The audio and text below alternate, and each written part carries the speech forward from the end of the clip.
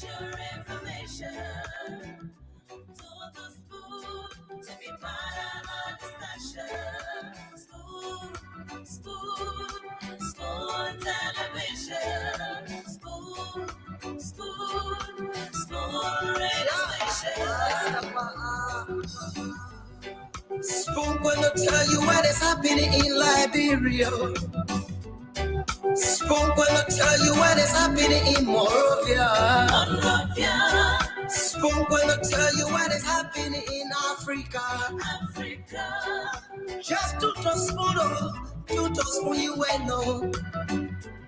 The children crying for starvation, just to spoon.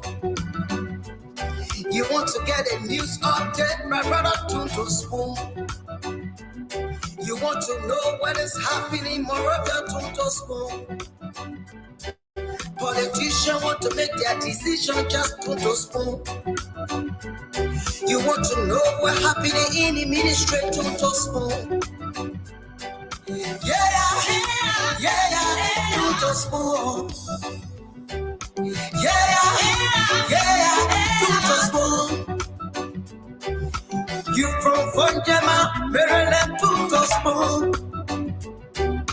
Yeah, to spoon. If you eat kepa, congratulate my brother, to spoon.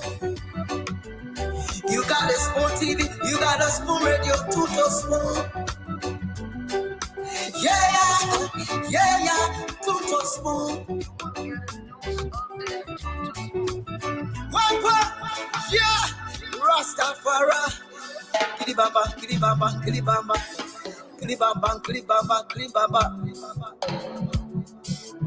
What I want? This one you got today. School TV. This one you got today. School TV.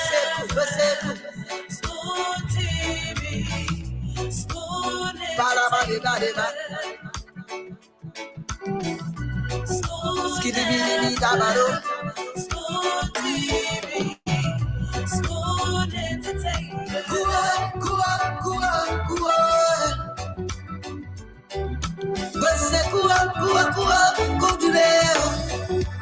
And of course, it's another day. We're back here again. Today is Wednesday, the 17th day of January 2024. I nearly said 2023. We're still getting the hang of this thing, 2023, 2024, and all of that. But it's the 17th day of January. The year is 2024. You're welcome to Liberia's biggest talk show. This is the Spoon Talk. This is the show that combines information, education, fun, and everything. And we hit the nail right on the head. My name is Diamond Slanger. I'm producing tonight. I've been joined by Yekezi Zuegbe. And the rest of the panelists are definitely going to join in. It's midweek. Did you, go to a midweek service, or how are you spending your midweek? Wednesday, they say it's ladies' night. Yeah. Yekezi, I know, you're into all this thing and you're into ladies' night and everything. How are you, Yekezi? I'm okay, Diamond. How yourself? I'm pretty good. I can pay for current hour, yeah. Sure. It's a pleasure to be here. Yeah. I can pay for current. Yeah, I didn't actually know current was so expensive. Yeah. That celebrities, like the incident that happened yesterday. Whole Telera will go to, such an incident will be discovered at his residence. That Telera problem. My problem is Madam Mary Bro. Okay. A public servant that is held in high esteem. Should you stoop that low in an attempt to protect someone's name? Should you do that? The first thing Madam Bro did in a lazy attempt of a cover-up was saying that it was a propaganda. So who are those who orchestrated the propaganda? Say it was a propaganda, it was politics. Is it Teddy Wright's mate that he claimed, when he was out of the country, did the illegal connection, so he made can you do anything to your host? So she was part of the propaganda, Is it that LEC just knew the house to go to straight and say, that Teddy Wright house will come into your house to can check a meter? Look, the second thing she did is she put her linesmen and her crew under the bus. She threw them under the bus. Because the LEC guy who spoke to Spoon TV earlier in the first video, he showed the meter. The meter was physically bypassed. Yeah. They used another wire to bypass the meter. If I'm in Teddy Rice's team and I'm a PR for him, I will tell him to own up and stop playing this bling game and making it look like people are against you and all that kind of stuff. Jay, you are benefiting from the free current. How many times you recharge your meter? You understand? Show your recharge token. When the last time you recharge? LEC got a history. Yeah. Show it to us. Prove everybody wrong that you've been doing the right thing. Stop looking for cover-up story then to put. Come up and own up to your wrong. And say, look, I'm sorry. I own up. Henceforth, I'm getting a meter that is connected properly, and let me put it up. And in fact, I will be a brand ambassador for LEC and Power Theft and all of these things because I don't want my name to be in this. You apologize. That's what real men do. They don't look for excuses and be cowards and trying to find things. Look, we should stop this thing. We should stop making the law look like it protects certain people. Certain people. And I mean, Madame Bro, put her credibility on the line for nothing yesterday. For nothing. Because if you go back to listen to, the first video footage on Teddy Rice's page, like you said, I mean, it was just like everything that Teddy Rice explained to her as his account of the story. It was just what she, talked and then told the media. Because Spoon TV went there later on, and then she kind of like said the same thing. I think we know Madame Bro. Yeah. We know the force for which she can talk with, the force she can in her voice when she's speaking. So yesterday she was just kind of like, I'm just doing this because I want to do it. Man, you shouldn't even have done it. Yeah. You shouldn't even have done it. This first thing is, this guy insulted police officers. He threatened to drag them. Yeah. When they were trying to, do their work. In the Spoon TV live video footage. We should stop this thing. People go to the market and sell all day and buy 10 current to keep themselves up and running. Then you that can afford. You go there and then the law people within authority trying to protect you and trying to make it look like some kind of propaganda. Look, you need to apologize to Liberian people. You need to apologize. Yeah. That whole cover up was poor. It was poor. It was very, very poor. Because number one, if you are addressing the press on that kind of incident, you don't only want to bring the account of Teddy Rice. Okay? You want to do a kind of independent investigation, because according to her, they have a particular section that determines, whether the meter has been bypassed, whether you've been illegally connected. So what I did expect of Madame Bro yesterday from the press conference she held with through Teddy Rice's page and with Spoon TV Live was to tell her, because Teddy Rice's account says that he's been out of the country and he's unaware as to whether the meter was illegally connected. And he was kind of like accusing fingers at his housemaid or his housekeeper or the security in the yard. So what I expected Madame Bro and her team to have done was to either, figure out how long or when was the last time Teddy Rice recharged, on his meter before he could leave, to go outside the country. When did he recharge, or how long he has been recharging? And those are reports I expected that Madame Bro would have, told us in a particular press conference she had, but she didn't do anything like that. Basically, what she was all for was, a propaganda, PPRO on behalf of Teddy Rice. Yeah. So who trying to destroy career, like the nurse who they claiming that went and put illegal connection on the horse, or who trying to destroy the career, the people who call LEC. The first LEC was on a routine power theft inspection. Yeah. Look, Madame Bro, what you did yesterday, man, your own self, man. Yeah, but it expose you. Yeah. Yeah. This is just a surface of what people might be alleging that happens at LEC. Yeah. That when it comes to big fish and stuff like that, you people protect them. You protect them. Yeah. And Damo, usually, when the tax force goes out, and then they figure out that you are illegally connected, what they do? They cut all your wire from your house. They cut. They carry the Dupero on the field. Where was the LEC live TV? Because usually when I go after It was nowhere. Just luckily that was happening just a stone throw away from us, and we were around. That's why it went live. So probably if Spoon wasn't around yesterday, nobody would have known about that. So what kind of encouragement you're giving the people now? So everybody else will do it and say, okay, we'll do it too. At the end of the day, we'll come and say this and that. Madam Brown needs to apologize to the people. Teddy Rad needs to own up. He needs to come up and apologize. Get himself a good meter. Do what he has to do as a person. If he'll be fine, he'll be fine. Let the law be respected of no man, so that we can move this country forward. We can protect our own. Yeah. But I'm brought up PR yesterday, man. Yeah, it was poor. It was not very poor.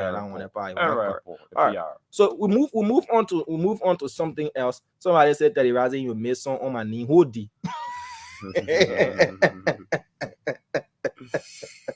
Yeah. But let's go ahead. Let's go ahead to something else here, Kezi. What's trending in the country?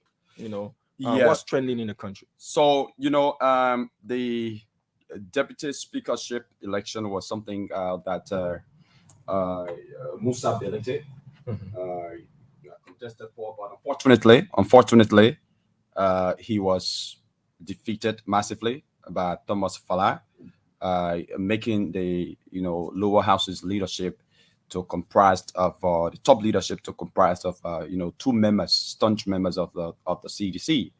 But Mayu, currently there's a vacancy in Nimba County that needs to be filled, and shortly the National Elections Commission will be announcing that.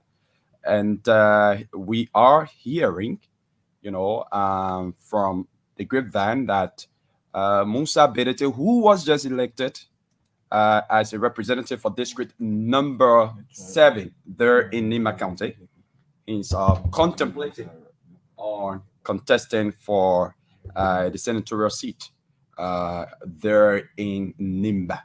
So that's one report that I got from a reliable source in Nimba. That is something that he's contemplating on.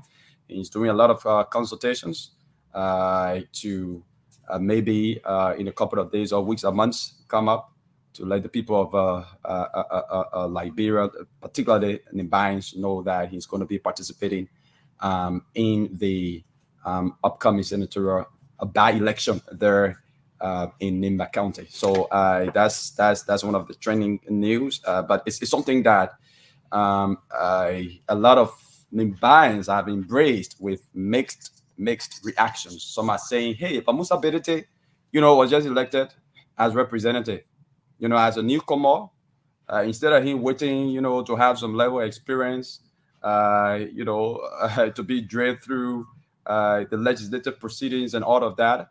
He said he won't become deputy speaker. He was defeated by Thomas Falah, and now he said he won't become senator after being elected.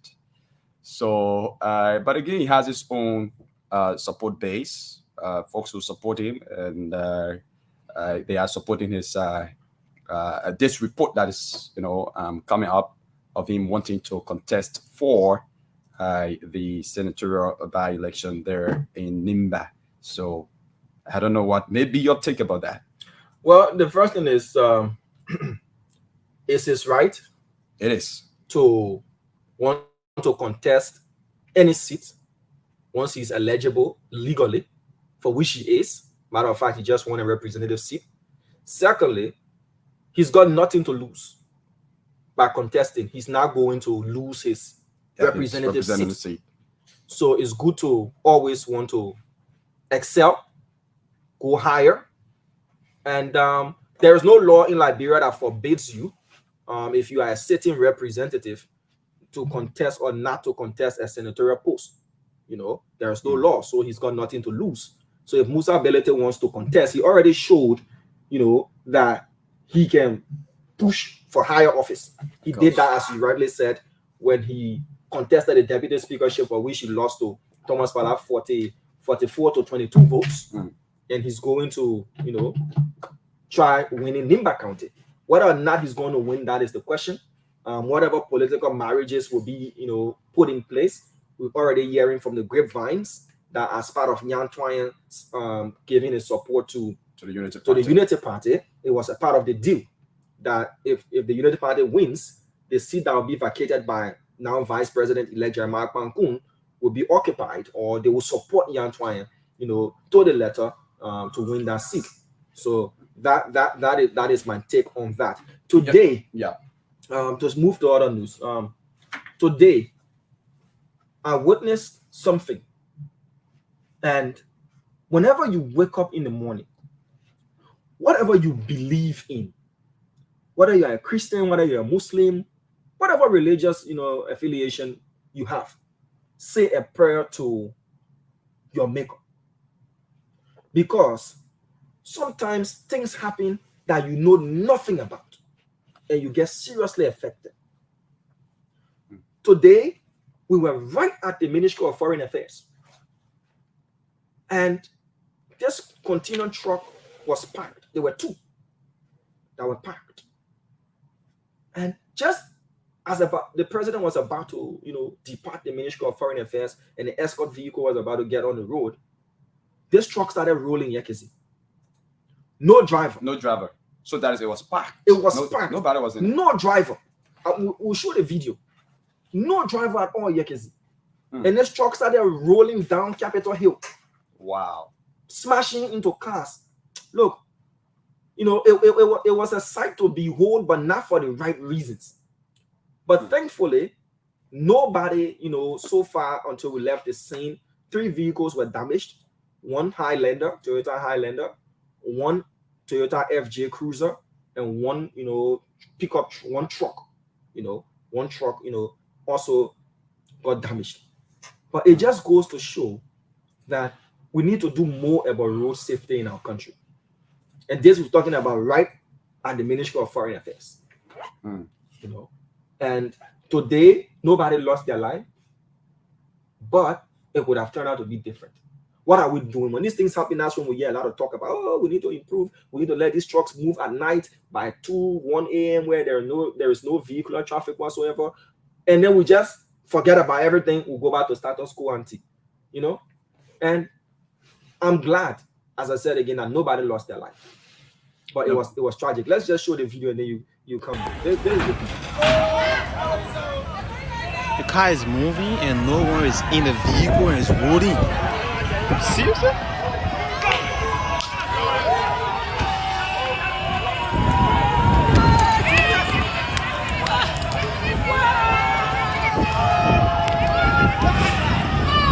Jesus Christ. What the fuck is that?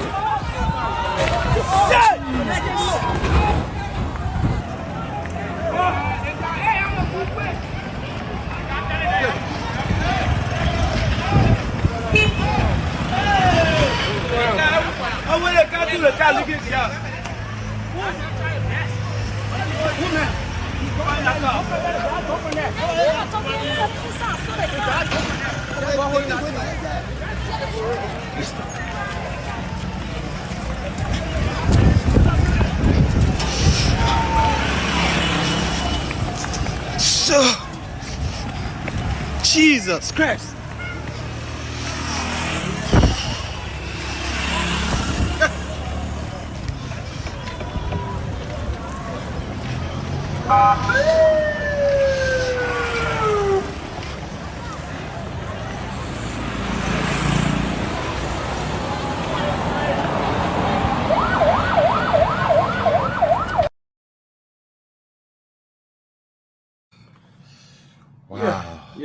Wow. That was what happened, today.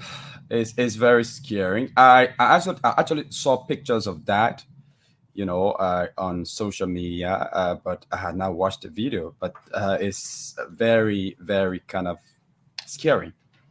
And like you said, it all boils down to public safety in this country.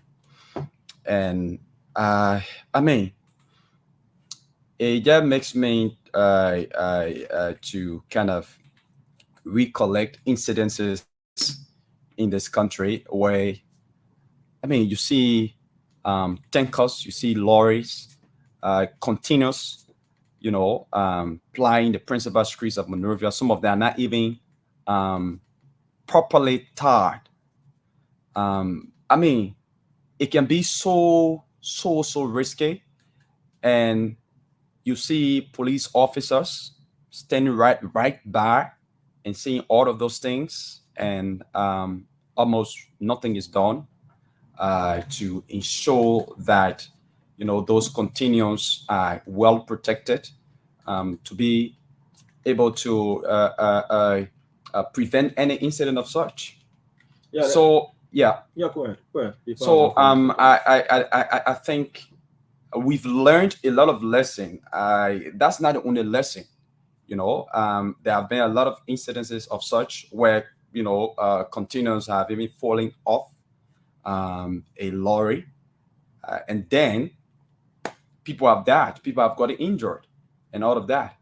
But we have not taken cue. We have not learned lesson. We've not put mechanisms in place to ensure that those things don't happen. So the issue of public safety in this country is a very serious problem. Mr. Dwalu and the people, welcome to you.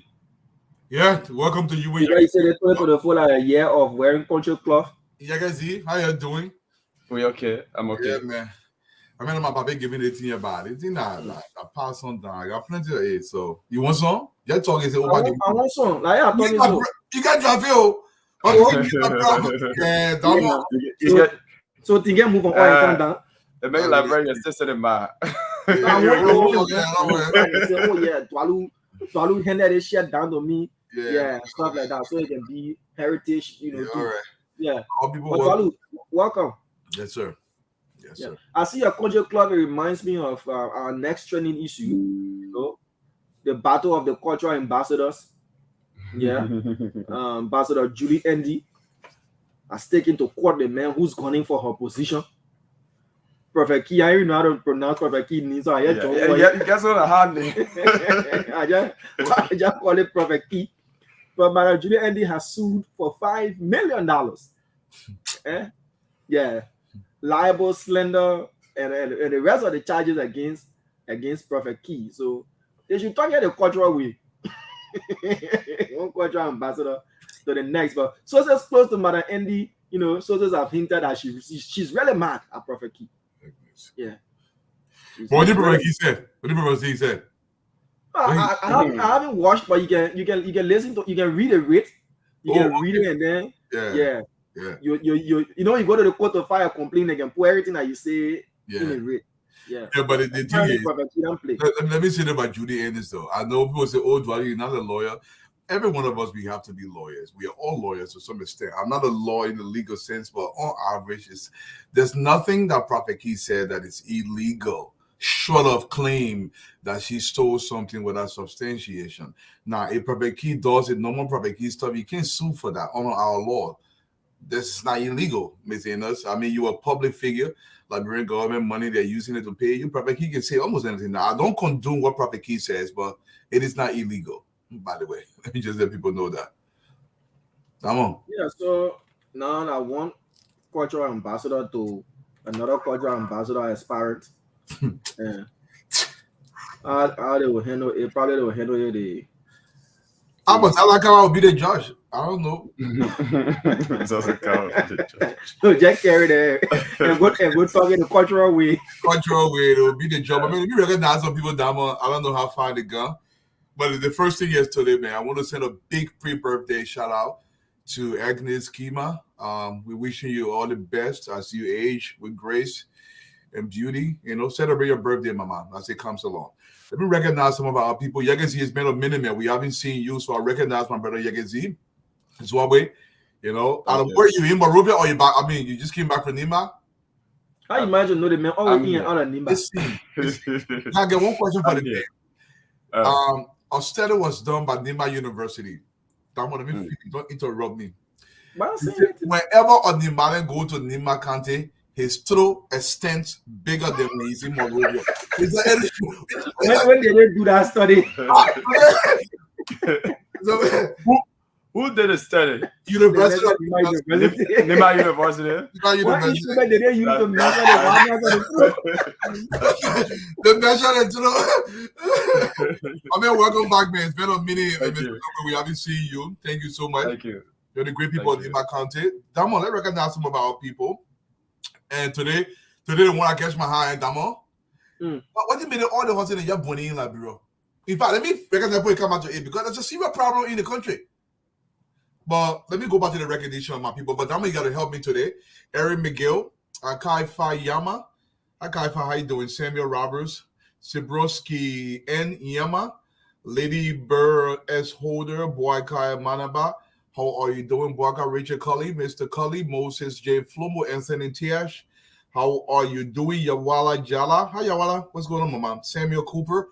Over here, I got Willie Enkan Jr., Eric McGill, Mr. McGill. What's going on, man? Yes, sir. We'll see you too as well. Biko, I got BK Lamu Flomo. How are you doing?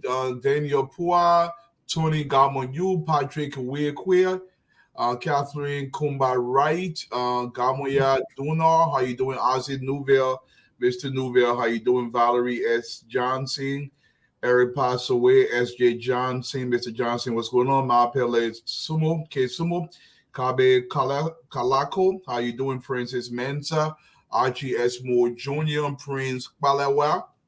How are you doing, Prince? Over here, I see Fina. Is it Fina checking? Also, I see Nathaniel Clark. I see Josiah Q. Cooper. I see, let me go here. I am the man. Somebody said something. I am the best. How you doing? I'm the best. Benny, stop loving Formula, Mr. Formula. Archie S. Moore Jr. How are Sonny, John Timmer, and Daniel Boago. Dama, you want to jump in a little bit? Yeah, I can do some. I love to start from the top, especially those who started commenting as soon as we began the show. Let me say hi to Komasa KD Jogu, Danlet Dean, Rambali Yanle, Reverend Rambali Yanle, Mo Jane is also watching us. We also have Momoti Johnson, Fomba MCC, Kaba Moba, Prince Yeligon, Nyang Gonkwe, Darius Africa Son Winker, Channel 1. We also have Veronica Street is also watching tonight. Yanwala Jala is also here, a regular. Talk Kira Koba is also watching us. Konsa James is watching us from Ban City there in Nimba. Probably he was a part of the studies. The studies, exactly. The extension of the truth studies. Edwin Kwekwe Lombard Jr., Precious Guiama, Manja Andrew Masale. We also have Kou Vanderberg. She's asking for her crush, Maxwell. They think will land you in some trouble. Yeah. Might as well approach it the diplomatic way. Ansu James, your namesake Ansu. Theophilus Kwe, Zai Molu, John P. Bobber, Beatrice L. Monle is also following. Faith Yates, David Foller, Ameru Jallo, Anthony Chengo, and the rest of the guys, including George Wanye. Prince Yeligon also watching us. Hold on. We're going back to the studies because in the study, there is an empirical portion of the study. And there was a section on the study that says, and I'm serious, that if you're eating with somebody from Nima County, most of the meat can disappear without you recognizing that it's disappearing. So according to what recommended is in the appendix of the study was make sure you get everybody get an umbo that's be in an umbo because when you're put a sue in the same bowl, you're not even only meat.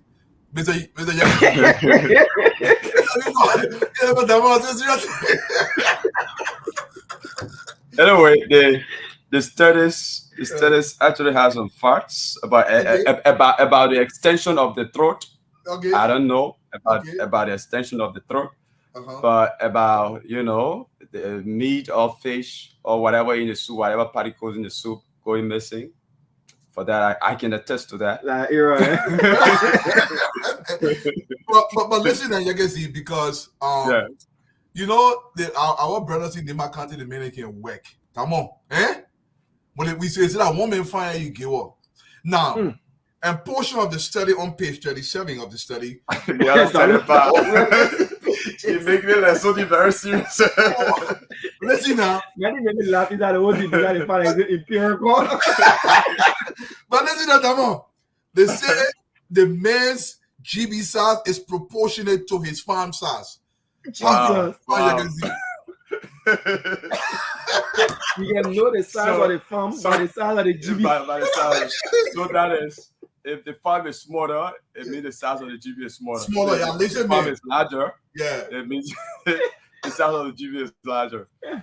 But Alu, I know you'll be here soon. Yeah. And if you care to divulge, which airline are you coming with? I'm coming on a private plane. Not Joe, we're on a private plane. All right. Okay. Yeah, that is it. Because there is this very serious thing that If I believe the private plane you do? No, but only you could. I mean, you invested $250,000 in the importable toilets around here. Yeah. You brought 10 pieces of long Bluebird buses. You got 3-4 buildings worth close to 1.5 million United States dollars. You can ride. That private jet you can ride. They pay 120,000 to bring you. That private jet you can ride. You start because of TNA. No, I'm coming with Delta. I think Delta is going to take me to Ghana, and then from Ghana, and I think they fly into Sierra Leone, but I'm not sure. I'm not going to take it, but we come in. I think after the 19th, then we get it on the 20. I mean, the 18th, we get on the 19th or something like that into the country. But yeah. But a lot of people are complaining about Royal Air Morocco. Yes, we spoke about it here. When it comes to their baggage. Yes. You know, and they really need to address this particular situation. We don't talk about AO. It is really frustrating. If you go to their office and you see how frustrated people are, others have come months, they can't get their baggage. You know, people trying to, you know, it's serious. They need to address what's really causing this. Masuke is still with them. The last time in Liberia in January, in March, they still got my suitcase. They lost my suitcase. I didn't get my suitcase at all. I went up and down. What happened with Air Morocco is, you know, when we say corruption in Liberia, people think that people giving money, it extends that far. The people realize that nothing can happen to them in Liberia. They don't take the Liberian people business serious, so they just do the package any kind of way. They don't care. Thousands of people. If people remember about a month ago, I spoke about this on this network extensively about what Air Morocco is doing to people. Most Liberians come to Liberia 2 weeks to 4 weeks into the country. If you lost your luggage, a lot of things gone. In fact, there's a new study in Liberia where when your brother or sister come from America, they won't bring anybody. They say, "Oh, my baggage lost." They studied them plenty. So it's in my baggage lost, but Tamo, don't worry. I separated your suit in 2 different suitcases. So when one get missing, at least you get one. That way you will laugh. But no, but it's a serious thing. It's a serious thing. Yeah. It's serious though. But let's welcome the former lead moderator, former CEO. I know you got that one from Goodwill again. Yeah. You know, the jacket he will say you got it from Goodwill. But afternoon to you, sir. Goodwill. Yeah. Goodwill still. How you guys doing? Everybody are fine. You guys see, we were just discussing the Nima swallowing study that was published by the Nima County University. A brilliant study, actually. We were just discussing it with my brother Yegazi. I don't know about it, but I passed. Oh, you don't study? Huh? The study? Yeah, I passed, my man. Yegazi that Nima Kwado. No, seriously. Yeah, you talk about swallow. Yes, listen. The university in Nima County, there's a laboratory now. And Joshua, thank you. Okay. Prison University, where you be? They decided to put an extension on that university for an extension on the university, the Princeton University. What's the university name? They get a name for it now, or they call it Princeton University. What is the university name? They got name for it? It's the PYJ Polytechnic University. Yeah. I know there was a period about a year ago he wanted to have that into the national budget. Yeah. I go back on your thing. You talk about the PYJ small. I'm not PYJ. I'm talking about the study. Every time you come on the show, you talk about Prince Johnson, man. You got problem with Prince Johnson? Let me put it that day. The study was actually conducted by Dr. That's a Prince Johnson. You pay me again. Let me tell you what me a Prince Johnson one time. Me tell you what me one time.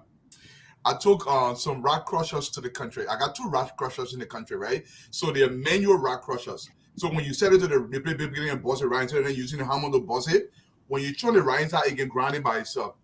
If Papi say, oh, Valu, I want to rock crusher, I don't care to Dima. Papi, no problem. You can pick it anytime you want to care to Dima, let me know. So I know he didn't want to say that I mean, I would just get a rock crusher that I have free. Money na here. He said, "I'm going to no give me 15 for the rock crusher." He said, "Oh, but I want that nothing." I said, "Baby, that rock crusher." He said, "Yeah, he came." I said, "USD to boss rock." I said, "Yeah, baby, to boss rock." He said, "No, he going to put it. It's the brand new. It's in the plastic. All of the teams from South Africa, I was using them for the foundation, but then when I got done with them, they're still practically brand new. They're still sitting in the yard, but they refused for me to go to Nema County. Yeah, but Dwalu, so. My thing is that who asked you to explain your interaction with Prince Johnson about rock crusher? No, we're discussing something bad. Why you always doing this to PYJ? Oh, do you really like Prince Johnson, Dwalu? I mean, our folks are coming on the show. You know we're gonna have Delon today. But Dama, I'm kind of concerned. What's your beef with Prince Johnson? What's your beef? I got no beef with Prince Johnson, Ochi. No beef. One beef, really. You going to LeBron on Friday or Dwadu? Be careful. Why are you trying to fortify himself if he did by coming to LeBron? Yeah, when it's so controversial. You know who I like? I like Fadiga. Because he going to LeBron.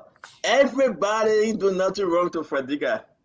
Anything you bring on anybody, man say, no, my man, all right. I say, yeah, Fadiga really going to LeBron. But look, y'all listen, man. Y'all not be scared of people. Nobody can do anything anybody in LeBron, man. LeBron for all. No. Prince Johnson, don't be afraid. Prince Johnson, hey man. I want to call Prince Johnson. And just ask him. You know, we're gonna have DeLong today. Senator Abraham Darius DeLong is coming on. 9:30. DeLong will be on. We have to discuss the issue about the new 55th. The 55th, or we got to also discuss about district number 9, French Safoko. I'm sharing those documents that I have with you. Sorry that I just came in, and I'm sharing it with you guys. That we have to just discuss it, you know. Also, we want to discuss what is happening in the country. The withdrawal of the lawsuit against Fonati Kofa. As you know, Unity Party have agreed in principle to withdraw the lawsuit against Fonati Kofa. It is why it is. The party have taken the decision to do so. We'll be discussing it, whether it's appropriate for the nation. But you know why? It is what it is. We'll come back to this issue. Folks, all is well, all is fine. Dwado will take the time. If you have not recognized Sarah yet, we asked him to recognize Sarah and the rest of them. But Dr. Richardson, how you doing? I see that you're smiling today. No, I'm talking to you. I say I'm working with Dr. Richardson. You just joining us, right? Yes. No, I'd say I'm doing well. Busy today. First day of class for me and in this snowy weather. But I'm doing you at work?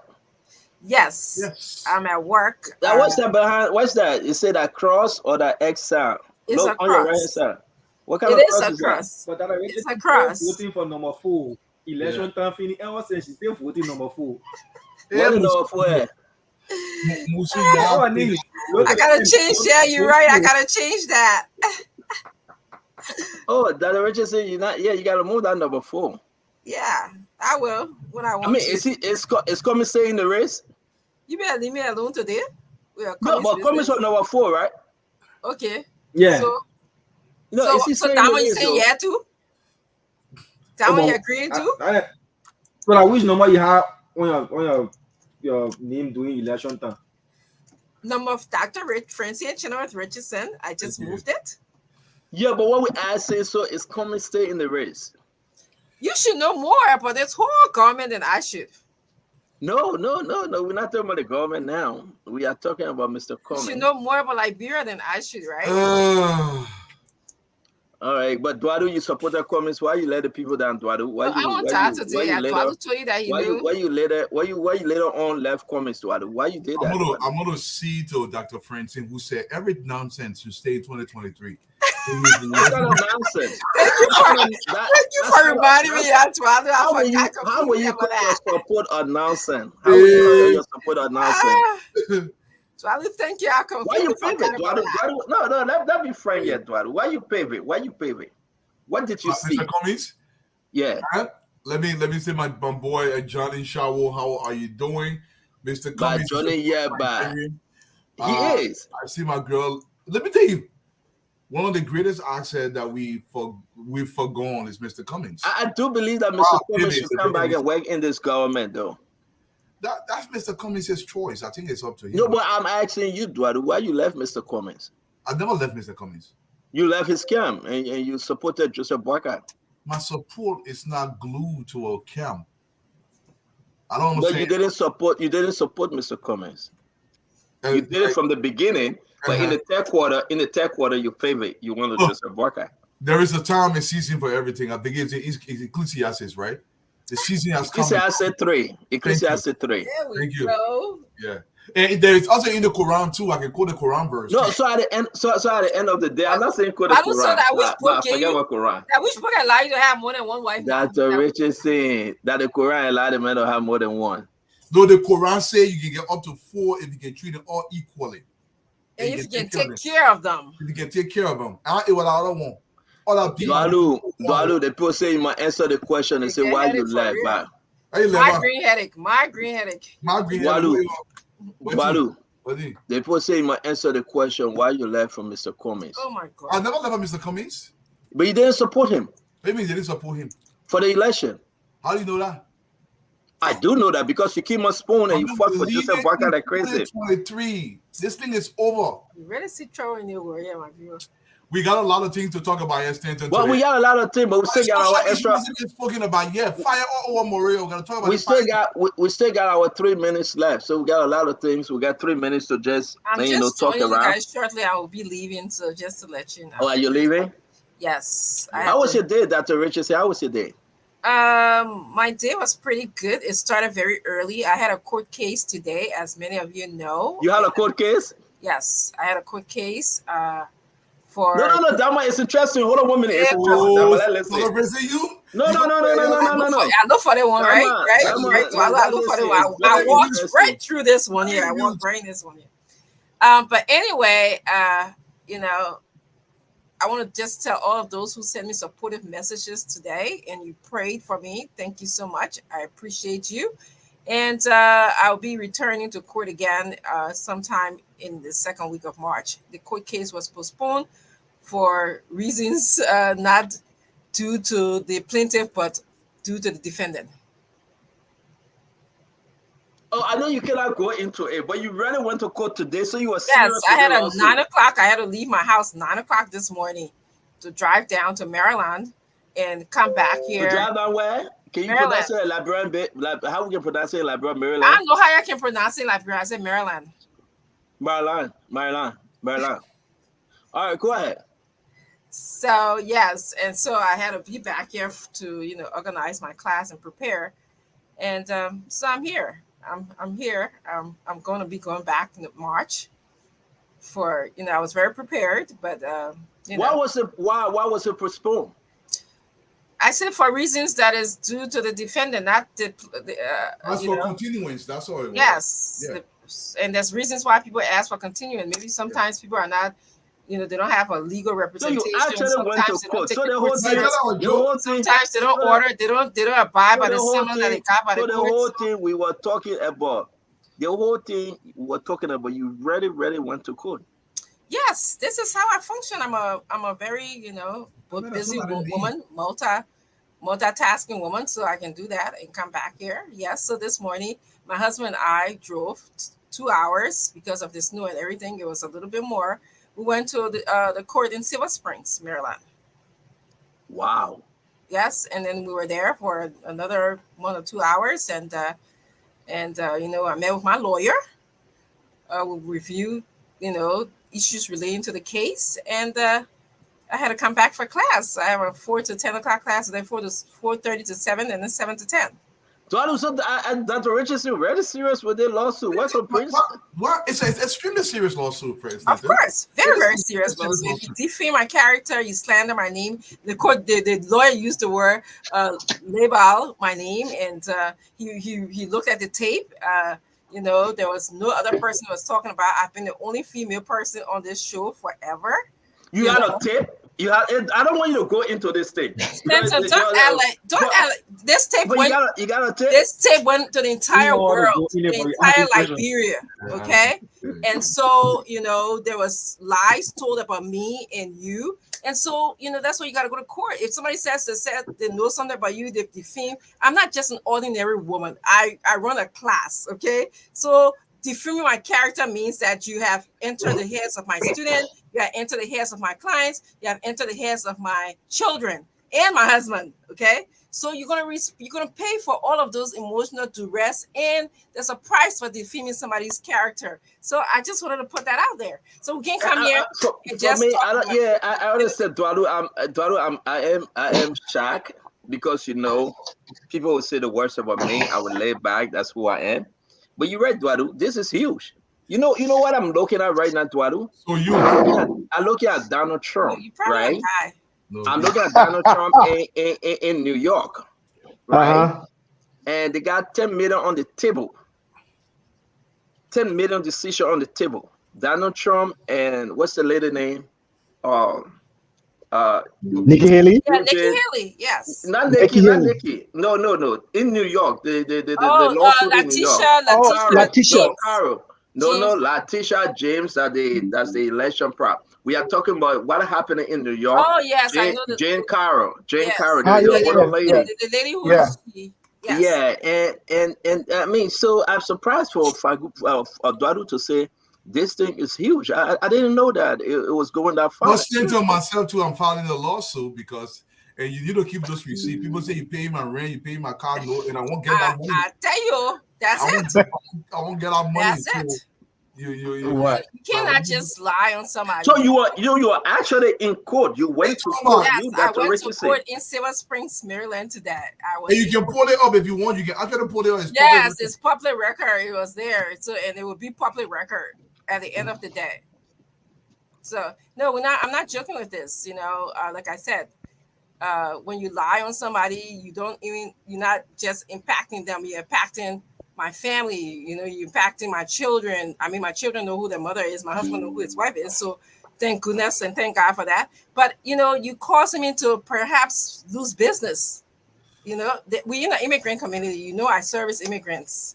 So you got to bring your proof. Yeah. That's it. That's all. Yeah. And I mean, the lawyer in the court will listen to the tape. The lawyer started listening to the tape again. We review it. We talked about it. We talk about different way of defending the case. That's what it is. It is what it is. It's very serious. God damn. I'm speechless. Prince, listen, I'm laughing because I hope, right? And I don't want to make that to Richardson. I don't want to get her mad or get Abraham mad. But I'm shocked. I thought we're just saying this thing off our head. No. On the first day, Dr. Richardson spoke about that process on this network. I looked at her eyes and her body language. I knew there was a storm coming. Mm-hmm. And she still maintains the same posture as she speaks about this, even now that is active. I mean, this is it. Santa, this is not Liberia at this point. This is the USA, right? So nobody can go in and say, Dr. Richardson, we beg you. Exactly. It's not Liberia. And you gotta take the legal system seriously because it has of following when people render judgment against you. Anything can happen. It will be on your record. Like we said, this is absolutely. So I stay away from getting into legal problems. I don't like it. Yeah. I don't like it. But I'm on the show. I'm not going to joke with Dr. Richardson. Yeah, all that joking. You No, record it. seriously. I am not going to joke with that. When the people that were talking to you, I said, "Oh, they put the radio on. The radio in Liberia. Put the radio on. Y'all share the show." You know, so the lawyer just said, "Oh, they share the show." So I am not going to joke with that. I am not going to joke around with Dr. Richardson. We got to be very careful on this show. But am I allowed to just ask you questions? So you guys. So no, you're not going to ask me more questions. I gotta go to because class. it's ongoing. So and because it's an ongoing case right now, you can ask a question pertaining to the case. I'll leave it in your hands of Dwalu and Prince to please just take over my case. Let me go to class. Guys. Prince, we got some messages for you when you were not here. I know Damo got those messages. That notation as well. There were several girls here asking about you. I'm a messenger. Don't kill me. No, guys. I don't want to get in trouble with Dr. Richardson. Dr. Richardson. Tell me quickly now so I can call it. Yeah, Damo got a message. Damo, please message. Damo, what is Why you want to be a pepper in my mom? You get exactly. Exactly. You want to chew the pepper, right? Go ahead. People suing people here for teen and I'm can't call it. You know what? But no. But you know what though? Let's get something straight, Dr. Richardson. Oh. This is kind of quite different though. Of course. Liberia is Liberia in the sense that they will call you on Jade and say, my man, let the thing go. But is there any let the thing go in your book? Absolutely not. I didn't pay fees. You know, you pay money for a lawyer. Just to so some of the comments say, please pray. Oh, you got a lawyer. You got a lawyer. Of course. Once he goes to court, he has to have a lawyer. Yeah, I know. I can't be late today. My students waiting for me. So, bye-bye. You're talking. Oh, I'll see you later. Thank you. Yes, thank you. You were telling me, I guess we like bring this. Thank you. Good enough, right? Yeah, bye-bye. I'll see you later. As long as Dr. Richardson has involved a defendant in her part, it's a serious matter immediately. You can just go to the lawyer. I'm thinking, Dr. Richardson, thank you very much. I don't want to occupy Mama. I'm thinking, right, Dwadu, Dama, Prince, because she and her husband took money to retain a lawyer. And that's not a joke anymore. It's not a joke. Nope. Invested their own hard-earned money. Absolutely. And she is saying that they got a clip to show that they were talking about her. Yeah. There has to be evidence. There has to be. This is big. This is big. This is big, and it's going to set a precedent in the Liberian community in the US. That let forget about it. Let me call you to my house. I can talk issue will be at least minimized. As a matter of fact, Dwalu is a proponent of this particular mindset. Every time Dwalu comes on the show, he states similar position. When people do something wrong, there has to be a set deterrence put in place for them to be accountable to that. Simple. I mean, understand this. I don't know the issue that happened, but if this is a case of libel, right? If you go as far as trying to denigrate someone's character, you should be prepared to have evidence to support what you are going to say. And now, if you cannot support it, we cannot use like the old Liberian style. Let's take it out of the code. Let's go talk. No, that's why I made a distinction. In Liberia, that would have been a done deal, easy case. But you're talking about the U.S. Once a case go to court, and as you said, correctly, Stanton, that they have put their resources into it, their time, their money, and their effort, forget it. It's going to go all the way down to the wire, and it's a serious business.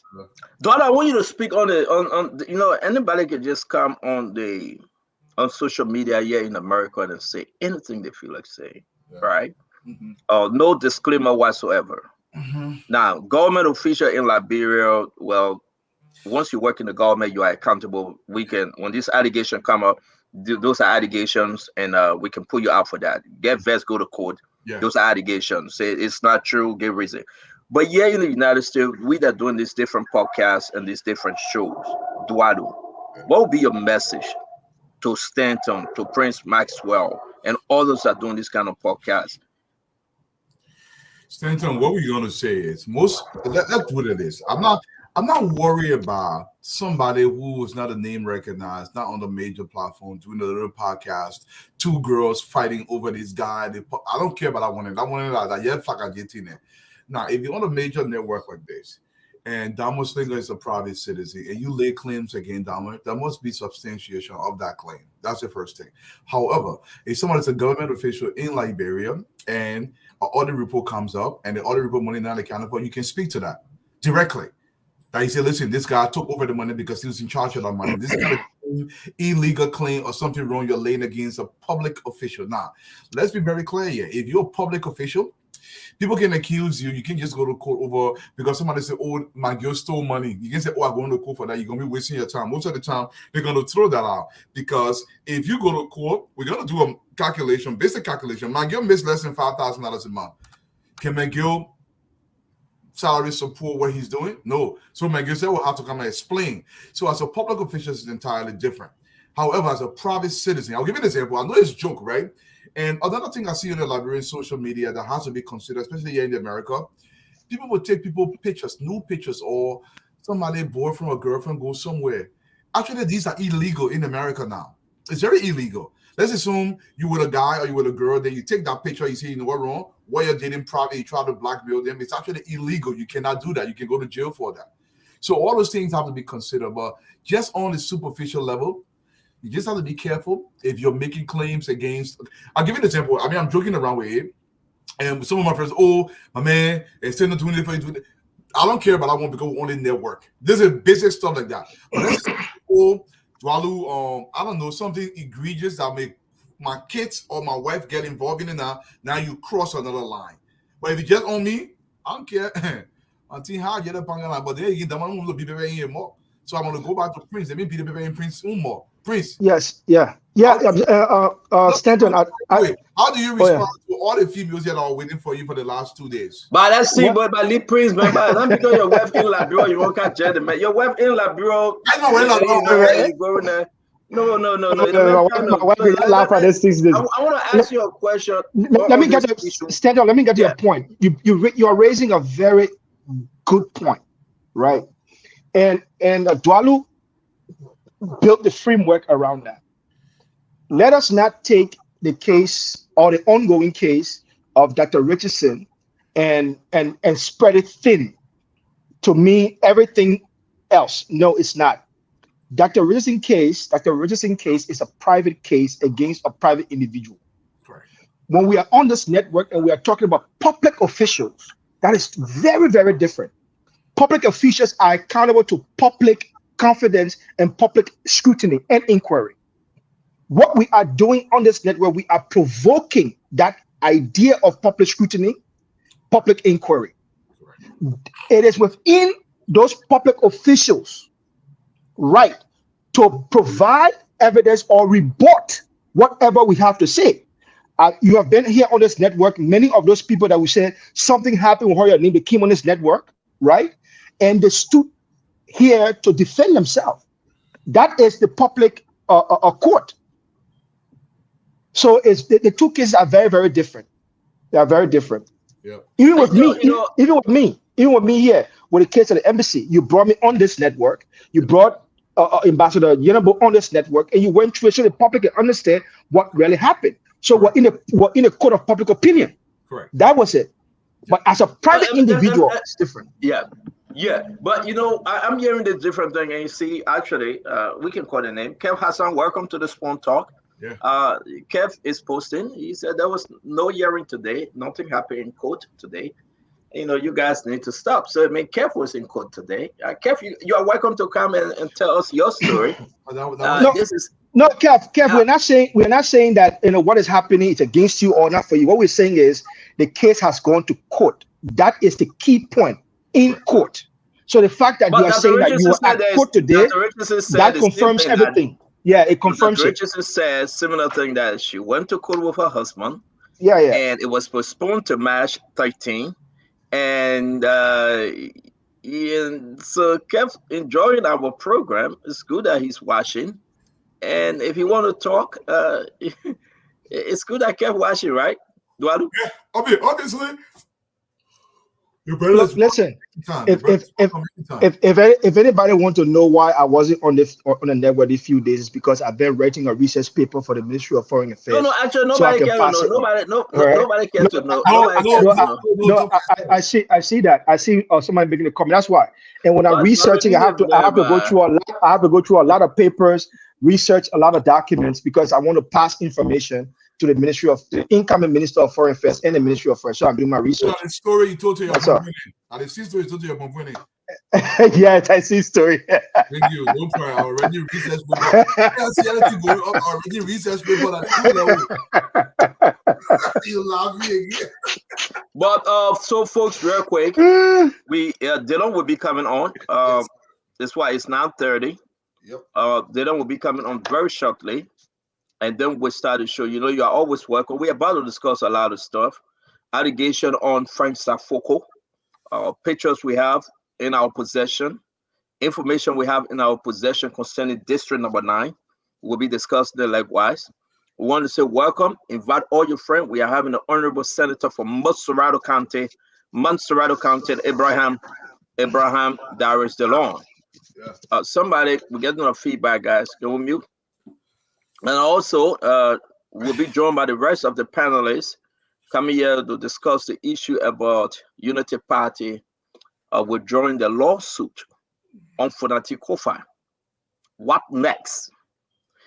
Understand, there's a lawsuit on Fonati Kofa. It was withdrawn today by Unity Party. Correct. Information reaching us, we'll discuss that because Fonati Kofa was telling his blog not to attend the inauguration. So Unity Party see fit that they should withdraw that lawsuit. Now, will it continue after the inauguration? Will somebody come up to sue Fonati Kofa again? We will have to discuss that. Is it a will of the people that the Supreme Court should hear that case? We have to discuss it, and we will discuss it. So we want to say, just stay tuned. We'll be discussing all these different lawsuits.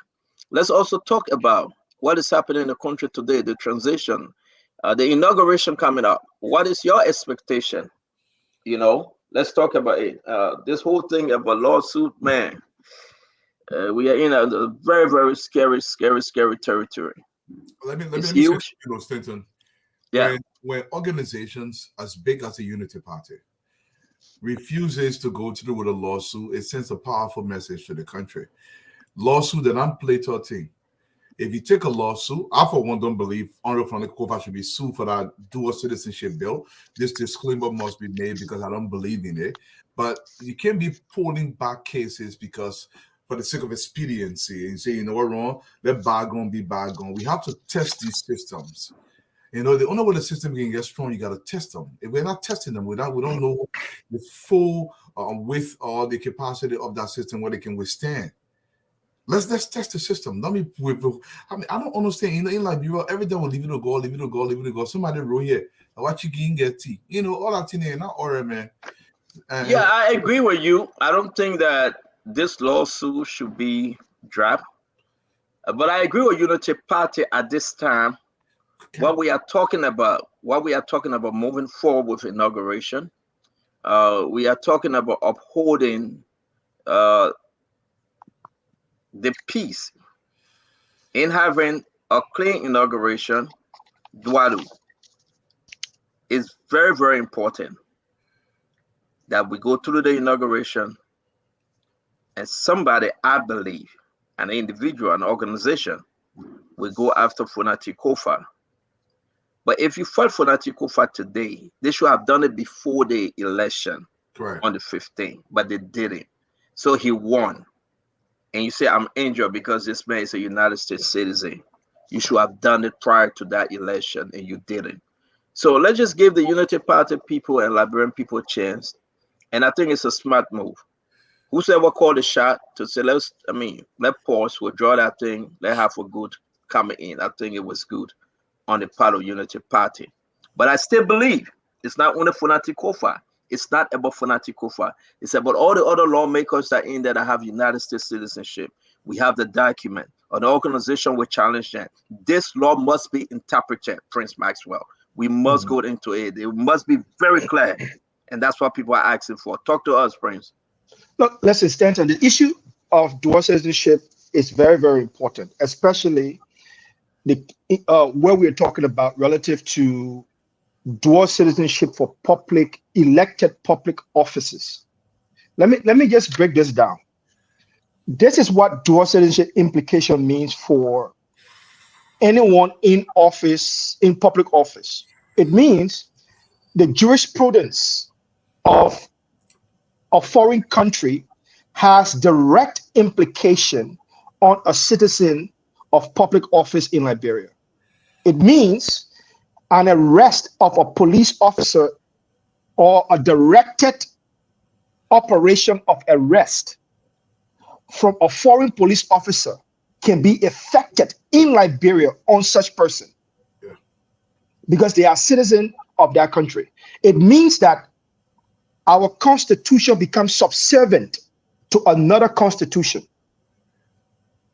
That is what the constitution has to prevent. The constitution is the supreme law of the land, and it does not allow any other law to subject its power. Or the duality of citizenship in public office allows that to happen. And our legal minds in Liberia know, they all know this, and have to protect that. You said it last time, and Stephen said it as well. The speakership is the third in line to the presidency of the Republic of Liberia. The precedent that is set by that is the fact that the president of the Republic of Liberia, by de facto, can now be a dual citizenship holder. And we don't want such precedents to be extended to the presidency, the vice presidency, the speakership, the protectorship, or even a senator or representative. So that is the niche of the case, and that's the reason why I was vocal on the case going to court. But now I understand why the United Party is withdrawing. The withdrawing of the case from the United Party is a language of politics, and it's a signal to the opposition political parties of what the United Party is willing to do in terms of concession to bring about a stability in governance to move forward. That's what I think about it. Thank you very much. Welcome to the show, Glennie. I understand what you think about it, Prince Maxwell, but I should tell you this. This is politics. These are seasoned politicians that are playing to the politics of the day. But I can double dare you on this one. After inauguration, that lawsuit will come back again. It will resurface. It will resurface. Whether it's coming from Unity Party or another group or an individual, I don't know. But that lawsuit is not dead. I must assure all Liberians, because this law must be very clear and interpreted by the Supreme Court. Glenda, thank you for joining us. Thank you. Hello, everybody. Hello. Yeah, all you got to say? Oh, I like the discussion that's going on. I was a little bit disappointed today. I don't think they should have withdrawn. I understand that politics is playing. I will hope that after the dust has settled, someone will still carry the law, because just like Prince said, it's not just about an individual. Correct. It's about a country. It's about the people in the country. It's about all of us who find ourselves in other countries. It's not just about Afanati Kufa. And it also, I think there's a bigger picture to this that we're missing. It's like we have a law that we're willing to not pursue and forego it because we want to play politics. And that's unfair to the entire citizenry of Liberia. It's unfair. So when you have an opportunity where you want to present this thing to the courts so that they can interpret the law, and when we see lawmakers, including Joseph Boyka, saying, no, let's wait on this, it says a lot. To me, it's like, what else are they going to compromise on? Because it may let me not ask you a question, Glennie. Let me ask you a question. This is very good for us and for the discussion. And thank God we are having Senator Dillon coming on. But Glennie, don't you think JMB is right at this time, after the election, Fonati won the speakership, that they should have a peaceful inauguration? Then, I'm not saying he's going to come up or Unity Party will come out again, but somebody or a group may come out and say, you know what, I'm suing Fonati Kufa for declaration. So, Stanton, unless they're saying to us that they did not have sufficient evidence to pursue the case, then I would say that's okay. But if they have the evidence, why are you postponing it if the law is not going to change even after the postponement? Fola Kofa and all of them that voted for him, 36 of them saying they will boycott the inauguration. Is that what you want? So if I'm asking Glennie. If they want to do it, let them do it. Let them do it. If they want to boycott, this is a program, a national event that if lawmakers are expected to be there, they should show up. If they're saying they're going to boycott it, then we understand. We see who is their sovereign loyalty to. Is it to an individual or to a country? If it is, so you're making a good point. Thank you. Let's welcome the rest of the guys again. This is Spoon Talk, waiting for Abraham Darius DeLong, the guest. Duadu, you want to say something before we bring in Fadika and Mambe on this conversation? Hey guys, look, extension. The government of the Republic of Liberia pay these officials. Doing their job should not be predicated upon what they can get for something. It's not a quid pro quo kind of operation. Going to work and getting paid, it should be automatic. It's something you sign up for. You cannot go ahead and hostage the government or your functions and say, no, wrong, I'm not going to show up because if you do this, we're not going to do this. This is not the legislature works. They have to do their job. This is not optional. Okay, if that's the case, Honorable Bwaka, sure, change them. Prorate their income for the month. Say, you know what, wrong? Say, you didn't go there, 5 days from your pay, you're taking from inside. They will say, oh, that's all right. All right. All right. So yeah, I mean, you guys are making a very good point yet. I just want to strike. I just really want us to understand the decision to move on. We can discuss it, and we'll see let Liberian people call in and discuss this because, again, I will go back. CDC won the election, the speakership and deputy. This one now, Unity Party went to court. And Unity Party say, we want Fonati to declare whether he's a United States citizen or not. I'm not going to go to Fadika yet. I will keep him for last because he supports this decision. I'm going to go to Mame. Yeah, he in our chat room celebrating a lot. Mame, the decision to withdraw this case. What say you, my brother? The Unity Party filed a case against Fonati purposely on political reasons.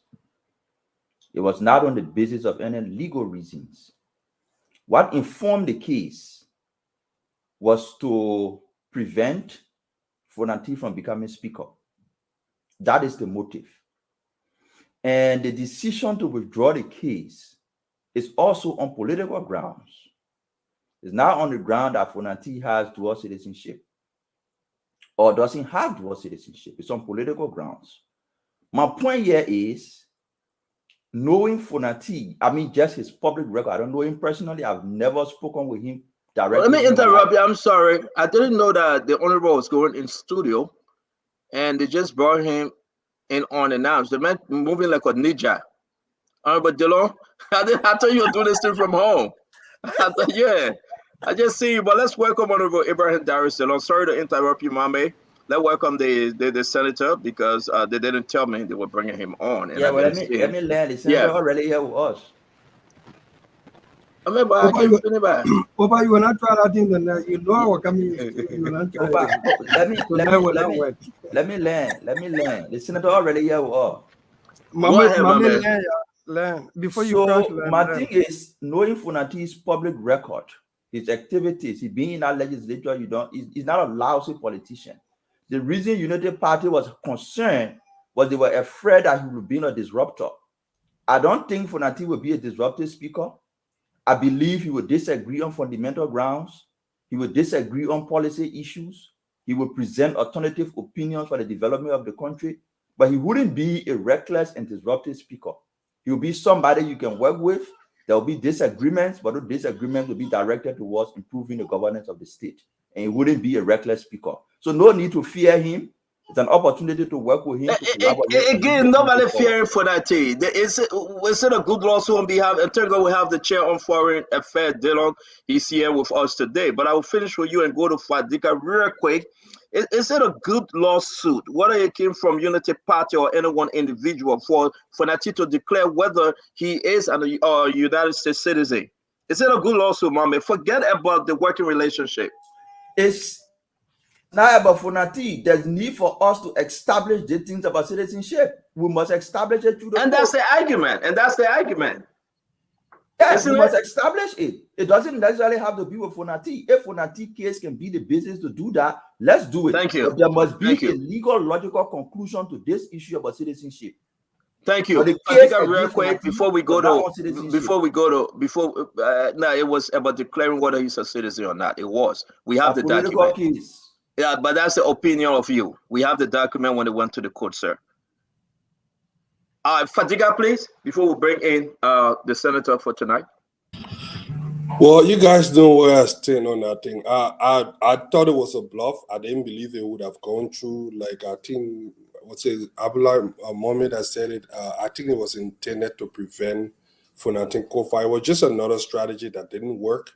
I don't think the intention was to actually question the fidelity of his citizenship. Look, Funatin Kofa, there's the thing, my problem with the whole issue of Funatin Kofa. Funatin Kofa popped on the national stage through the Unity Party government. He came way back. He paid his due to whatever he committed or whatever the people may say. He went in Liberia. He has been there. I don't believe that people that commit crime or serve the time should just be punished for life. When it comes to this dual citizenship, people most of the time people tie it to that thing, and for whatever reason they don't want Funatin Kofa there. Look, once on Liberians, always on Liberia. The greatest country in the world, the United States, allowed dual citizenship. For some reason, we have certain restrictions. I think it's good, but you cannot take this man Liberianness from him. It's going to be very difficult to do. Even at the Supreme Court, you're going to lose. That's why I say, why attempt when this is someone that we have to work with? We lost the speakership. We got they got the speakership and the deputy speakership, and we have to work with them. Ambassador Burka will have to work with these people. So I think it was the right thing to do. I think they shouldn't have gone that way, and I enjoy what Representative Kuhn said. He said, if I want to beat this guy, let us beat him in the chambers, and that didn't work for whatever reason. But it's not the end of the world. Thank you. You know, so it's a step in the right direction. Whatever reason they give, I don't really care. I think they shouldn't have gone there in the first place. Thank you very much. Thank you very much, Fadiga. Guys, again, welcome to the Spawn Talk. You can find it on Fabric TV, Super TV, Spawn TV, and all of our relay. Right now, we are on Punch FM likewise. We want to say thank you for joining us. Let's have a wonderful show as we bring in the Senator on Foreign Relations, the chair on Foreign Relations, Senator Abraham Darius DeLong. Can we mute while we make these different adjustments? Thank you very much. Welcome to the show, Senator DeLong. It's good to see you. Thank you, Senator. Let me say good evening there to Dualu, Amula, Glendy, Prince, to you, Senator. Good day wherever you are viewing on the social media, and good evening, good night in Liberia. It is a pleasing pleasure to be here. We are humbled to serve as your senator, and we are excited for the new hopes on the horizon for Liberia. Senator DeLong, thank you very much again, folks. You asking, Senator DeLong is our guest. We're glad to have him. We'll be discussing national issue, mainly on the Senate and the 50th faith. Senator DeLong, welcome. We saw you guys been accepting your position as chair on different committee. You humbly won the pro tem on a white ballot. Can you talk to us your feelings right now? Honor the new government, ushering into 155th. What's the way forward for the Senate, sir? Thank you. Again, we gave God the glory. A lot to be done. You know, in 2019, when we won the election, we, meaning the people with me on the ballot, I was excited that we won, but did not jump to the ceiling. I did not jump to the ceiling because too much depended on that victory. I was more concerned about looking forward than celebrating a victory that we won with me on the ballot. The same with 2020, when we won the election with my face representing the people. Since we won the election with Joseph Nyema Boaka face on the ballot, I've been happy, I've been thankful, but I've been looking ahead. Because I have been part of victory before, and I know that our people excitement and the happiness span don't last for a very long time if you start to screw up.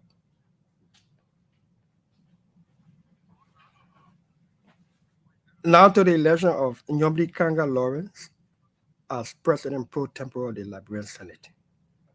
My heart is filled with joy. I'm very ecstatic. I'm excited. But I do not forget that this excitement, the happiness, has a span almost immediately. One of our regular friends, Menepaka Dumwe, he familiarized and made popular this saying. I can't hear myself. He popularized this saying that popularity is a perishable good. You're popular today, people are excited because you won.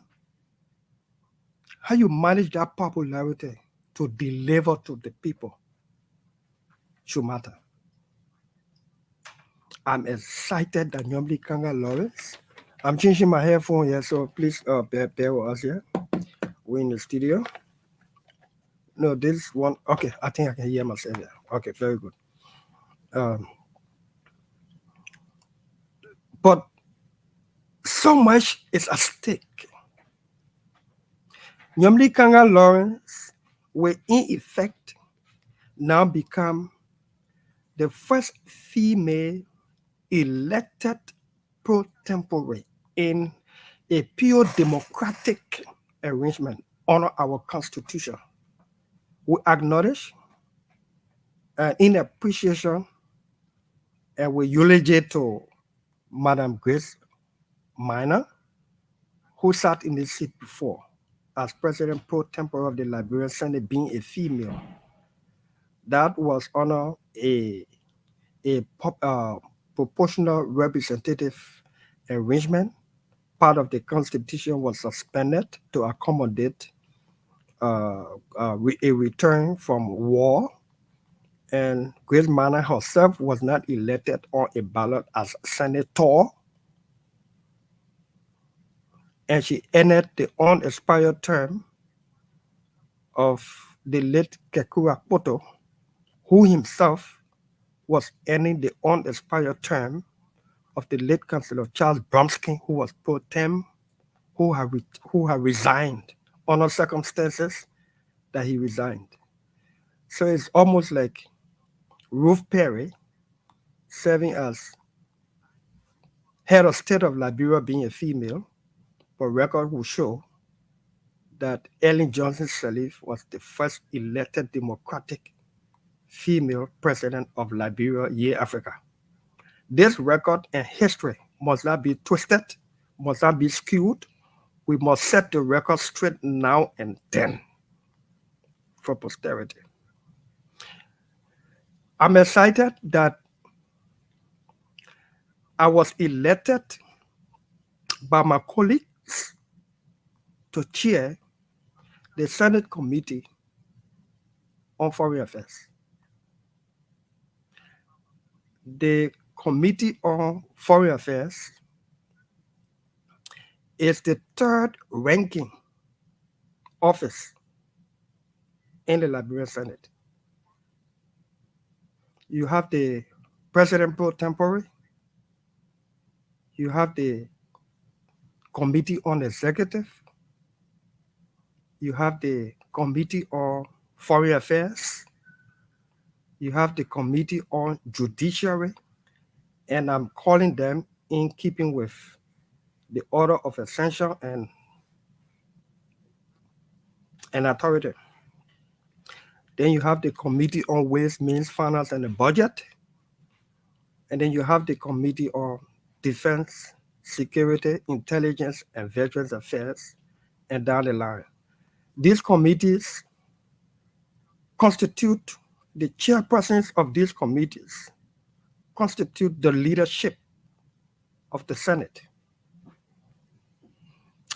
In the absence of the Vice President of Liberia, who is the constitutional president of the Senate, who is the presiding officer of the Senate, the President pro tempore presides. Whether the President pro tempore is presiding or not, the President pro tempore is the administrative head of the Liberian Senate in keeping with the Constitution. On the leadership committee, the chairs of the leadership committee are not persons that are appointed by the President pro tempore. The leadership committee chairpersons, as we just listed, are people who are elected. They serve for 6 years as the pro tem, as the vice president, as the president. They have tenure on leadership committee. So they are now appointed by the pro tem. The pro tem appoints co-chairpersons of all the statutory and standing committees of the Senate in consultation with the leadership of the Senate. The pro tem appoints members, chairpersons, and members of standing committees in consultation with the leadership. So if people didn't get it, let me make it clear. There are two kinds of committees.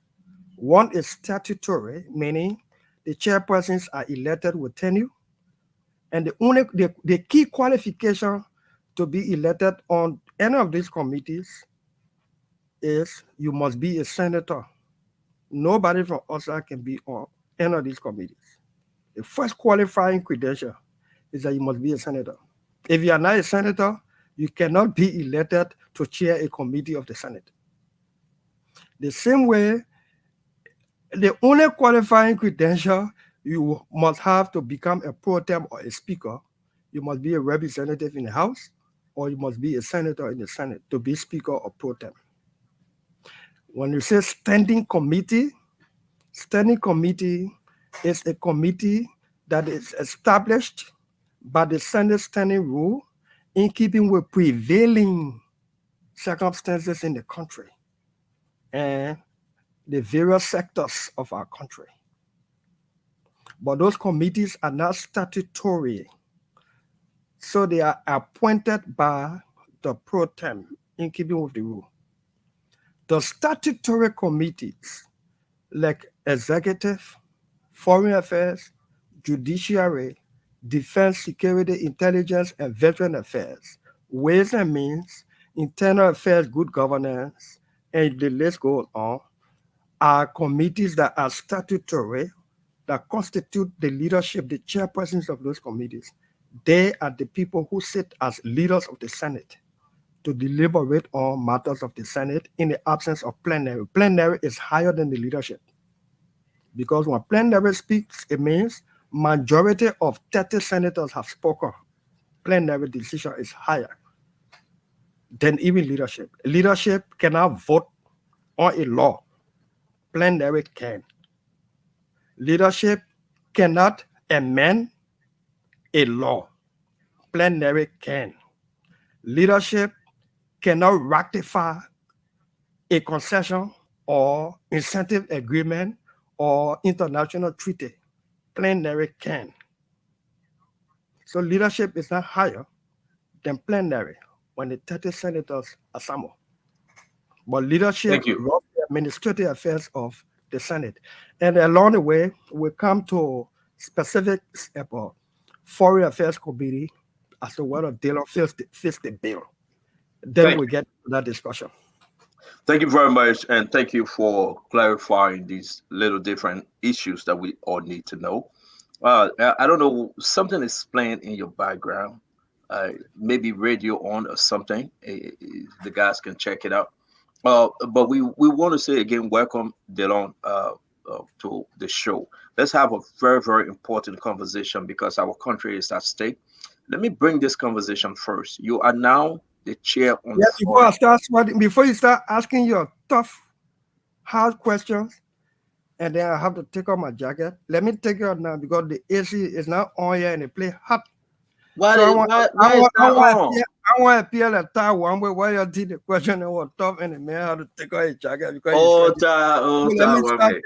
let me start taking it on now and announce to the public that Spoon But why the studio is off, Diamond? Why the studio AC is off? But the AC off. Amen. Sorry, Senator. No, I will commit one AC tomorrow as my contribution. Oh wow! Thank you very much. I think Madam Tito will like it. I didn't. Thank you. The studio is deserving of this offer. It's just that I put on the Thank you very much. Thank you, Senator Dillon. And we applaud you and Madam Titi appreciate that. Thanks. Let me say this to you, Senator Dillon. The question right now, a lot of Liberians concerned. You are chair on foreign affairs. The lawsuit of the Unity Party on the speaker, Councillor J. Funati Kofa. I really want you to help us understand where are we and what will be your position. Well, my understanding is that the lawsuit has been withdrawn. I don't know whether it is withdrawn with prejudice or no prejudice. You got to be very, very clear as to whether the lawsuit is withdrawn with prejudice or without prejudice. Without prejudice leaves room for a subsequent lawsuit. With prejudice leaves room for no more lawsuit, especially in the name of Unity Party. As Unity Party. But let's be fair and frank here. What was the lawsuit? If I were a lawyer, I would not have filed that lawsuit. I would not have filed the lawsuit because you can't prove that.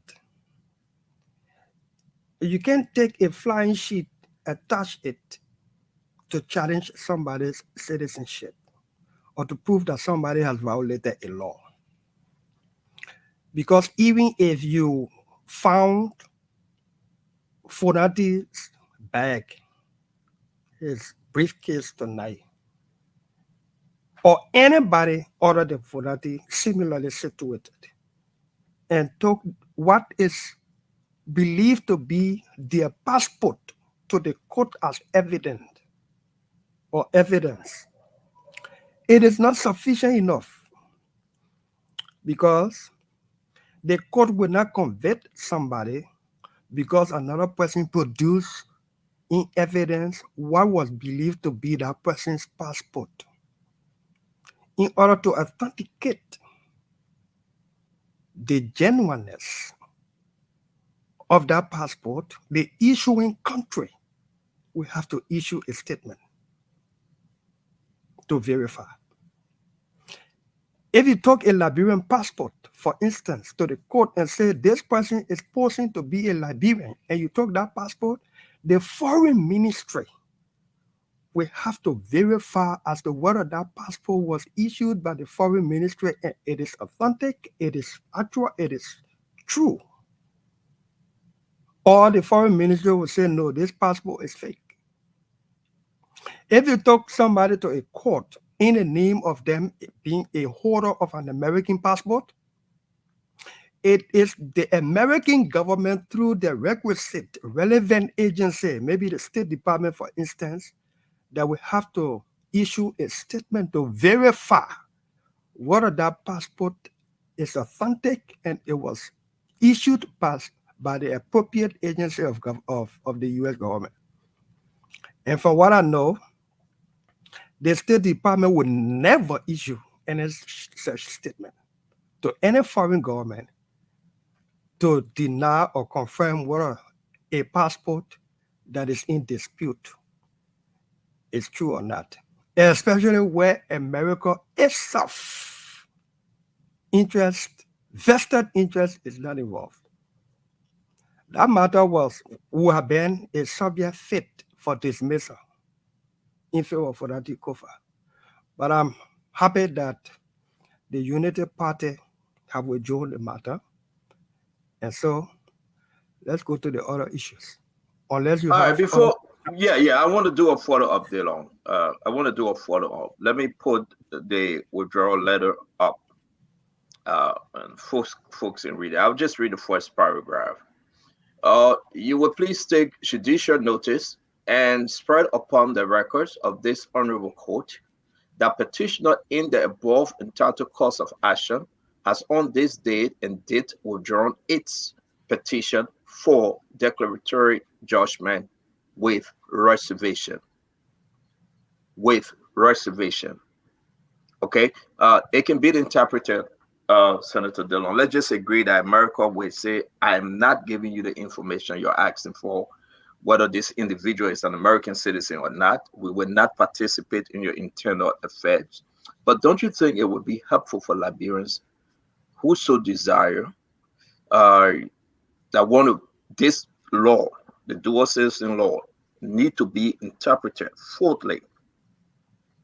Don't you think it would have been helpful for this case to go through and the court make a final decision on this law? I would have thought that when you take a matter to the court,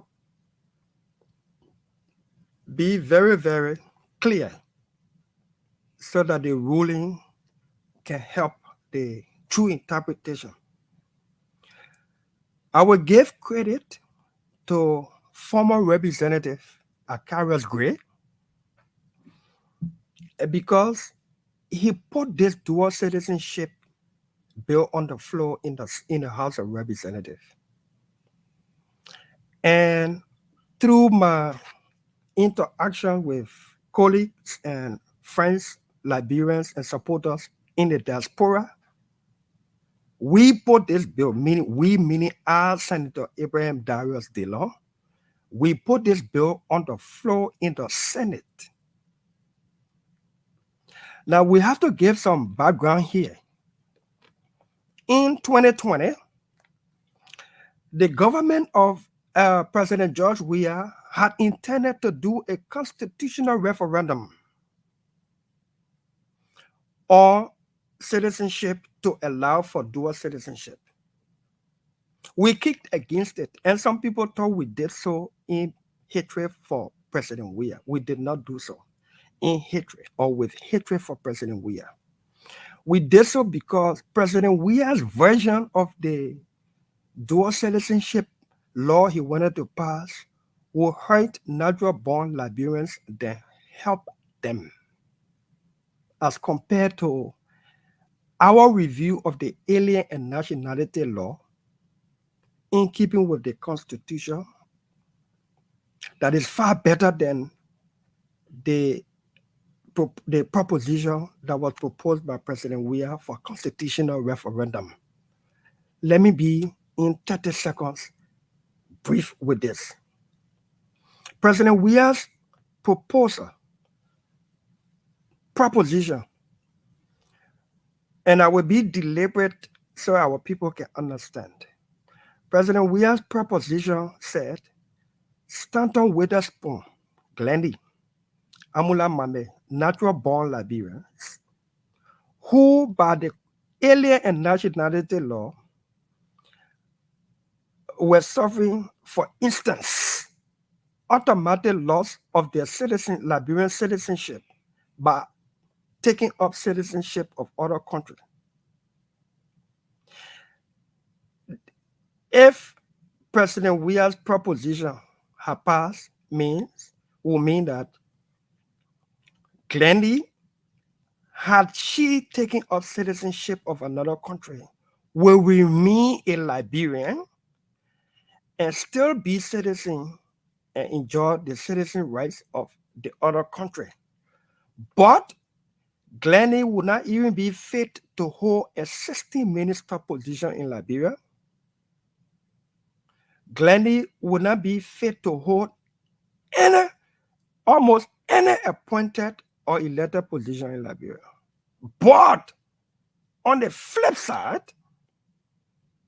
Wabodiki, who was born and naturally born a Nigerian, if he legally naturalized as a Liberian citizen, he will have the right to become an assistant minister in Liberia and also have the right to be the chairperson of the Elections Commission of our country.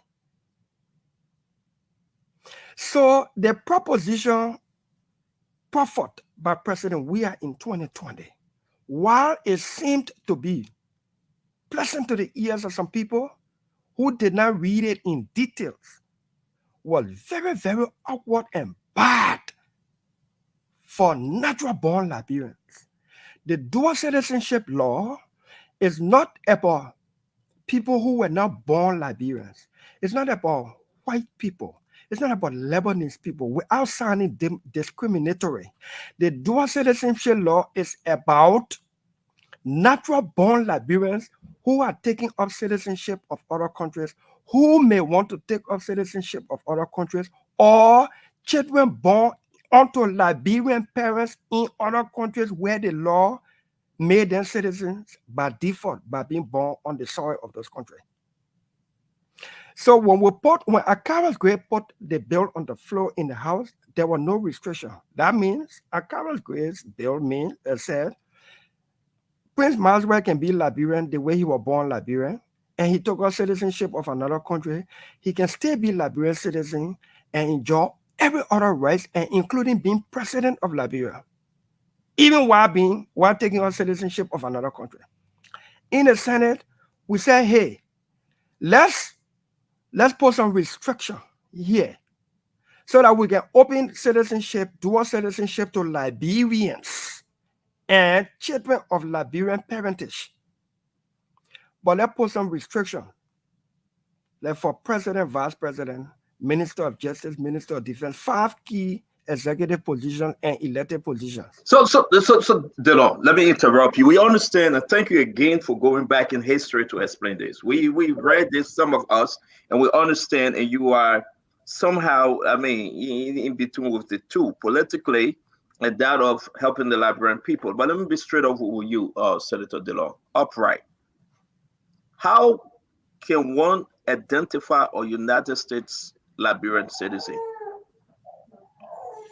It's simple.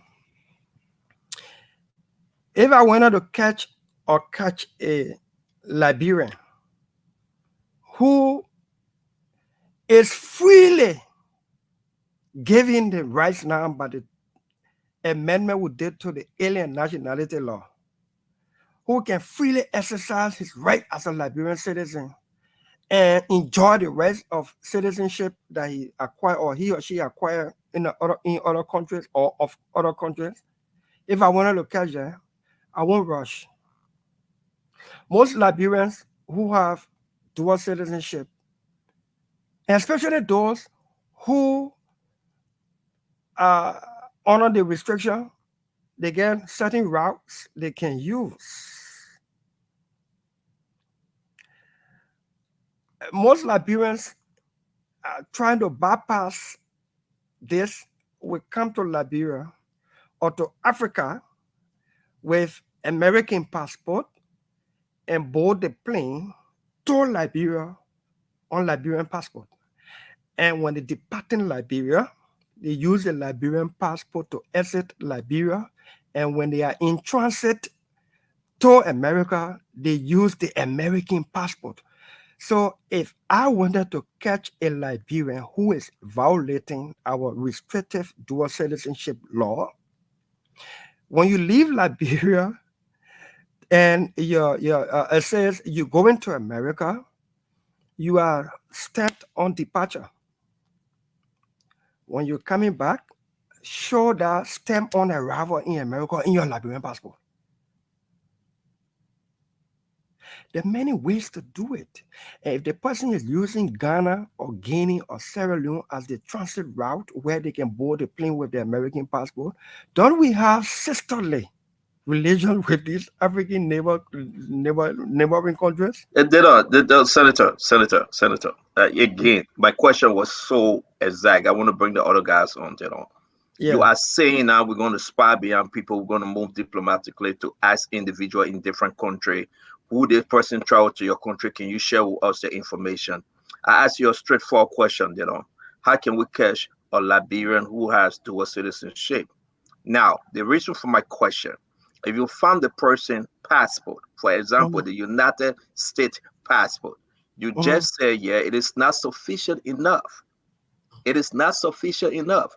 If you cannot hold, whether it's true on Fonati Kofa or whosoever, that their passport is sufficient and other document to go to court and on oath, that individual can declare in front of George and say, I am not a United States citizen. The document you hold in your hand, they are false.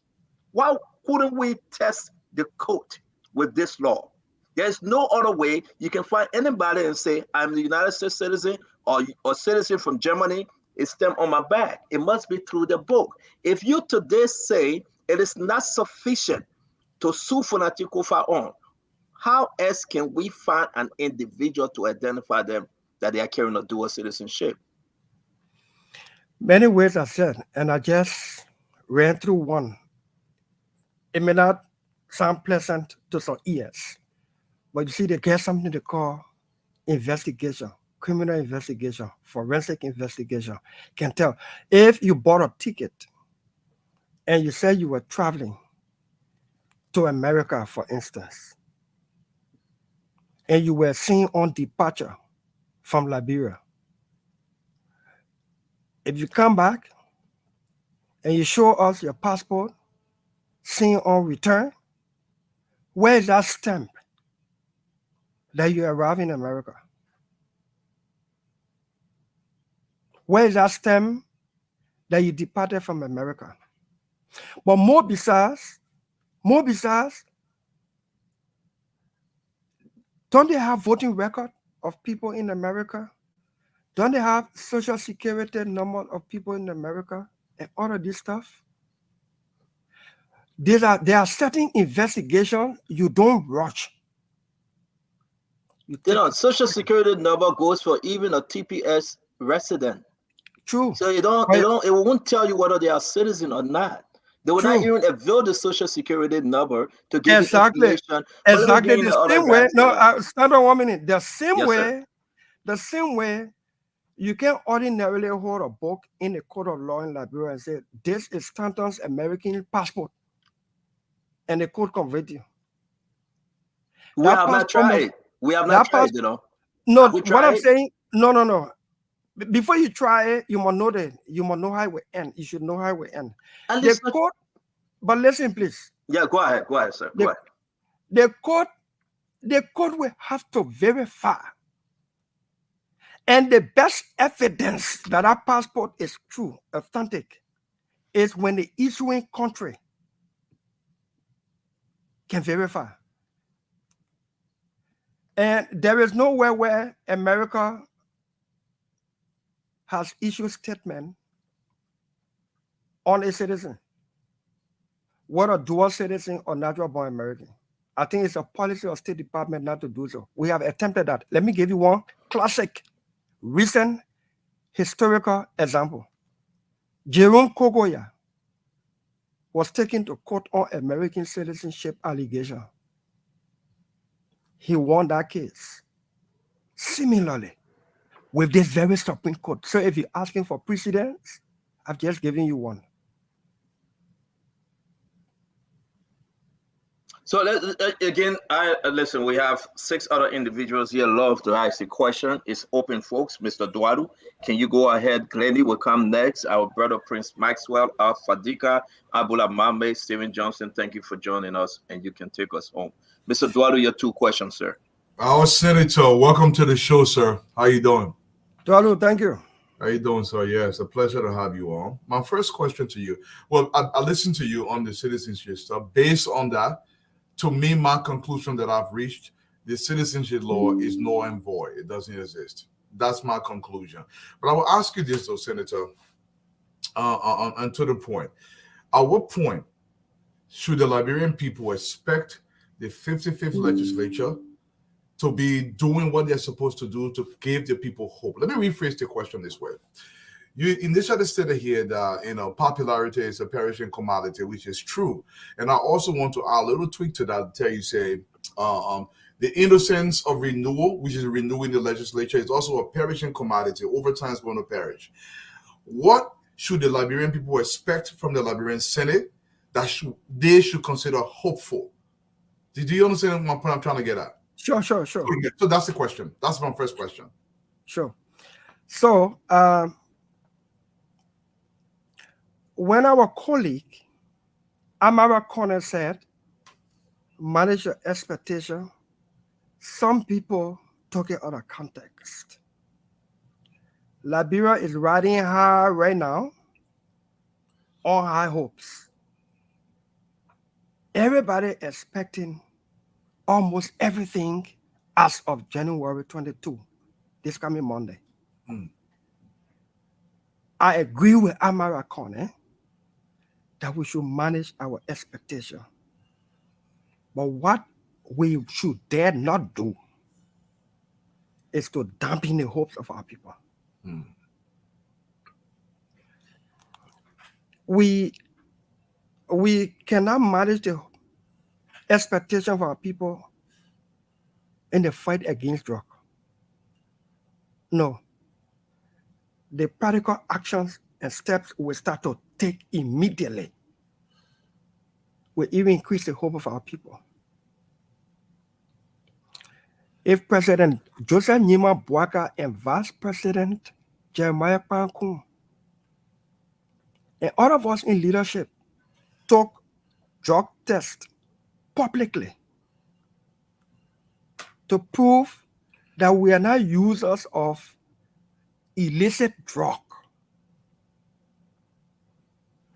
that will send the first message that this government is about to clamp down on illicit drug in our country that is killing the future of this country. That other hope need to be managed. Okay. And we dare not drop it. On the issue of transparency and accountability, our people hoping need to be managed. At the same time, our people hopes cannot be dashed if we don't institute audit. Not to go catch people deliberately or purposely, but to set in place the system to see whether the system is good, whether it needs improvement, whether a system audit, forensic audit, or financial audit. We must do. Thank you. We must do. And in closing on that, where the hopes, expectations can be managed is when you go home hungry and no food on the table. You're hungry and no food on the table. And you are angry because you're hungry and no food on the table.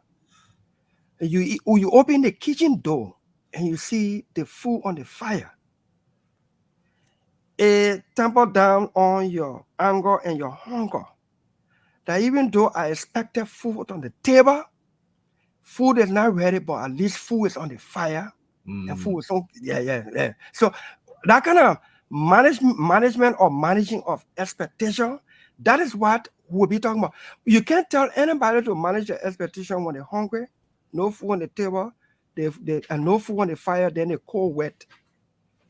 Okay, Senator, my second in our instance, you dumping, you dropping, you killing the hopes of the people, and I'm sure that's not what Amara Corner meant, and that's not what we mean, and that's not what we should do. I love the way you summarize it, but just to go back on a little bit for more clarity, I'm not asking you this question. So basically, those things that we can take care of, and we are capable of taking care of it in the immediate term, let's take care of them. The hard one, and we can manage hope on them. Correct. That's basically the summation. So in summary, yeah, it will start to do the things that will promote governance and the rule of law, that will make this environment attractive for investments and investors to come in. Those things that we'll be doing that will start to attract investment, that is managing expectation. Then the people can say, okay, our people are taking steps that will encourage investors to come in so that our economy can grow and the private sector can open up.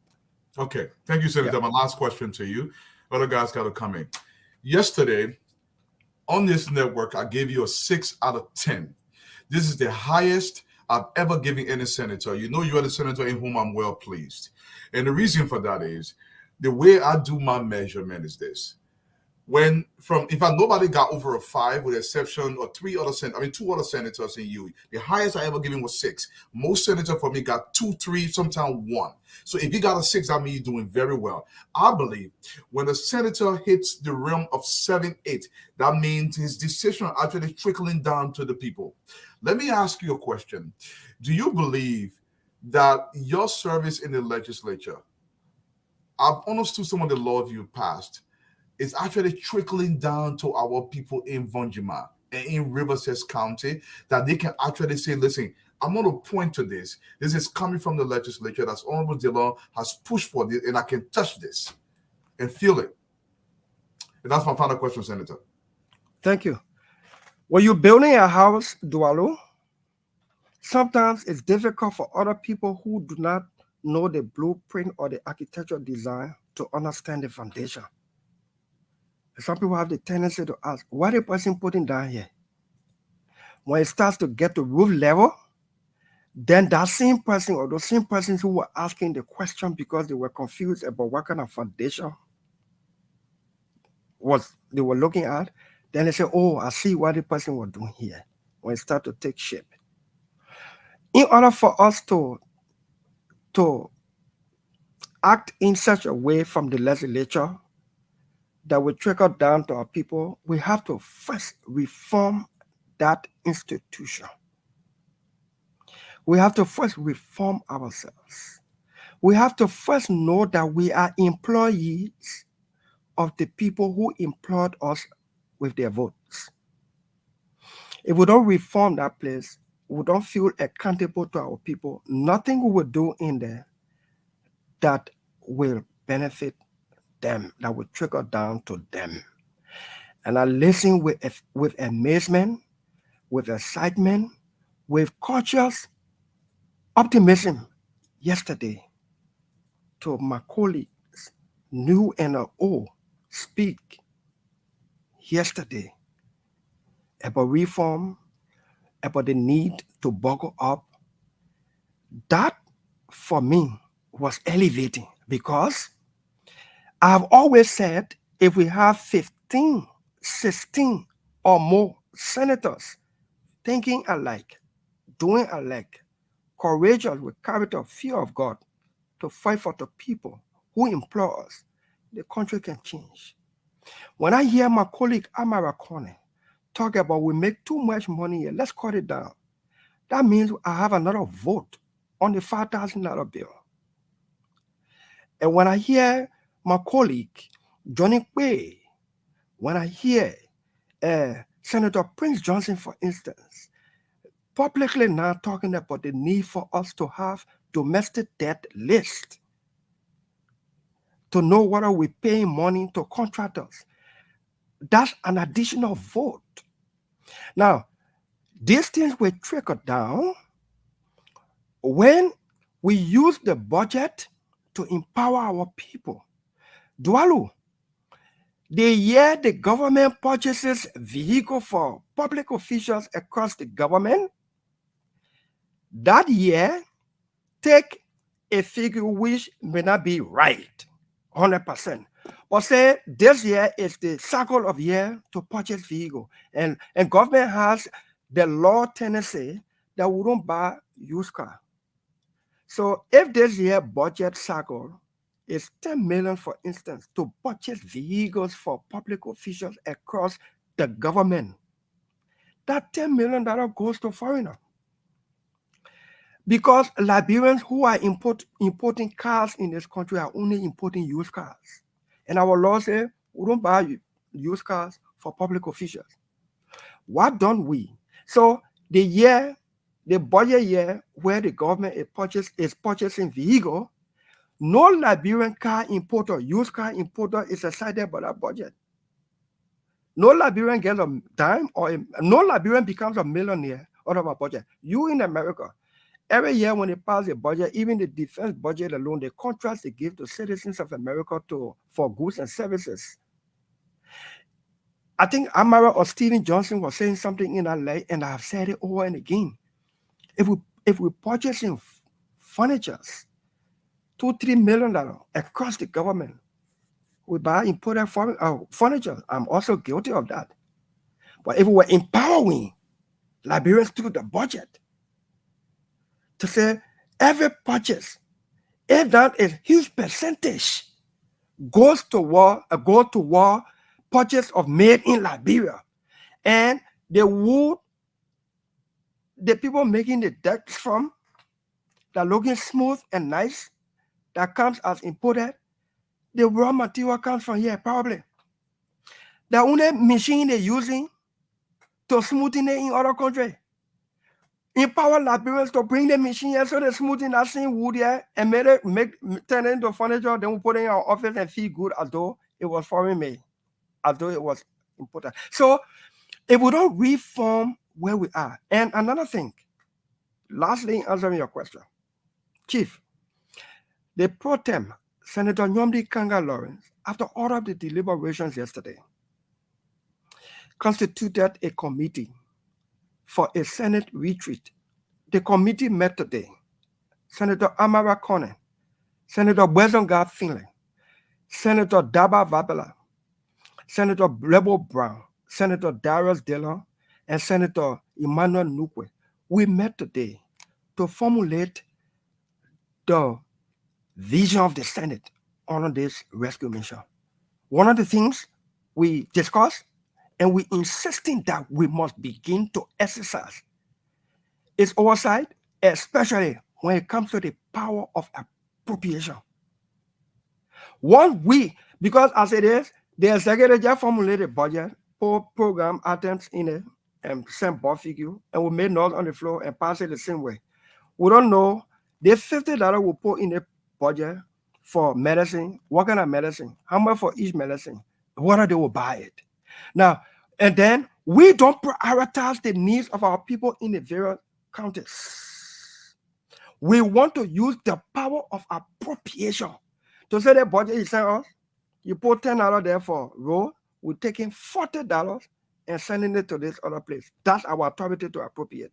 And we want it at a mass so we can be able to track it. So those are the kind of things we're looking at. And those are the kind of things when we do and we can effectively do it, it will trickle down to our people. This 55th Senate cannot fail. We dare not fail. Thank you very much, Senator Dillon. Glendy, your two questions, man. Senator Dillon, welcome. Thank you. Congratulations. I like the fact that Dwalu ran in front with a scorecard and didn't give us chance. But that's okay. I wanted to start my question with an emphasize, and thank you for emphasizing history as it relates to Yombi Kaka Lawrence. There's a lot of talk out there that she's not the first, and I like that. I like the emphasis you've made. If we know history and we have the history, we must be able to preserve it. So we have to be able to quote and say the right things out there and not bypass history because it may not be in our favor. So Yombi Kanga Lawrence is the first female elected pro tempore of Liberia, which is astonishing. I want to ask you specifically about Yombi and what are we to it, because you know her, you've worked with her. What kind of a Senate pro tempore are we to look out for in her leadership?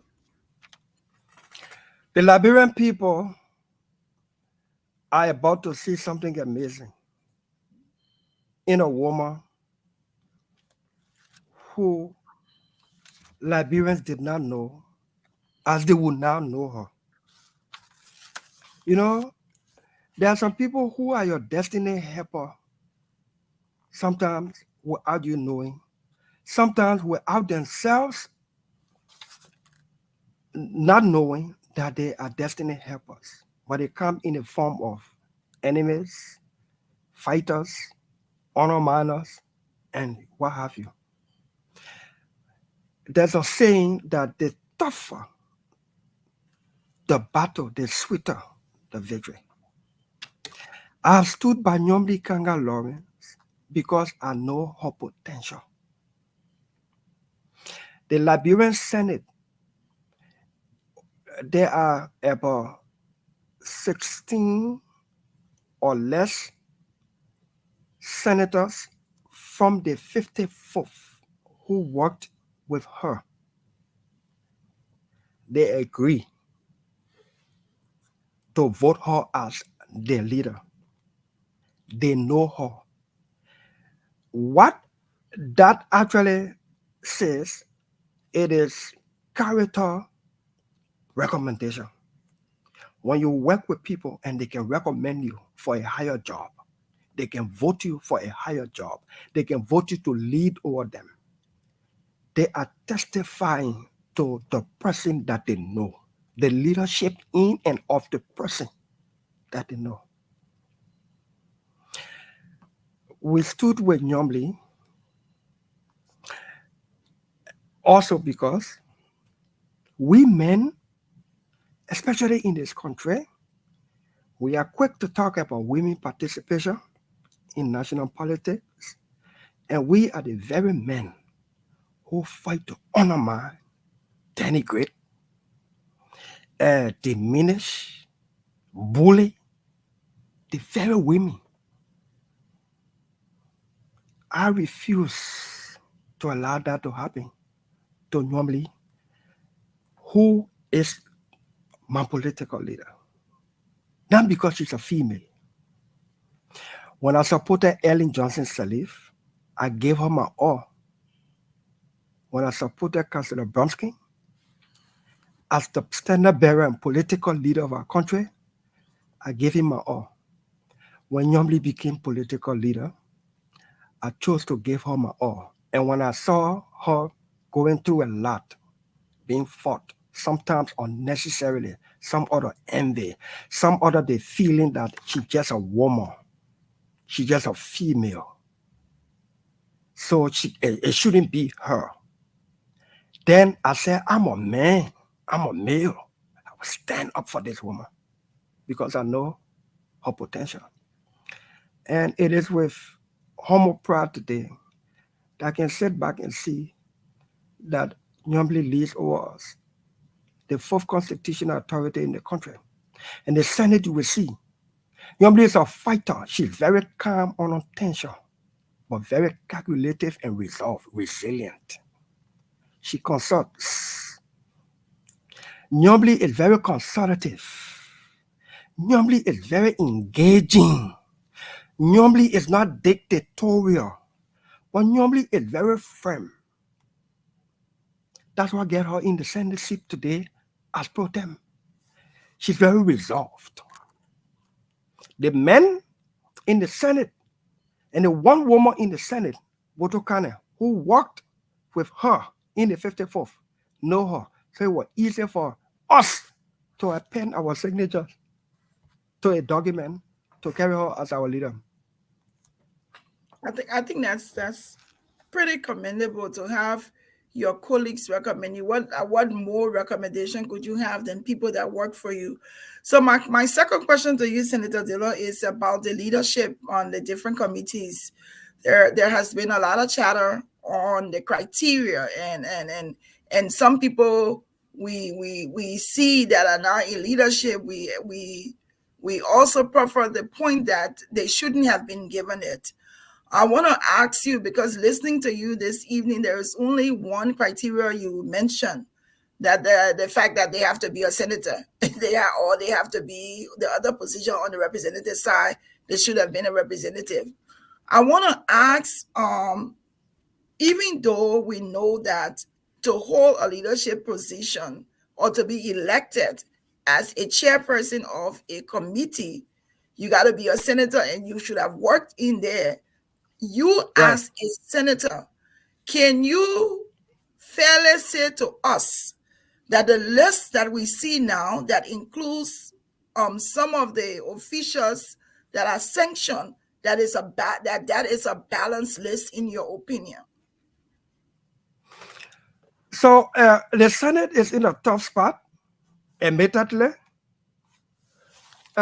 Initially, this response may not be pleasing to a lot of people, but we got to be courageous with this thing here. I will work with McGill. I will work with Bill Trowell. I will work with Abachi. I will work with the sanctioned people in there. I did not put them in there. The Liberian people put them in there. I'm a senator, I work with them. I read the sanction rule. Don't do business with these people. Any business that will enhance themselves and will jeopardize the strategic interests of America and don't enhance their corrupt act. If McGill and I work on the education committee for us to beef up the education sector and of our country to make it a better quality, I will work with him. I did not bring McGill in there. It is the people of McGibby that brought McGill in there. I did not bring Bill Trowell in there. It is the people of Riverside, notwithstanding knowing that they were unsanctioned, to put them in there. They become my colleagues. I got no moral high horse ground here to determine whose committee I should be on because the person is sanctioned. The business I will not do with them, that is, if they do want to do into bad dealings to the detriment or at the detriment of our country and global war peace, I won't do business with them. That kind of business. I won't engage in corrupt acts with them if they are engaged into that. I won't engage into pay for play with them if they are engaged into that. But I will work with these people because they are senators. I did not bring them there. And once they are there, they are my colleagues. If we want to punish these people, we will see the courage on part of the executive that has the authority to pursue these people and pursue them without being selective. We will not go after one set of people and leave another group of people who are all similarly sanctioned. I will not do that. I will work with these people because they are senators. It will bring a bill on the floor and they are on committees that I'm on. I will work with them so we can pass that bill into law that should benefit our people. But if they want to engage into acts that put them on a sanction, no, that is the kind of business the American sanctions say people should not do with them. And I work with my colleagues. Thank you. Thank you, Senator Dillon. Mr. Maxwell. Hi, Senator Dillon. Yes, and congratulations on your chairmanship of the Senate Foreign Relations Committee. I congratulate you and all other members that will be a part of this committee. But that's why we're losing you, man. Can you hear me? Check that headset. Can you guys hear me now? Yeah, I think it's better now. Okay. I said I would just like to congratulate you, Senator Dillon, on becoming a chairman of the Senate Foreign Relations Committee, and to all other members that will be steering that committee with you. I congratulate all of you. But Let's come let me back just to you as Thank you, well. my I'm brother. sorry. Let's come back to you. That okay. headset not helping us. All right. Mama, come in. Let Maxwell make some No, it adjustments. was me. It was actually me. Go ahead, Fadiga, please. Senator Dillon, I want to look. I'm truly proud of you and Yomidi. Honestly, where do I start? Congratulations. When I come to town, I got a special congratulations treat for you. You have made Grand Basso proud, even though you represented Monserrado County. But the fact that Say you get treat from me, horror and kind of. yeah, coming. I've known you for years, and honestly, I've watched you politically, elevate yourself through the different ranks, and you one of the lone voices in the Senate, and I must commend you that the number growing, and the more I see more people trying to emulate your good example, and I think that is also commendable. And then now you are on a foreign committee. But I have two simple questions for you. My first question is, I know a couple of years ago, I think more than 10 years ago, we had a conversation. You were very vocal, very, one of those antagonists against dual citizenship. You were all on radio, and you had a very, compelling story, and you had a good, a good argument. Somehow you had to change your heart later on along the way. And it shows that every human being we're not stagnant, that every smart person can change as the situation changes. I want to know what changed, what motivated you, what changed for you to start supporting the dual citizenship and other something now that you are. But we'll get to the foreign affairs stuff in a second later. But what changed? Two things. That was my first. The Bible says, when you are a child, you think and behave and act like a child. When you grow up, you mature now, your thinking ability, capacity should go along with your age growth and your wisdom. And when the dynamics come before you and the reality start to splash, it goes along with the popular say that wise man changes for the better. Wise man never changes for the worse. Yes, I was one Liberian who was under dual citizenship. Broadly, my argument then was that without having a scientific data to back it, that about 95% of Liberians have not crossed the border to go outside Liberia before. They don't have the opportunity. So why don't we take the reason every Liberian, home and abroad, love Liberia to their hearts. Whether you are a Liberian born in another country and you became citizen of that country by default because the law there says so. Once you grow up and get to know that you are a Liberian, something about Liberia gets in you, you start to love Liberia. I have a popular say, I have made popular, that Liberia is the only country from where I cannot be deported. And I will come back to that popular say. But in answering your question,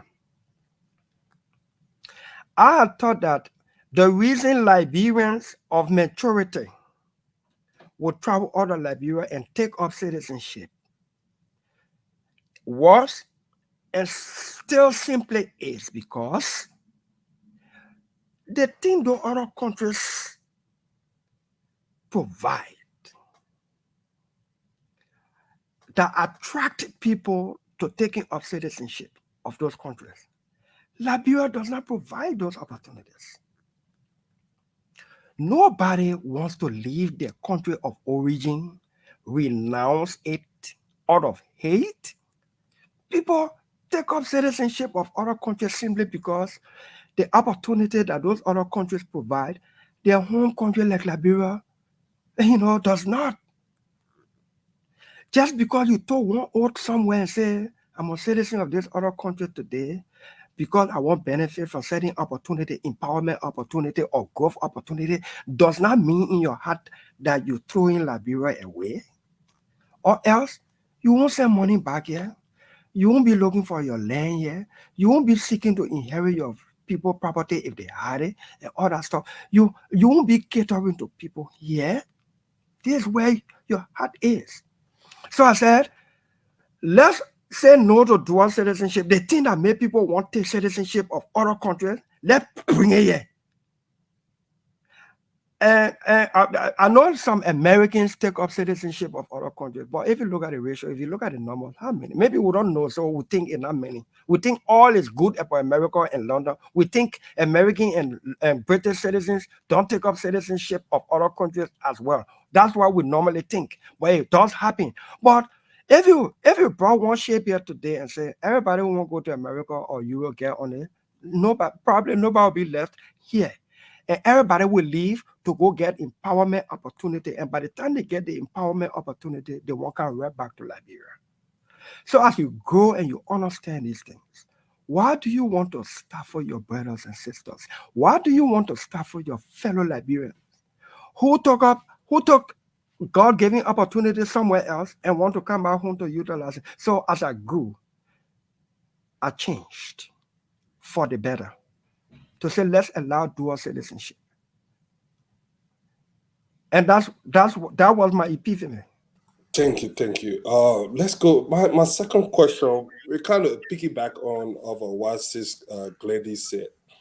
It has to do with the section official. You are now going to be the head of the Senate Committee on Foreign Affairs.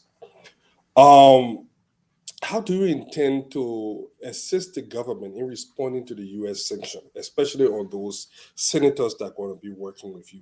And just to throw in just one last question, what impact do you foresee that these sanctions might have on our diplomatic relationship with the United States? Now you're going to be... Yeah, thank you. So before I became, apparently God was preparing us for this day. Before I became and started to get interest, and you must also know that I have been member of the Foreign Affairs Committee of the Senate for close to 4 years. I've been member of the Committee on Executive of the Senate for close to 4 years. I've been member of about 12 to 17 committees, member, co-chair on 2, chairman on 1. I've been an effective member of the Senate Judiciary Committee. And the Judiciary Committee is like the nerve center of the Senate. Almost everything will have to do with lawmaking. Even if it will be a joint committee, the Judiciary Committee is part of it. I've been an effective member of the Judiciary Committee. I've been co-chairperson on the Committee on Transport. But let's come back to the Foreign Affairs Committee. I've been member of the Foreign Affairs Committee for close to 4 years, with James Barney as chair of the committee. My colleagues did not guess to elect me in chair of this committee. My colleagues, by my election, white ballot election, by my colleagues, they have testified that they repose confidence in me to do their job for the Senate and the Republic of Liberia. Before I was elected chairperson of the Senate Committee on Judiciary, which is a third-ranking officer in the Senate, by our rule, is that I have had meetings with high-level diplomats as a senator of high repute, and this is no arrogance. I've had meetings with the Charge Affairs of the U.S. government at the embassy about 2-3 weeks ago. I've had meetings in my office with the British ambassador accredited to near Monrovia. Those who know the diplomatic language, when you say near Monrovia, it means the person is the ambassador to Liberia, but they are accredited near Monrovia, which is the capital. That's the diplomatic way of terming it. I've had Concerning the meetings with these people. Manisky, I know yesterday you have a meeting, but just so you be more specific. No, I just want to. There's some people who say, "Where Dylan coming from in cheering for your face? What information you get? What little small knowledge you get on this thing? What experience?" So I had to lay this business, and this, especially with our American partners, counterparts, they are concerned that if we take this sanctions issue lightly, we are telling them that you can just list people on a piece of paper. It doesn't matter to us as a country. And as a country and people, and as a government, we must dare never to send our impression. We must dare never to send our impression. Some of us were waiting for the Joseph Nyima Boaga Jeremiah Kpankun presidency to take shape. And then we will start these discussions. Some measures and actions must be taken. By merely accusing somebody and already sanctioning them is a punishment already by the American government. If we don't act as a government collectively, what we're saying to the American government is, to hell with you. America will not take to hell with you for an answer, or likely. The Joseph Nyima Boaga Jeremiah Kpankun administration sure knows this. And we look forward to us acting. It's good to act so that the people can have the opportunity to vindicate themselves, or they can be proven guilty and the appropriate legal punishment can be meted upon them in keeping with law. But to think it is okay, the first group of people who are supposed to send a message on these people, sanctioned people, are the people who elected them knowing that they were sanctioned. Liberians generally have lost the moral standing to ask America to sanction more officials, because the first moral authority was in the hands of Liberians. You know, we behave like a couple that fast and pray to God for child or children.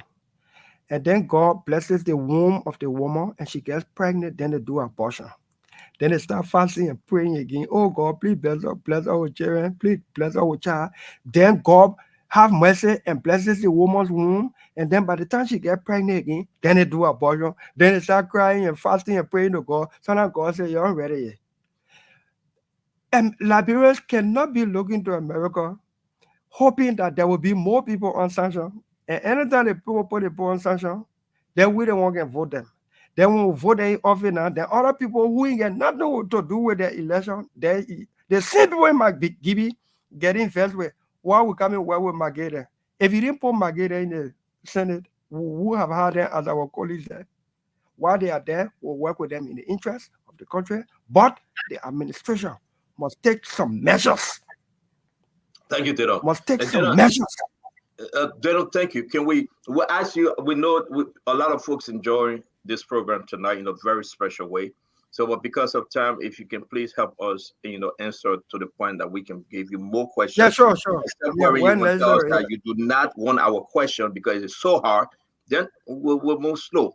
But just to answer your question, no, if you want to ask hard question, which I'm ready for, what is it?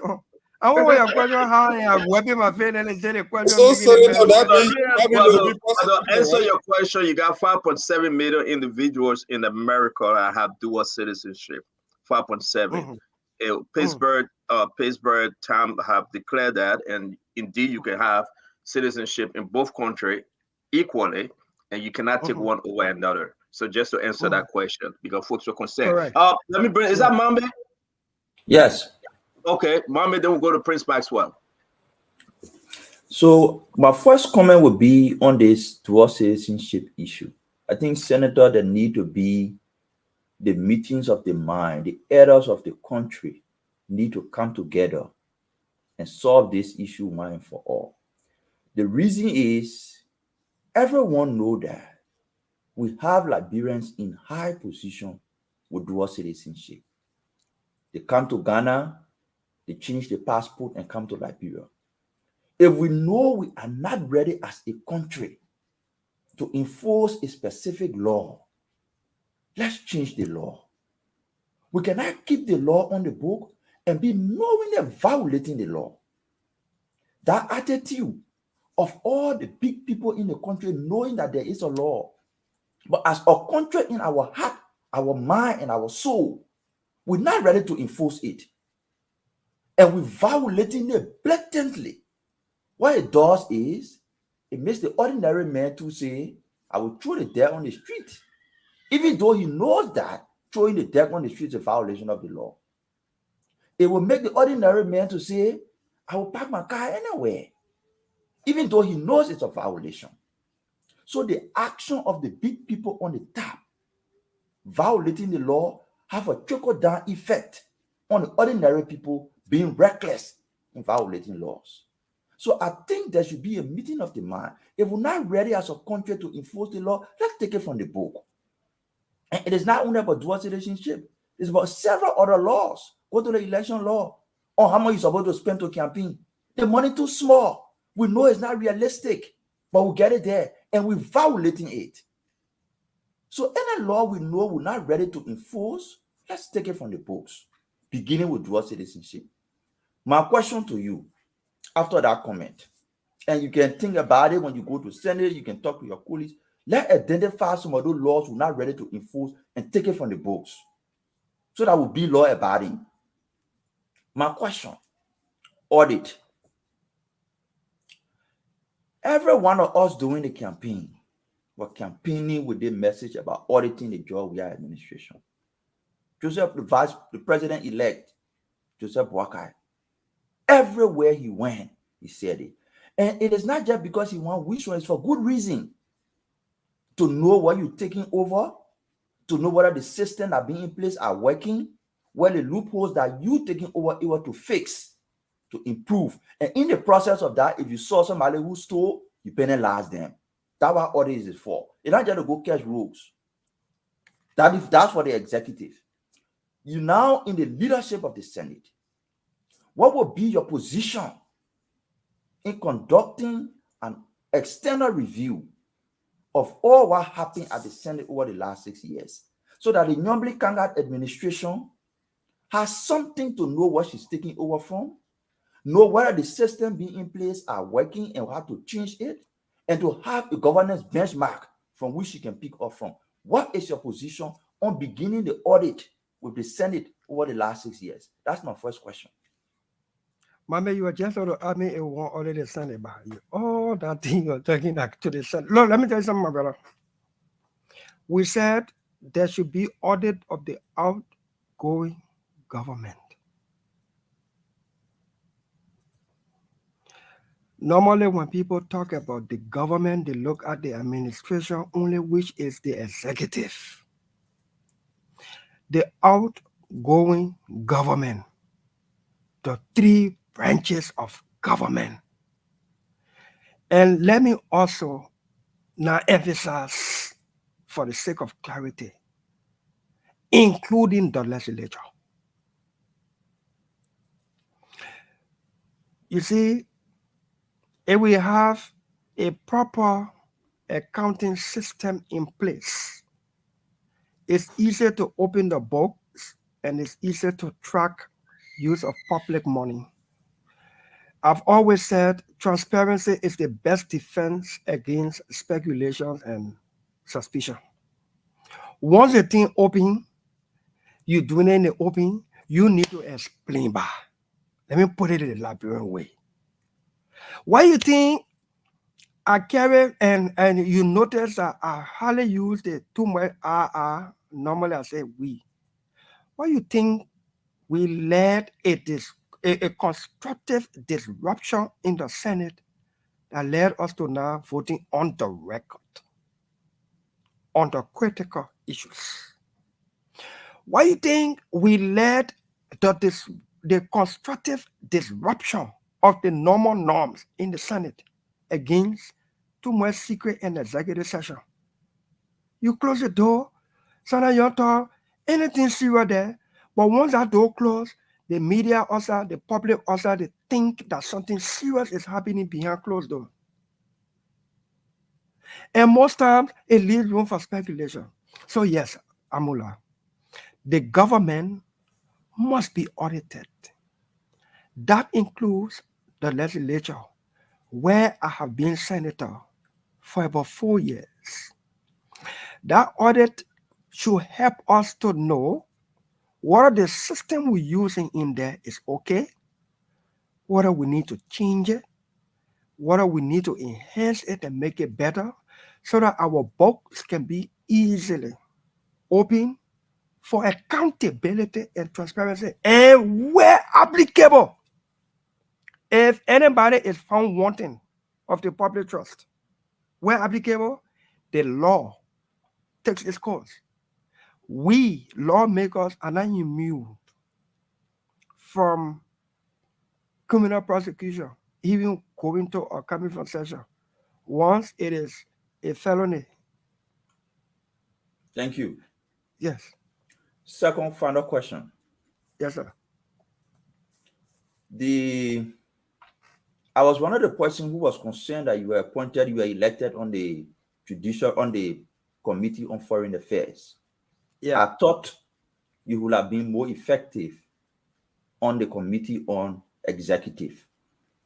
Given your approach for systematic change, I thought you would have been effective in working with the executive to put in place broad system across government and not just on judiciary. But whatever the case, you on the Committee on Judiciary, Liberians listening to you today, home and abroad, they were not there when your colleagues elected you. What can you tell them about this new chairman on foreign affairs? What do they hope to expect? What change, what action, what your agenda for foreign affairs? So again, I want to commend my colleague and express my gratitude to my colleagues for the overwhelming confidence reposed in me to serve as chair. In order to know what I have the capacity to chair this committee is to know where I come with some experience in this area. Like I said, I was a member of this Foreign Affairs Committee for close to 4 years in the Senate, under the committee chaired by Senator James Barney. The TOR, the authority of this committee, it is a committee to whom shall be referred all messages, petitions, memorials, and other matters of relevance to the work of the committee as follows. Relations of Liberia with foreign nations, United Nations, UN specialized agencies, the African Union, the Economic Community of West African States, Mano River Union, European Union, and other international agencies. B, treaties. They will refer treaties, communiques, executive agreements, with foreign partnerships and international conventions, including trade agreements, international conferences and congresses. C, boundary disputes between Liberia and other nations, protection of Liberian citizens abroad, nationality, intervention abroad, and declaration of war, foreign policy matters, foreign loans, grants, and aids. D, measures relating to diplomatic, consular, and foreign service, foreign and domestic. E, acquisition of lands and building for diplomatic missions in foreign countries and in Liberia. Measures to foster economic and commercial intercourse with foreign nations and to protect Liberia's business interests abroad. F, nomination of delegates to represent the Senate at conferences abroad, subject to approval modification or rejection by the Senate plenary after considering the committee's report. Now, when you take on a job of this nature and this magnitude, you consult, you ask questions, you research. Prince right here, I chatted with him. I sought his expertise. At the foreign ministry, previous foreign ministers, diplomats, and I have been having discussions. And I'm intending to employ 1 or 2 foreign relations people in my office. It's a teamwork. It's a committee work. I am chair. I will do the work. I'm ready to do it. We'll learn. We'll push. But it will happen. Liberia mission abroad. We have to be different in the interest of the country and the citizens. I intend to work along with the ministry and the minister, especially the Minister of Foreign Affairs, so we can engage our foreign partners. Especially our American partners. Why should a Liberian apply for visa and he wants to travel next month and you put him to 1 year? Next year, here, visa appointment date. Why is it that you just deny our people? The fee is not refundable. Why? We have to engage. There are some countries, the American government issue 5-year visa. Liberia, which is supposed to be the most traditional, especially African country that Liberia has relationship with. To even get a visa is like getting a visa to go to heaven. Then if you get the visa, it's 1 year. There's other countries, even some African countries, getting 5-year visa. We need to know some of these things, my brother. We need to engage. Thank you, Senator Delon. The hope you are bringing up for many Liberians. Listen, my wife just asked me, Stanton, why you are so serious on the show? I'm serious because I'm listening to you and I'm taking notes, something I don't usually do. Because I want to hold you responsible 3 months from now, like we all agreed on the show, to fact check and remind you of your words. But you are giving us hope. And in times like these, we need those hope for the hopeless. I want to appreciate you for appearing on Spoon. Before we go to Maxwell, Stephen Johnson, and Conor Gray, I'd like to show you this. The outgoing government making so many appointments on the foreign side of the foreign ministry here and there. And I also want to bring in the passport issue, how you intend to address these different issues. Passport, for example, diplomatic passport that's out there going crazy in the hands of terrorists. And this information we received today, look at the date on that. I think I forward it to you because I was making it part of my question. January 9, 2024, appointment date on. This is not from President-elect Bouakai. This is the ongoing appointment of this government that is leaving. Can you help us understand? Chair on Foreign Affairs, your takes on passport and this one. Then we'll go to Prince Maxwell. To appoint people in the executive into foreign mission is a function of the executive. We know that. But we have some oversight yet. Bossman, any employment in the foreign service that is less than 6 months old, our committee will meet and determine to engage with the executive to revoke them. We call out of such appointments.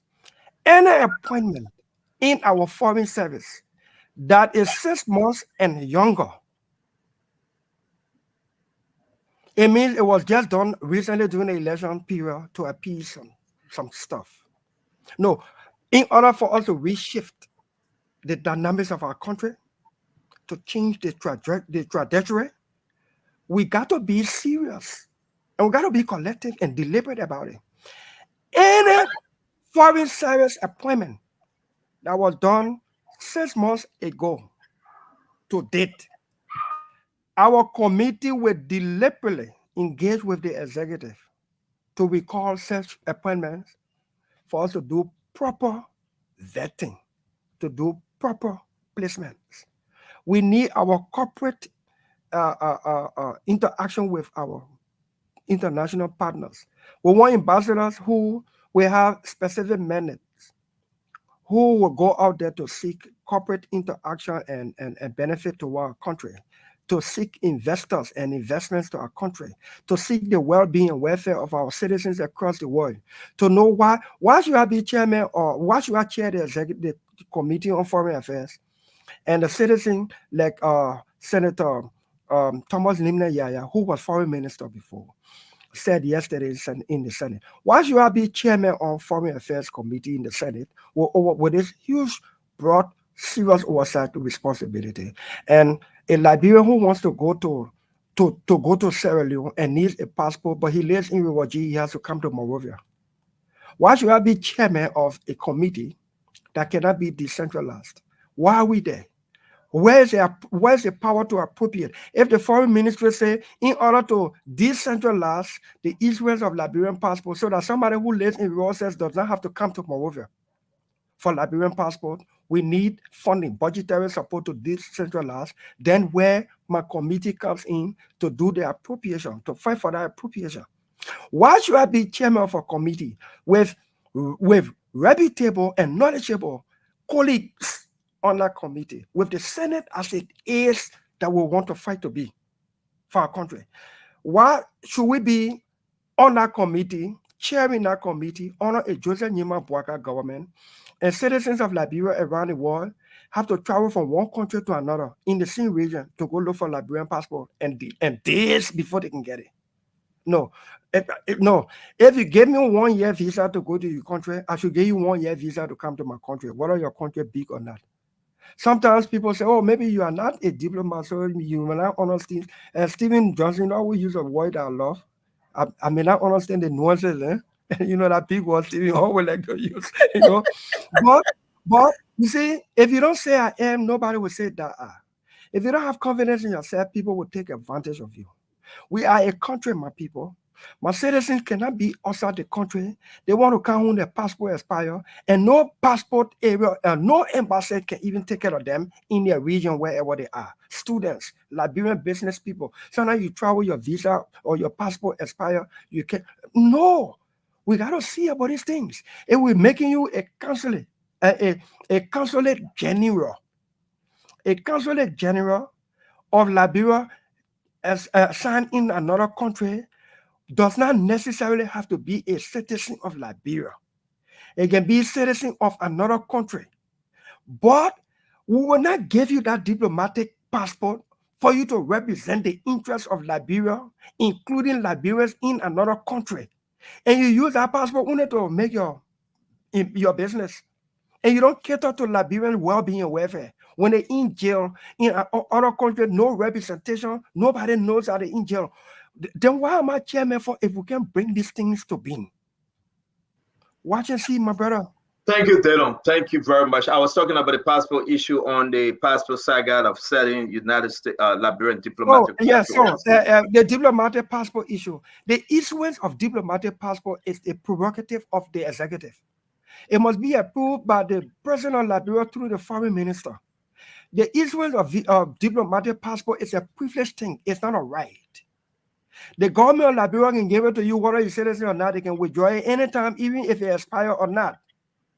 But my brother, anybody who sells the diplomatic passport or ordinary passport of Liberia that lands in hands of people that misusing Liberian passport, whether diplomatic or ordinary, and it is bringing negative image on our country, our committee has to get involved. One of the first questions I may be asking, or our committee will be asking, the new Minister of Foreign Affairs, is that there is a pending investigation on your desk about the sale of Liberian diplomatic passport. Are you going to pick it up? And when you swear on an oath before me doing confirmation hearing, and you don't pick it up, you have my committee to contend with. People got to be punished for bad behavior.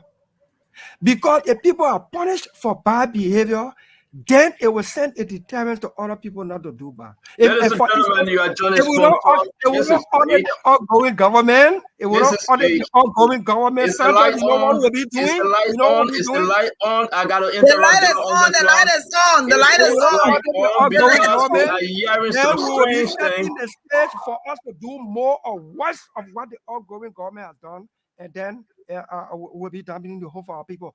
There's a pending passport investigation at the Ministry of Foreign Affairs, sanctioned and ordered instituted by the president of Liberia ongoing. The incoming president must inherit that investigation and will continue it.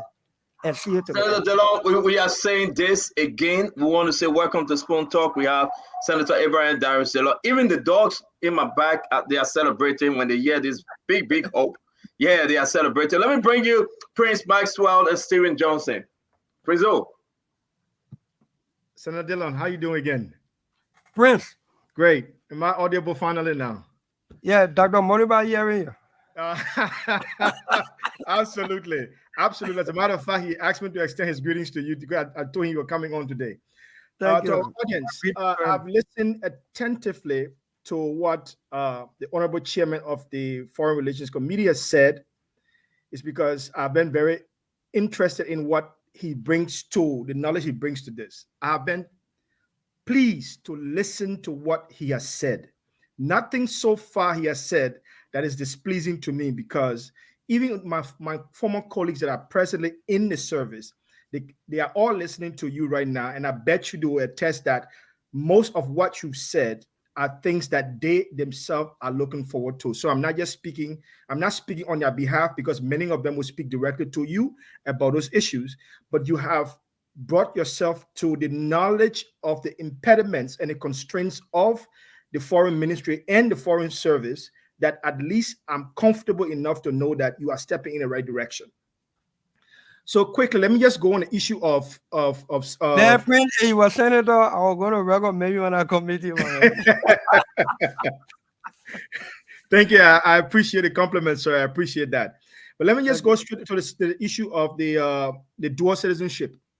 It's strange to me that I didn't hear most people tying the idea of dual citizenship to your new role as chairman on foreign relations, because dual citizenship has two components. It has the internal side of it and the external side of it.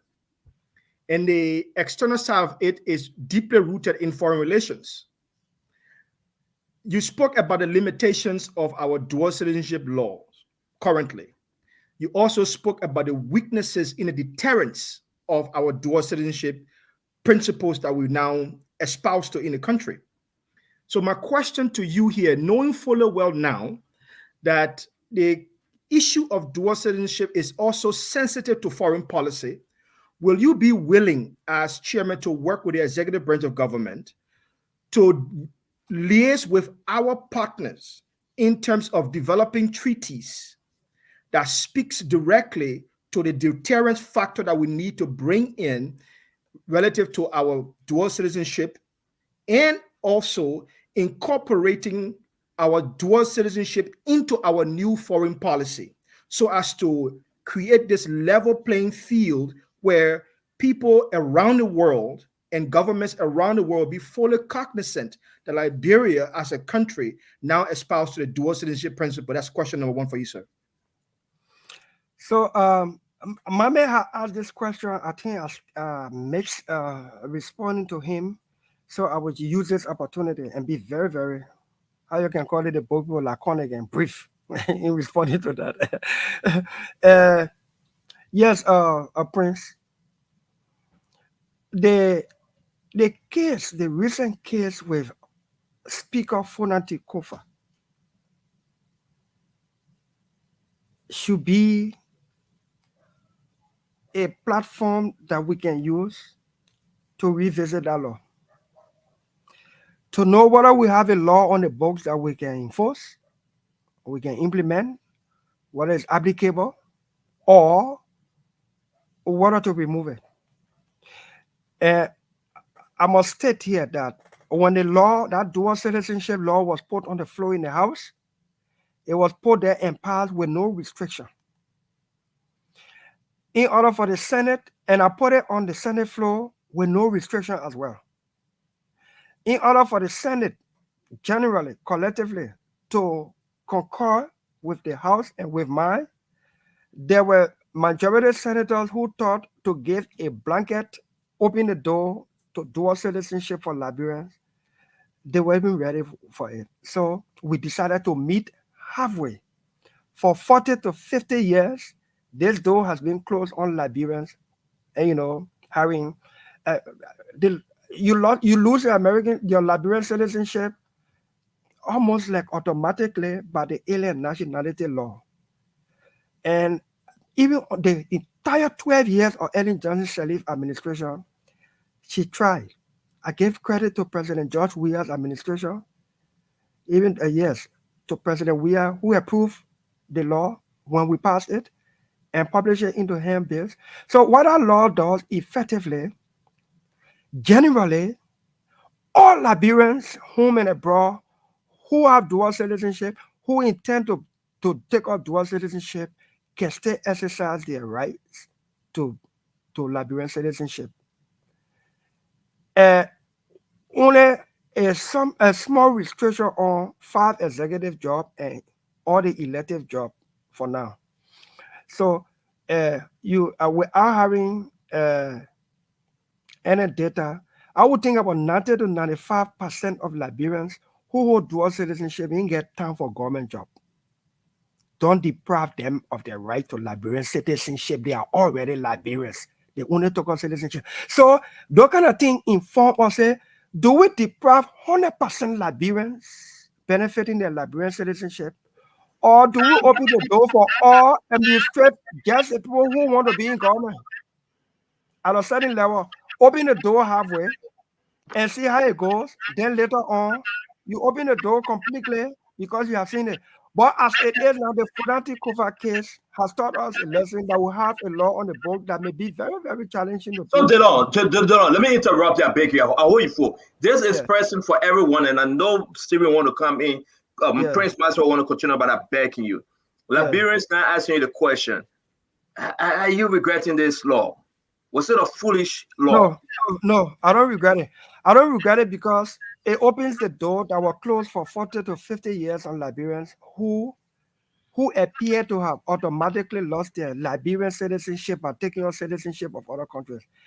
I don't regret this law because it is now part of my making to open the door that was closed to Liberians for 40 to 50 years since the alien nationality law came into being in the early 70s. It is honor our administration. Honor our tenure at the Senate and in the House. The 54th, that will remove that. So what it does now, all Liberians benefit from dual citizenship. It restricts those who are restricted by the dual citizenship law on taking certain public jobs. Now, by the Funanti Kofa scenario, it gives opening now for us to go back and say, they think not working. Let's just remove the restriction thing here. Because let's be frank here. To be elected, the people will elect you. To be appointed as minister, that's the argument some of us were making against no restriction. Sorry, my last question. I'm going to close this thing. No,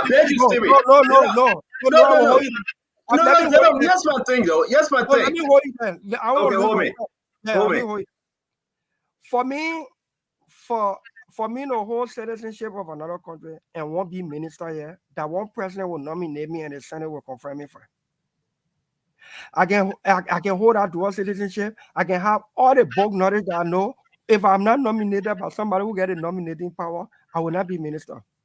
I can get all the money I get, and I don't want to sound denigrating. I can get all the money that others call me. If I hold dual citizenship and I want to be elected, the Liberian people will let me. So let's move all that thing. In my view, let's move on. That is why when we put on the floor, we put on the floor with no restriction. But in order for us to open the door that was closed for 40 to 50 years, some lawmakers wanted some restriction. So we agreed to some restriction with the common good that the door will be open that has been closed halfway.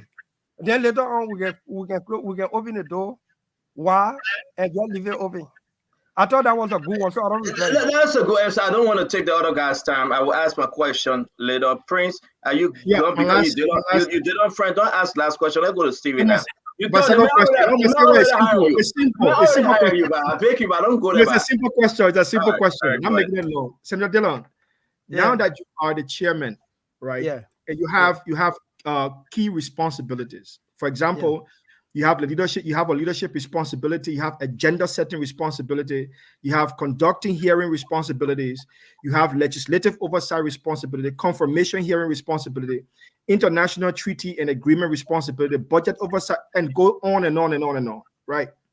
Of all of these responsibilities that you will have as chairman, which one do you think is the most important to you going forward? Being senator of Maserati and senator of Liberia. We do not run a federal government. We run a Republican government. One government. One law affects the entire country. We don't run a country where holiday in a play and no holiday in I'm pleased with the answer. I'm pleased with the answer. Thank you, Dillon. Will you ask for confirmation purposes? Stevie want me to ask this question as part of his two questions. He said no. He said no. Stevie said no. Go ahead, Stevie. I'll wait for my time. Go ahead. Yeah, but man, you don't have more than 15 questions. I know that you lot of drama class. Now you lot of do drama again. Say you not come here. Yeah, 1 hour now. Be saying that all you say the work. But I mean, you know, when we allot, I mean, we should time ourselves so that we can have a more engaged conversation. But Senator Dillon, congratulations on your ascendancy through elections to the position of chairman on the Foreign Affairs Committee. I think by that you are now a ranking member in the national legislature, preferably I'm getting feedback from somebody. Can we mute guys, please? By that you are a ranking member and in the Senate. Kudos to you.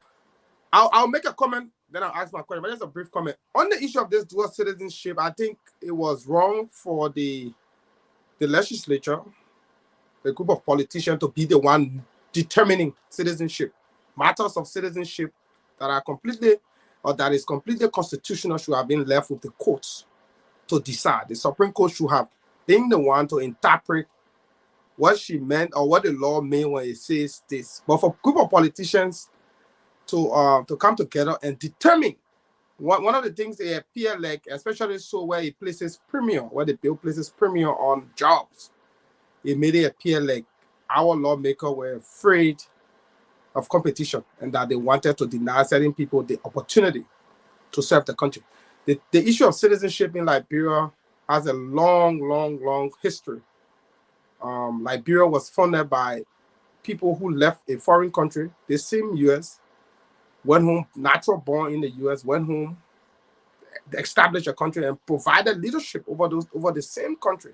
Our first 5 presidents were all U.S. citizens. And so when that conversation about citizenship is happening, it should take into consideration first the historical context, how Liberia came into being as a country before moving down, So I thought that conversation should happen at the courts rather than at the legislature, but that is besides the point. Here's my question. Senator, you struck a very important point on the issue of the purchase, or how government purchase vehicle, and they can only buy, the law says you can only buy a new brand vehicle. One of the biggest, or the group that is the biggest violator of that law is the legislature, the lawmakers, because the first thing across all government entities, no individual has the authority to purchase a car. No individual. The government buy the car, is assigned to the ministry, you meet it there. But the legislature, they collect monies in the budget for a car. And most of them will collect money to buy a new car, and they will divert it to buy a used car. And then they pocket the bottom one. How can we address that issue of enforcing the law beginning with the legislature? Stevie, I have heard this thing about they bunch of lawmakers and they're afraid of competition. That's why they put the thing in the law. Stephen, we're facing a law. You know, sometimes it sounds like this, a retirement law. Stephen, the alien nationality law that says once you took on citizenship of another country, you had an automatic loss of your Liberian citizenship. That means you can't even be Liberian. But the court rule against that law in the But Stephen, let me so turn that now. law is not effective. No, let me turn now. The court, where the court rule about court rule, Bosman, that law was passed in the 70s when Richard Tauber then were here. When Richard Henry then were here. When Totman then were here. So it's not this generation of Liberians that passed this law. So when you say, oh, they're afraid of competition, Richard Totman then, Richard Tauber then, Richard Henry then, Richard William Tauber then were afraid of competition. This law is the Alien and Nationality Law that was passed in the 70s. It deprived Liberians for more than 40 to 50 years. It is this law that we brought now to say, no, let's remove this thing and allow our people to be Liberian and remain Liberians if they take on citizenship of other countries. Some of our colleagues say, no, they disagree at all. The law must remain as is. The only way they will agree unless we put some restriction. Common sense. Senator, let me ask you a question. No, let me. No, you're lame, but I don't want to Yeah, so I hope you get it first. I want This to not in defense. I want us to understand that this alien nationality law was not passed by the 54th legislature. It was rather amended to undo what the granted, in the case the Republic of Liberia versus Tish Jallow. Yeah. What did the court rule in favor of Tish Jallow? What law was the court ruling against or using as the basis to determine that Tish Jallow, as a Liberian by birth, was being denied certain basic rights? You know, one thing I like to do, I like to read rulings of the courts and things before I talk about it or argue about it. The court in that case ruled that no Liberian should lose their citizenship automatically.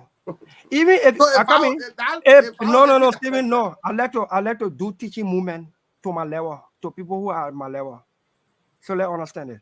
You forgot that the same court denied Tish Jallow his right to practice law in Liberia. After that ruling, the court said he's not a Liberian citizen, so he can practice law in Liberia. Do you know that Tish Jallow want to be counselor at law of the Supreme Court bar, and the very Supreme Court denying admission to the bar on the basis that he got dual citizenship and he's a citizen of America, and that also too that he didn't show proof that he's a graduate of a recognizable law school? Check it out, my brother. So don't rely on that Supreme Court rule. That Supreme Court ruling said, even if a Liberian citizen took an oath of allegiance on another country, it should not mean automatic loss of their citizenship. That Liberian must go deliberately to a court of law. A counselor, a Liberian counselor around the world, or a court of law in Liberia to deliberately, purposely renounce their Liberian citizenship before they have lost their Liberian citizenship. Stevie, I can real.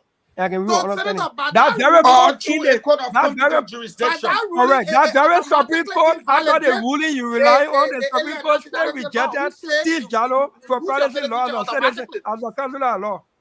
So you can rely on that. We agreeing here. Don't use that other reliance again. No, we agree. Are we agreeing here that the alien nationality law, which talks about automatic forfeiture, automatic forfeiture?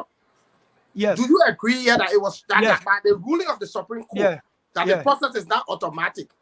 I agree with that. Means that particular law is outdated and should be revisited? The person must in a sound mind, independently, deliberately appear purposely before a court to say I can renounce my Liberian citizenship.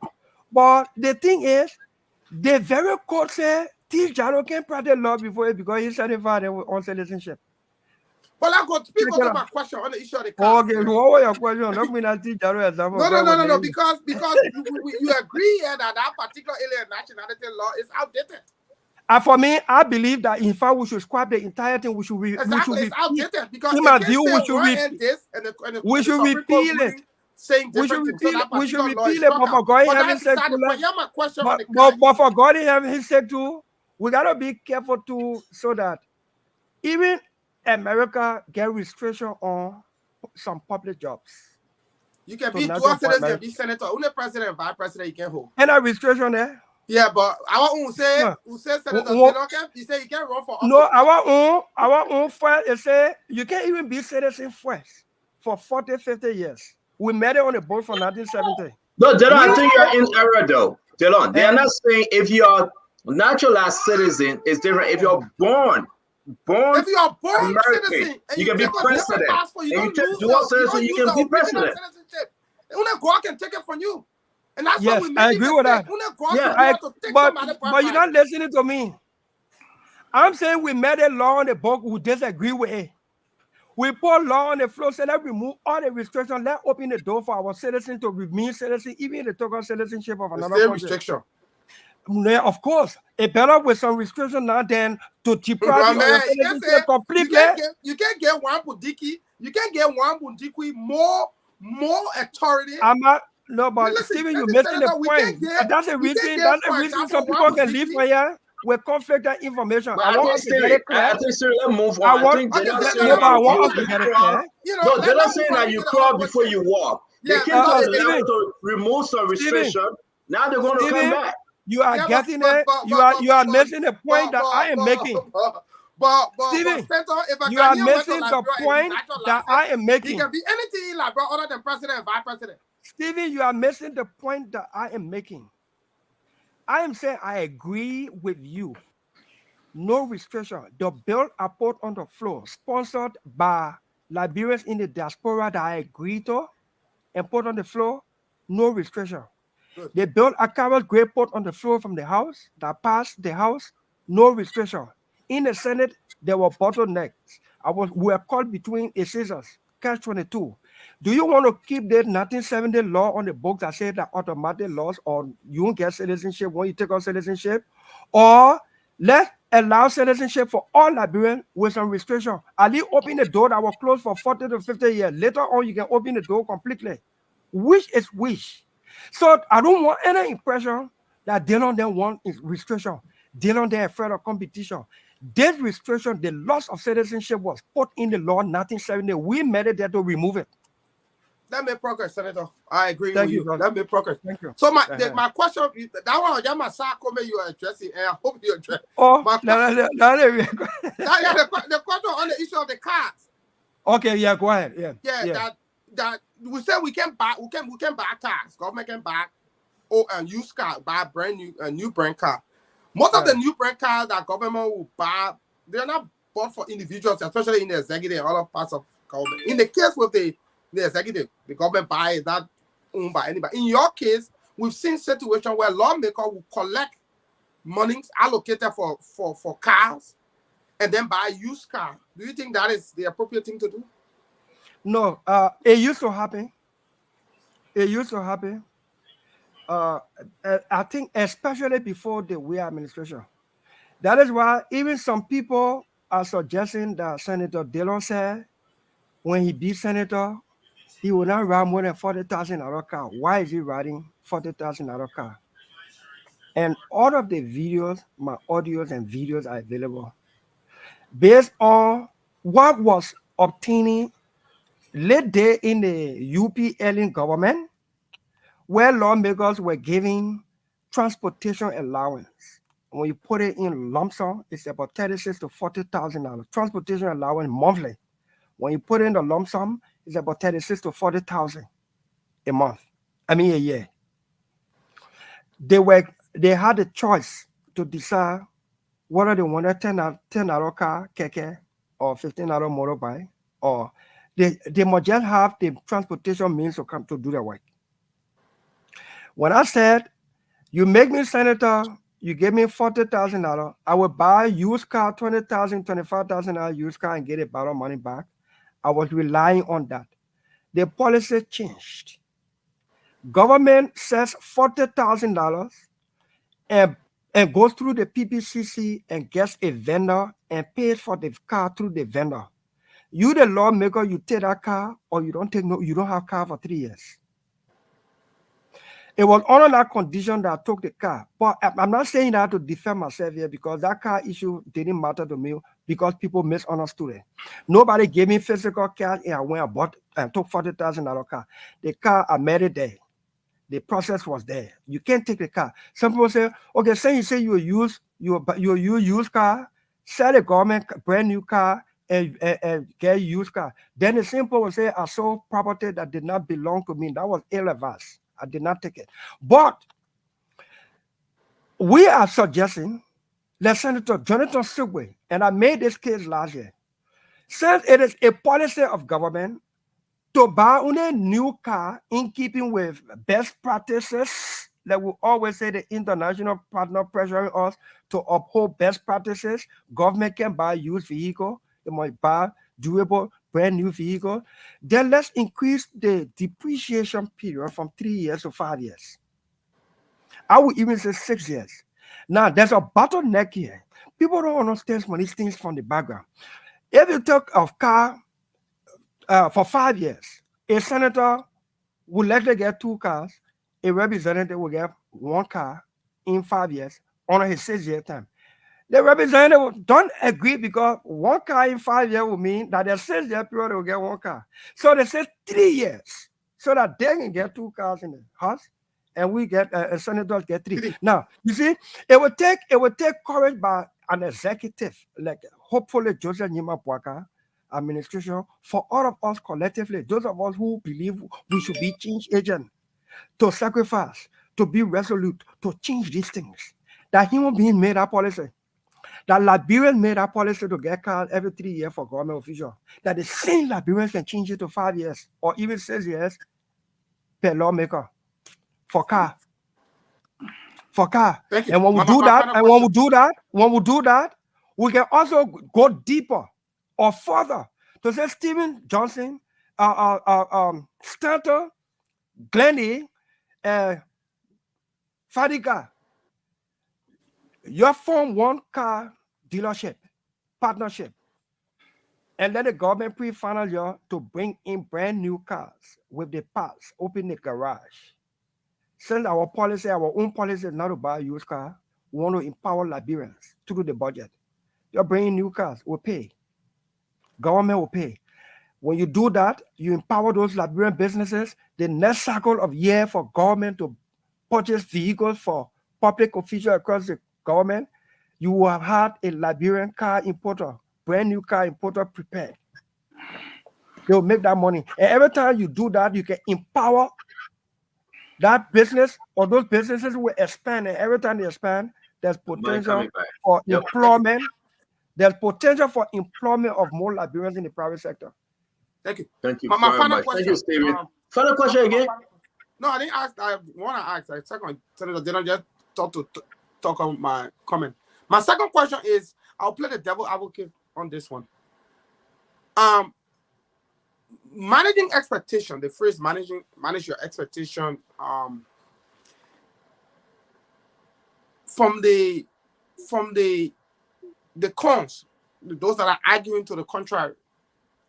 I just saw that almost 12 o'clock. I got session to go. Don't worry, we'll get security to go. All right, but send the time. I'll forgo my question. Let somebody go ahead. Thank you very much, man. Thank you. Because we got 12 more minutes. Conor Gray, can you ask your question? Then we'll go to Fagon, please.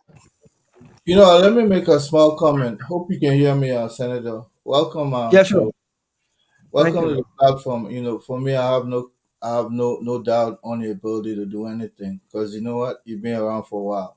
That's why it takes when you know the street, you know the game. So I saw people were button heads. The corner is speaking. The corner is speaking. Yeah, I just said I said that man been around for a while. Anyway, you put that man, he will function. So, but I disagree with you on the fact that you were blaming the electorates as opposed to blaming you lawmakers that are supposed to restrict people who are running for public position. That if you have some dents and dings on your background, you should not even be qualified to be on the ballot, because the electorate, anyone you give them, they will vote that person because that's their choice. They're there to vote, but the law that brings that person's that individual forth is what we're supposed to tweak. That if you've done this and this, you got some checkout pass, you won't be qualified. Then probably that's something we can look at. And then secondly, my opinion was that the Alien Nationality Act was annulled once we evolved a 1986 Constitution, because it says all laws that preceded that Constitution are deemed null and void. Why are we going back to a 1973 Alien Nationality Act? Matter of fact, it was Tuan Ray who discovered that even one of the clauses in that Constitution, under that Alien Nationality Act, says all Liberian citizens are only those who were born in the United States. They didn't discover that thing until a long time. Some of us were still in high school when we had those noise coming from Senator that we've been branding people Liberian that were really not born on the soil, and so as a result they had to go back and visit. So, but that 1973 Alien Nationality Act should not be even valid based on Justice. What's the old man who was there before John Madam Salif that took the former Minister of Justice? Well, I like an opinion. He said, why are we belaboring a law that was annulled by the creation of the 1986 Constitution? So those laws, they are deadbeat. But my question to you, my brother, would be the right of Liberians to vote. Since you are responsible for Liberians home and abroad, particularly those abroad, would you consider incorporating the rights of Liberians to vote,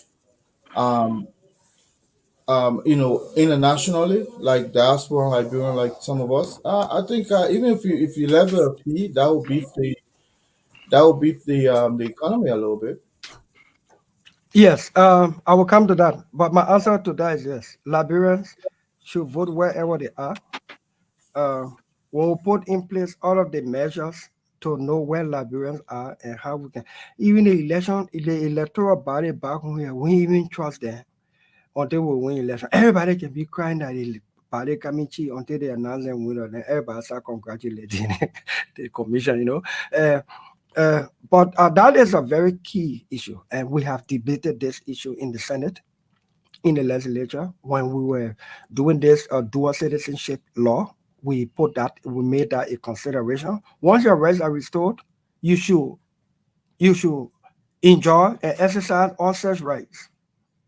When we were reviewing the national elections, the elections law of Liberia, we made provision in that amendment that the election commission must put into place the mechanism for Liberians qualified under the dual citizenship law or the citizenship law to vote wherever they are. That's what the Constitution says. Wherever you are, make a constituency and you'll be able to vote. The election commission will determine the constituency. We have provided for that in the elections law. I will follow that. But I need to correct something here. Let me come back and insist that, and trust me, Colonel Gray and all of you, as chairman and I'm looking forward to be remaining on the Judiciary Committee, which is now chaired by Senator Augustine Chie of Sando County. We will make good use and opportunity of the Law Reform Commission, so that we can review most of these things and put it into proper perspective, so that we can take the appropriate action in keeping with current reality. But I will not let you to go when you say, oh, you're the senators, you're the lawmakers. We hold you for the people who were sanctioned for working with them in the Senate.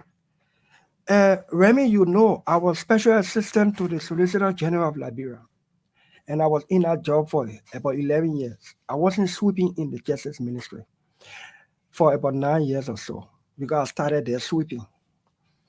As special assistant to the Solicitor General, I was helping with government court processes. In 2004, 2003, 2004, the government of Liberia under Chairman Judy Bryant took an action to enforce the UN Resolution 1325 to free access of public officials who were sanctioned by the UN Security Council from traveling out of Liberia and to freeze their access wherever they are.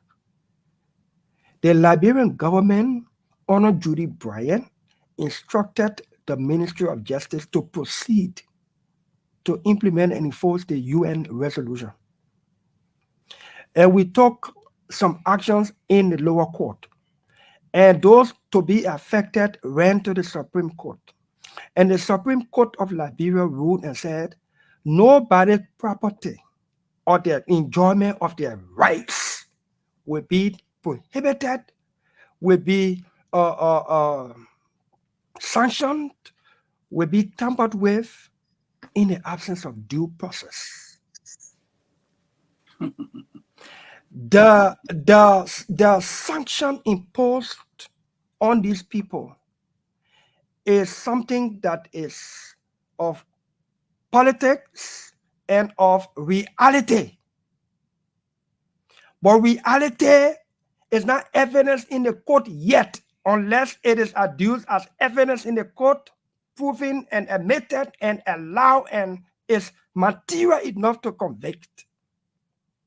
Until the executive, whether it is George Weah who is going out day after tomorrow, or whether it is Joseph Boyka who is coming into day after tomorrow, until the executive start to take some action, it's difficult not to work with our colleagues. We didn't put them there. Maybe you're wearing here, and I am not finding any cushion for McGill, Queen Johnson, for Abachie, for Bill McGill, for Emmanuel Nukwe. The Liberian people put them there. I will work with them because I read the Magnitsky Act and the punishment that comes along with it. And the caveat that warning people doing business with them. But the question is, what kind of business? If nobody's supposed to interact with people, do business with them, then it means that charity might not tell them how to. The business you might not do with them is the business for which you were sanctioned. If they were doing pay to play, what constitutes pay to play? If they were doing human rights violation, you know the human rights violation, don't aid them into it. If they were in the acts of corruption and abusing the public trust, don't aid them. If me and Bill and McGill or Bill Traway will work on a committee on transport for us to elevate and transform the transport sector of our country, that is not against the Magnitsky Act. That is good job done for the Republic of Liberia and the people of our country, and nobody can get sanctioned for doing that kind of business with sanctioned people. We'll work with them. The day you get first, you come to the Capitol building, you demand a removal, you will put it there, then maybe we'll look at it and move them. You don't be beating us for something that we didn't do. Let Fagon come in with the last two questions. We appreciate your time on Spoon tonight. Fagon, the last two questions for the senator, sir. Thank you, and good evening to all. I will choose to just leave out one question and just make a quick comment to Senator Dillon. I want to thank you so much for what you have done over the years and the sanctity and light that you have brought to the legislature. I want to congratulate you on your ascendancy to the echelon of power within the legislature. I wish you well in your sojourn, and I know you will do the Liberian people work you've always done. All of us slip, but you've never failed. I don't know how you manage. You keep going, and I'm with you. And I also want to just add a few comments, and then I'll just ask you a simple question. I like the part you said where Article 2. It says any law, the second part, treaties. We have treaties with the United States. We have treaties with the UN. But this Constitution tells you that any laws, any treaty, anything that is found to be inconsistent with it, to the extent of the inconsistency, shall be void. This Constitution, I like what you said when you We know the intent. The intent was, I thought about it many years ago. We never had citizenship. They pulled 250 acres of farmland they left for me in Bapolu. Once I took on a U.S. citizenship, I could not take it.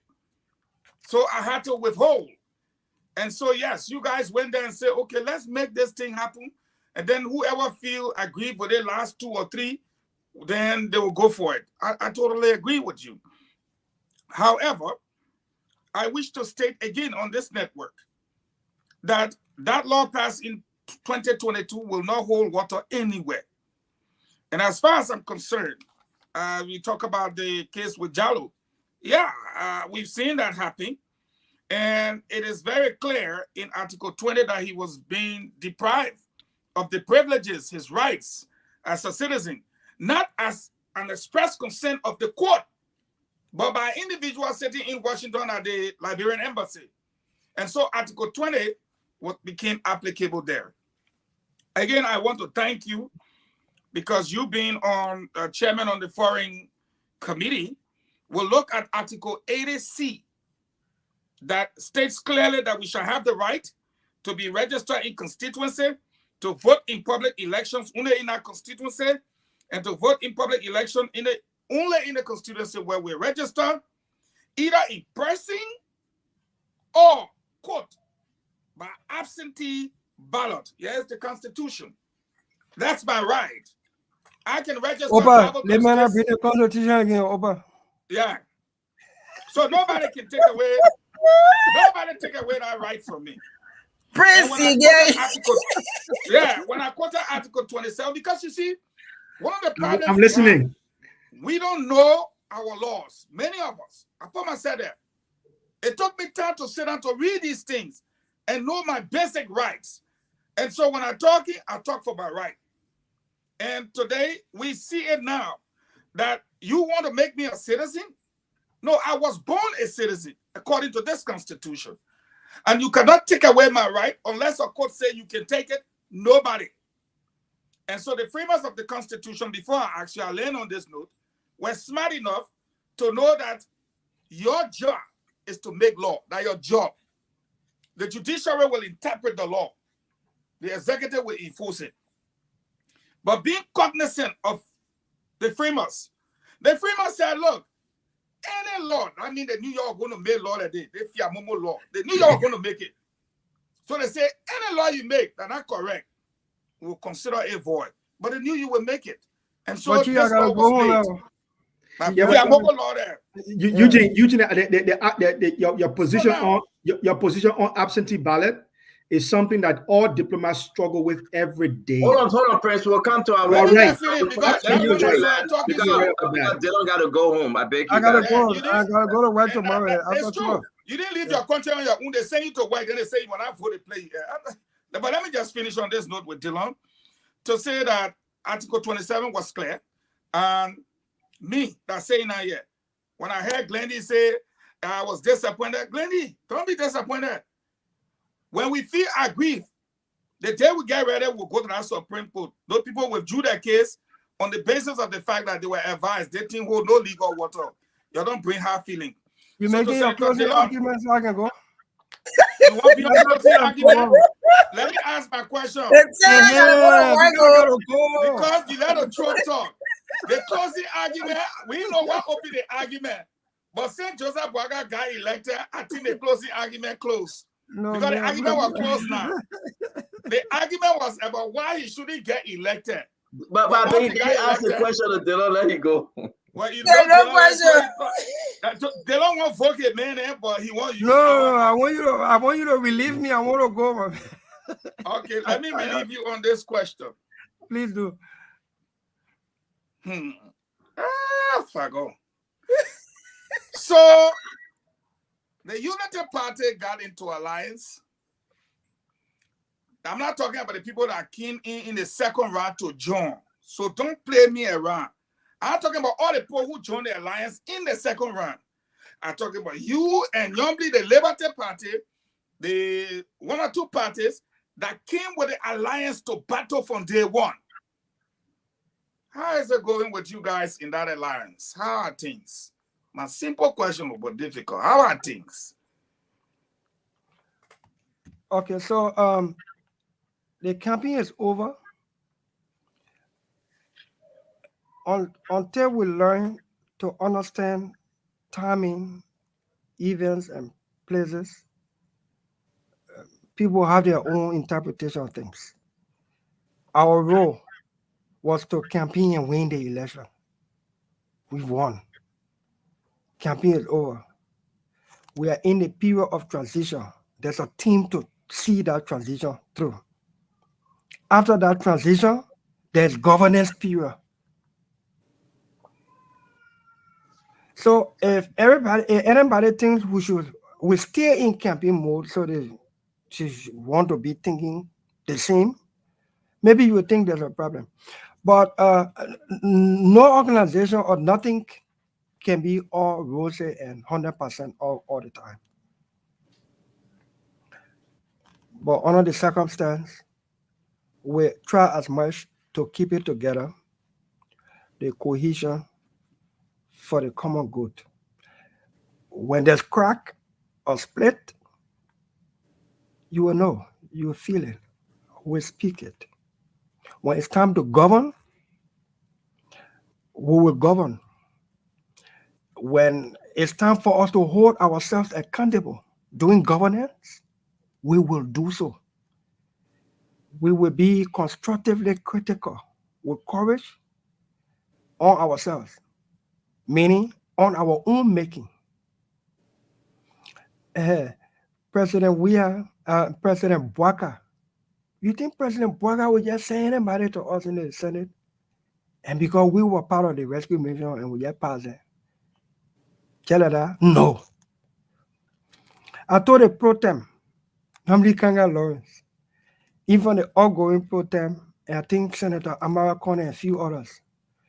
I said, pro tem, Namdi Kanga Lawrence, I got 118 video clips of you demanding for program-based itemized budget. I will play those clip if you don't fight for us to have your own clip. I say I got 68 clips of myself demanding for budget performance report and domestic debt list. The Joseph Newman Bouaka administration will have to produce those lists. I got plenty of recordings of myself being very constructively critical and very, very robust on nominees, whether I knew them or not. You think I'm about to drop the ball because we brought in a rescue mission? We will even be more robust for the success of the rescue mission. Many times I review my own clips and say, yeah, it's Darius Dillon asking tough questions on concessionaires, on incentive agreements. And then Joseph Bouaka is supposed to sell us one budget, and we just always say, all in favor say yeah, all in favor say no. No, it will not happen. As a rescue mission, we are okay. Is everything 100%? Hell no. There are some people who want to go places that they may not even fit. And they think the qualification for going to that place is because they campaign, they were feedback. There are some people who want to be seen in every picture because people looking to see who got proximity to Bouaka so they can start placing calls. All these things happening. But you see, some of us, you don't see us in the photos, not because we don't have the clout to be around, but because we know camping is over and the governance time is coming. The people who sort of be in the photos now with Bouaka are the people on his transition team. We are in transition period. Someone always start getting in the photo again when there's governance time. So there's time for everything. And until we understand all of these things and know when to put ourselves, where to put ourselves. But let me close on this, Fago. In the next week, hopefully, the Liberian Senate, the entire wing of the Liberian Senate, hopefully it can stand to the horse. The entire wing of the Liberian Senate We have running water. Hello? We have running water. I'm here. I'm enjoying you. We have running water. The process is on. Water is running in that building. We managed to get some business entity to dig and find water.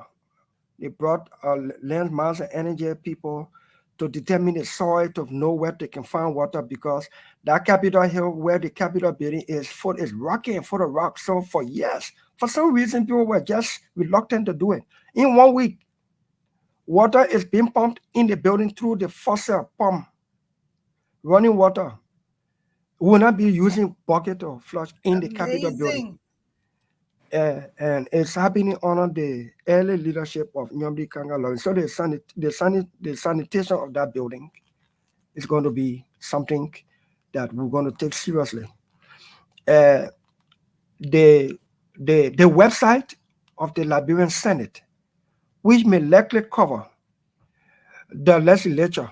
Amen. Amen. The website of the Liberian Senate. Technology finally coming to Liberia. It's going to be a thing of the Nyomdi Kanga Lawrence leadership. And her leadership will succeed because the senators are prepared to cooperate.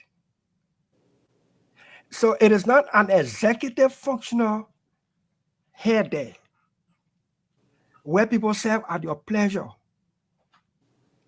You get things across when you can consult, when you can collaborate, when you can get people to buy into your idea. The website is, I think, it's going to be a thing of the past.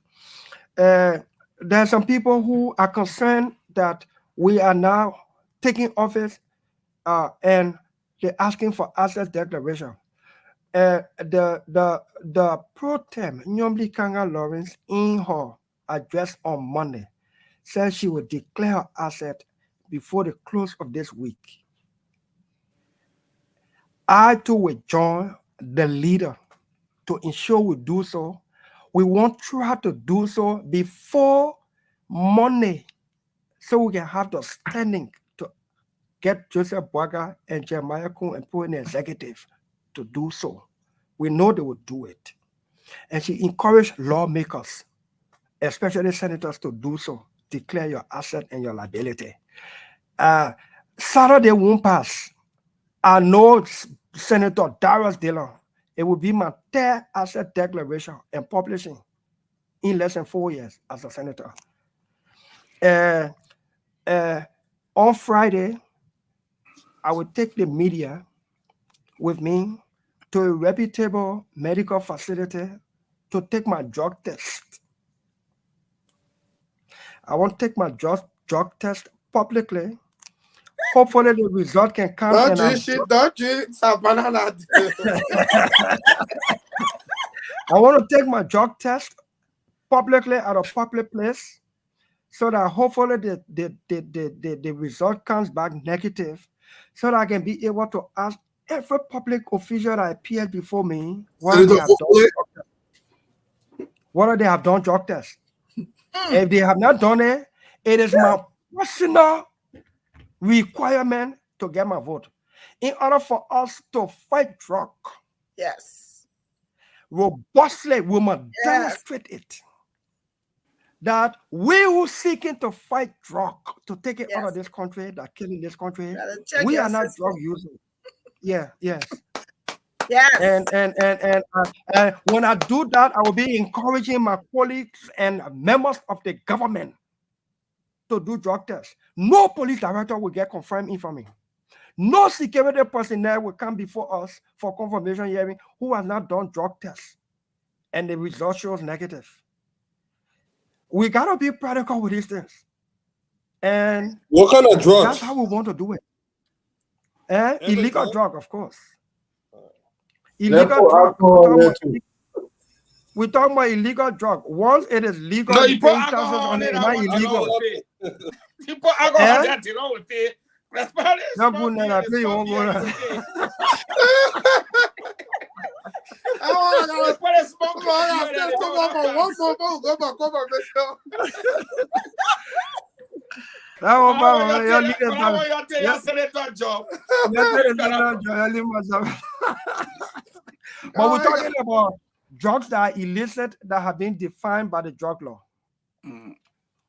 Yeah, and science can detect that. I want you to quickly handle my second question, quick concerning the budget. I thought you skipped the question for the man to go home. Do you think it was fair for the incoming government? Do immoral. you think it was fair for the incoming government to inherit a budget passed by the previous government and knowing fully well that they will not be there to implement it? No, I don't think you think said budget for me. I Not understand the knowing what question. I want to do. My programs, No, I my understand the policies. question. I understand the question. Yeah, See, yeah. The president of Liberia, outgoing, simply fulfilled his constitutional duty. The next government will inherit a budget. Thankfully, that has not been passed. So they will make their input. But even if it was passed, there's something they call supplemental recast, or Yeah. and so that it can be tailored in keeping with your own programs. Okay. So I don't see anything wrong with, and that is why they call governments in continuity. Yeah. I don't see anything wrong with that. But we use our wisdom not to pass it, to hold it on until the next administration can take charge. Thank you for that information. Thank you for. And the payroll increased by 11 million. Thank you. I don't want to say thank you very much, and thank you for your contribution of the one AC in that studio. We need that AC, Delon AC. But listen, Delon, you have given a lot of people hope. You have given a lot of people hope tonight. And everybody is counting on you, the pro tem, and the rest of the senator to deliver for the Liberian people. Thank you very much for presenting, and we appreciate you, sir. Thank you. Thank you, sir. May God bless us, and thank you for everything you two do. May God be with you and all of your panelists. As I close the argument, Baba. I see why it was intentional when you need no other argument. I need no other argument. I need no other thing. But listen, guys, it was a great show. We want to be grateful to the Senator Abraham Darius DeLong. Good presentation. We disagree on a number of the stuff, but yeah, we are today talking about the issue relating to dual citizenship. I'm pleased that the senator said, listen, we got to sit down, crawl, and walk, and honor this disposition. I know we have come this far by faith, and they will deliver that which is right. I can tell you, I was going through everything and speaking to other Liberian lawyers here. It's very hard for America to say, yes, Glennie is my citizen. What you want from her? No. But can you find out? Yes, you can find out. But with the court in Liberia, accept it. Your birth certificate, your U.S. passport, those are the two, your naturalized citizen certificate. Those are the three things you can use to say, yes, this person is a United States citizen. So if I take a copy and walk into the Supreme Court, the Supreme Court will say, but this is not notarized. We cannot verify this. And that's what makes that argument a useless argument. And it will be so hard that even when you fly into Liberia directly, somebody find your passport and say, this is Dualu passport. They cannot prove it beyond. And that's Because the only witness is the U.S. And the only witness for you to call the American ambassador and ask for Dualu and say, is he a United States citizen? And the reason why the American ambassador will not answer easily, because they don't know who called in, whether that person is a terrorist, and they will be infringing upon the right of Dualu, which will be another lawsuit here in the United States. The right to privacy. This is so bad for our country. Now, somebody say you can use the person driver lesson number. Now, you're going to bring the person here to the motor vehicle? No, they will not tell you. They won't tell you. So what we add right now, that law, man, and we squeezed it along, and I think that's the only place they don't have a hiccup. Everybody saw through that. That's the only place he had a hiccup. Somebody will walk from here, go into Liberia, run for citizen. You challenge them, they will deny, and it will be you and them, and then the court will rule. I want to appreciate my brother Dualu, Prince Maxwell, Colonel L. Remy Gray, Eugene Fagon, Al Hassan Fadika, Glenn Juniors, and Stephen Johnson. Where is Mame? Mame is still out. And I also want to appreciate Dr. Richardson, who showed face. Man, we had a full squad here with a session of Fatima, who is in Liberia having fun and doing many, many podcasts on her own. We want to say the good show today. We couldn't run with our other story, but we'll continue tomorrow. Saturday, we'll be having John Malu, who can give us an overview of the transition cluster and everything. You know, John Malu not playing right now. He's in Benin. He will be traveling to another destination. He will be our guest on Saturday. Amen. That boy, John Malu just went Saturday, right? The boy for the sea, Robert. Oh, what are coming? Yeah. He go to Togo. Malu. John Malu. Yeah, but where we are right now, guys, I want us to focus on the appointee after the inauguration, who Joseph Barker will be bringing. We need to discuss it. We're also to discuss the Safoko document that I received on Safoko, but I believe I have shared it. If not, I will share it again, that we can discuss it more. It was a great show. I'm so happy to have Delon. I pray you have a safe ride home. It's a great conversation on everything. We will reach out to Yombly, who promised to join us next week. The Protein will be our guest next week, Monday before her Tuesday sitting, and it will be a wonderful show again. Let me ask you guys when you're closing. Dualo, I'm coming to you first. Everything they don't say, safe drinking water, you know, the maintenance of the Senate and everything, paying the staff for on time, going now with the new 50 faith. What's your take on the conversation tonight? No, I think it was a great conversation. Honorable Delon covered a lot of stuff. We just pray most of what he said actually does hold. If it holds, I'm kind of excited, but cautiously excited. And just a recommendation that Stevie made earlier, and Stanton, you should consider that in the future when you have the whole team. Let's try to make sure everybody come in and talk instead of waiting for a long time, to kind of restrict the number of questions and even the time we use to talk, so everybody can talk. I know everybody got to talk, but Stephen waited for an hour. I think Fagon waited for an hour just for the sake of conversation. Fagon came in late. Steven started laying a long premise for about 11 minutes before he could ask his question. This is bad politics. This is very bad politics. I just made a passing comment. No, but it was not bad. I will wait my second question for the sake of the time. So that's it, Stanton. Mommy, I'm going to warm my back. No, man, when I go together, but I don't do that in your wife now yet. Start warming girlfriend food and talk about your wife food. I'll start calling her name pretty soon. Don't do that. Prince Maxwell, can you go ahead? Yeah, quickly. The show was great today. I appreciate Senator Dillon for coming on and making some clarification. I do agree with you, Stanton, on the issue of the dual citizenship relative to detection. That was one area that I think the Senate's still trying to figure out how to get around that. And overall, I think Senator Dillon bare out his heart to Liberian people on this show today. He spoke frankly. But quickly, I will hope that he will speak more as chairman now of the Senate Foreign Relations Committee. He will speak more about the Foreign Service Institute, because that's one key area that a lot of diplomats, former diplomats, and senior diplomats are concerned about. So I'll be looking forward to his program and playing an approach with the executive on how to deal with the Foreign Service Institute.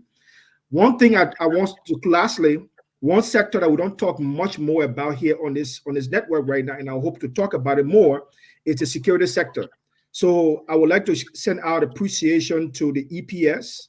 We know that they have been doing an excellent job in this transition period. They've been taking care of the outgoing president and the incoming president.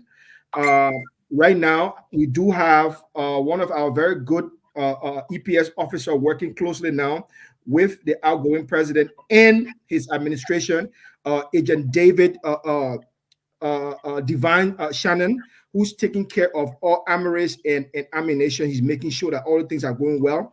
Also to the AFL, the Major General Prince Johnson, and all of the AFL officers that are keeping security in the country in this transitional process. We thank you all very much, including the police, the outgoing police director, and the possible incoming police director, for doing an excellent job for keeping Liberia safe during this process. Thank you. Thank you. And say hi to your friend and brother, the agent name you just mentioned. You decided to send a shout out to him. Let me bring in Glenny. Yeah, I know the guy. That man. You want to try to sling in, bring the guy named in. Glenny, talk to us. I think it was a great show. Great. I mean, Senator Dillon always has the command of his audience. We learn a lot of stuff. One thing I will say is that coming on the show, I was a bit disappointed with UP withdrawing the the kids, but having listened and then also read, I took a time to read the reason for the withdrawal. It also said that with a there's a Reservation. possibility. Yes. With reservation. Reservation. So there's a possibility that somebody else is going to pick it up. So that's satisfying. I think we should go into inauguration peacefully.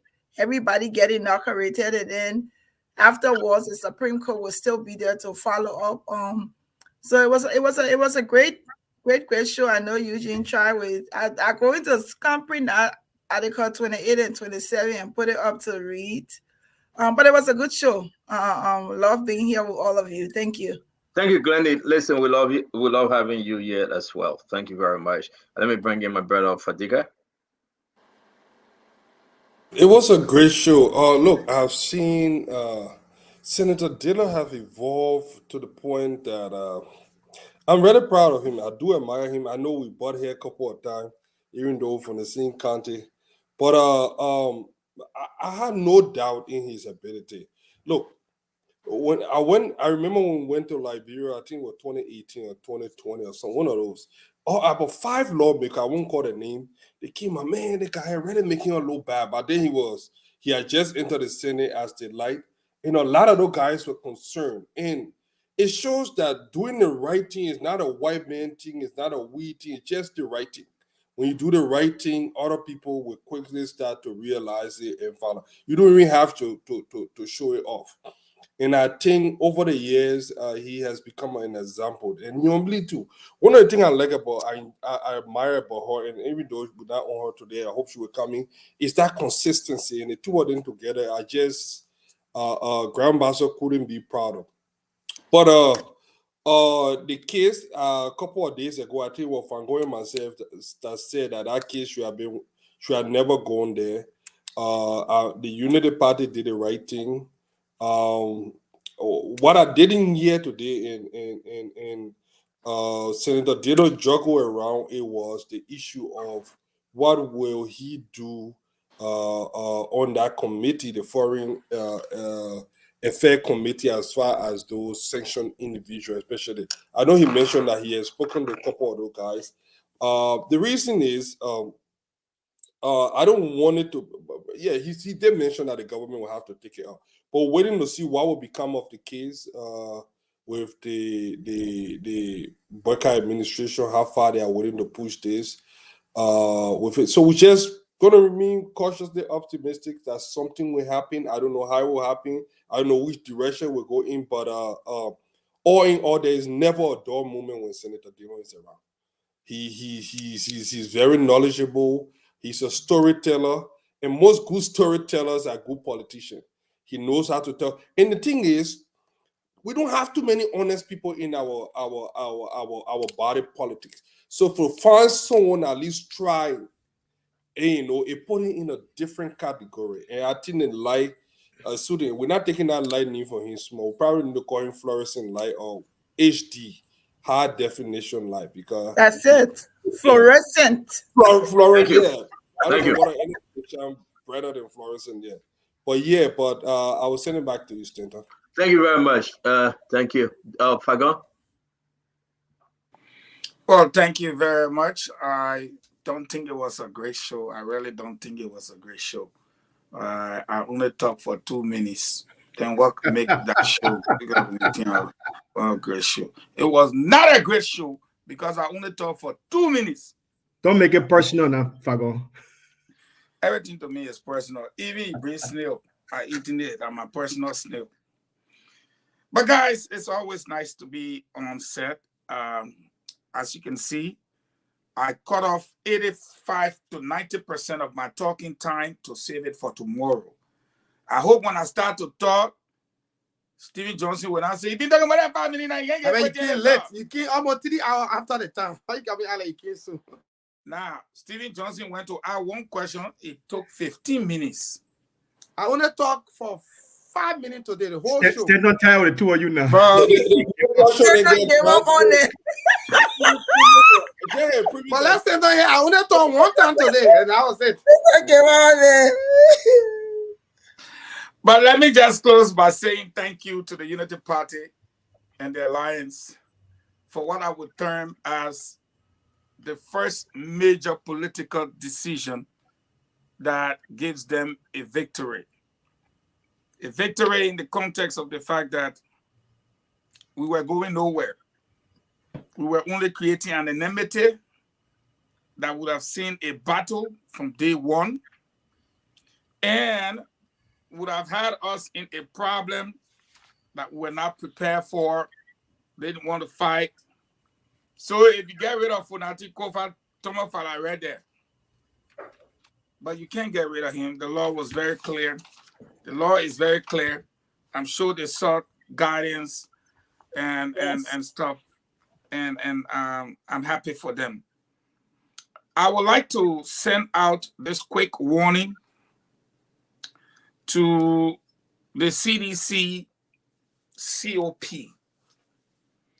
who had a press conference and made it clear that they will go to the homes of CDC lawmakers and prevent them from, I repeat, going to the inauguration. I want them to understand that it is not in their interest to do so, that all of us should be nice to each other. If they say, oh no, Fagon, you are wrong, they need to go read their Constitution again. I love for people to read the Constitution. The law provides that every citizen shall have the right to move freely. So if you go to somebody's house and you barricade them in the house, you will be holding them hostage. And if you do that, the law will take its course. On the 22nd of January will be inauguration day.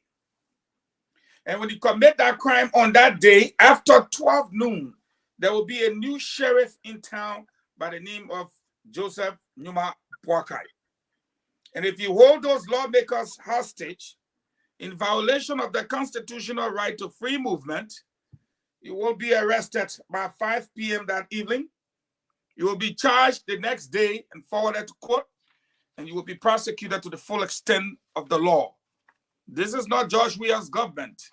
And those of you like Ben Believe Tupac, who made such reckless statements today, should understand that they were the very people that beat little Walter Sisulu. We have not forgotten when they naked him, beat him up, and the case was forwarded to court. Perhaps all of those charges will show their reckless behaviors, and those behaviors will not be tolerated in the new administration. Thank you for having me, and it was nice being with all of you guys. Thank you. Steven, you want to take us home?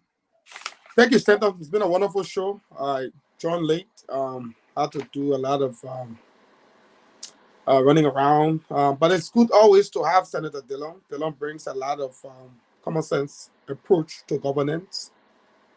This is what we need in our border politics. Common sense approach to most of our issues.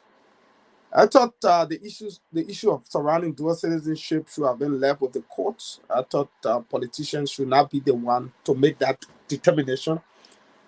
Also, on the issue of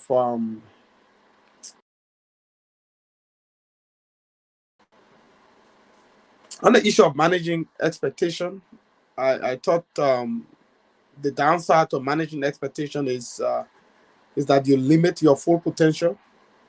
I thought that particular phrase, it has to be made in context, because I believe when you promise people during the course of the elections, you have to fulfill those promises.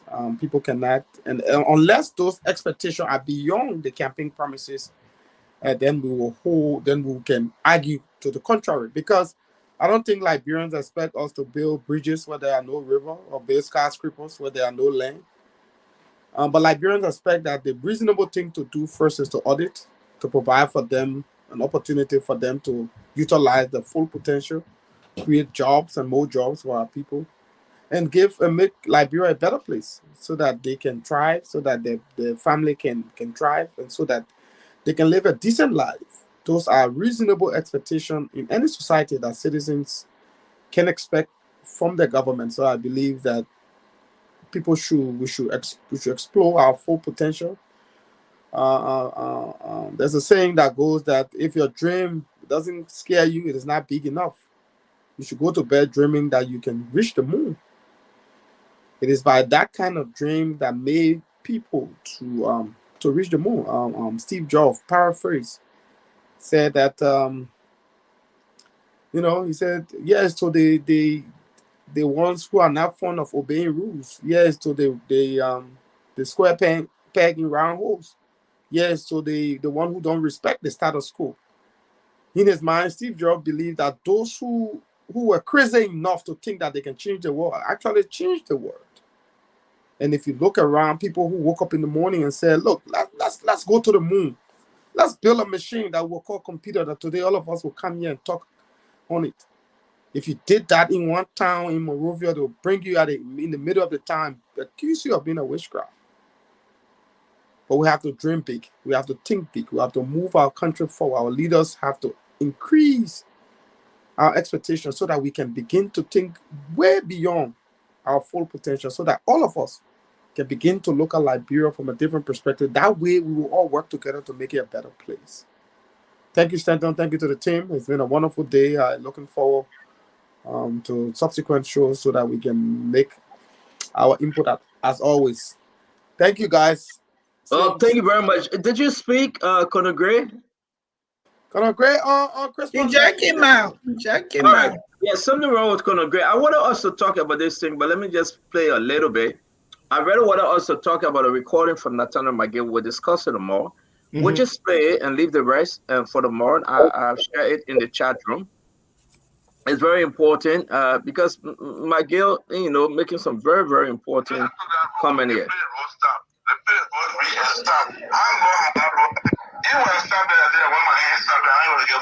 Yeah, please.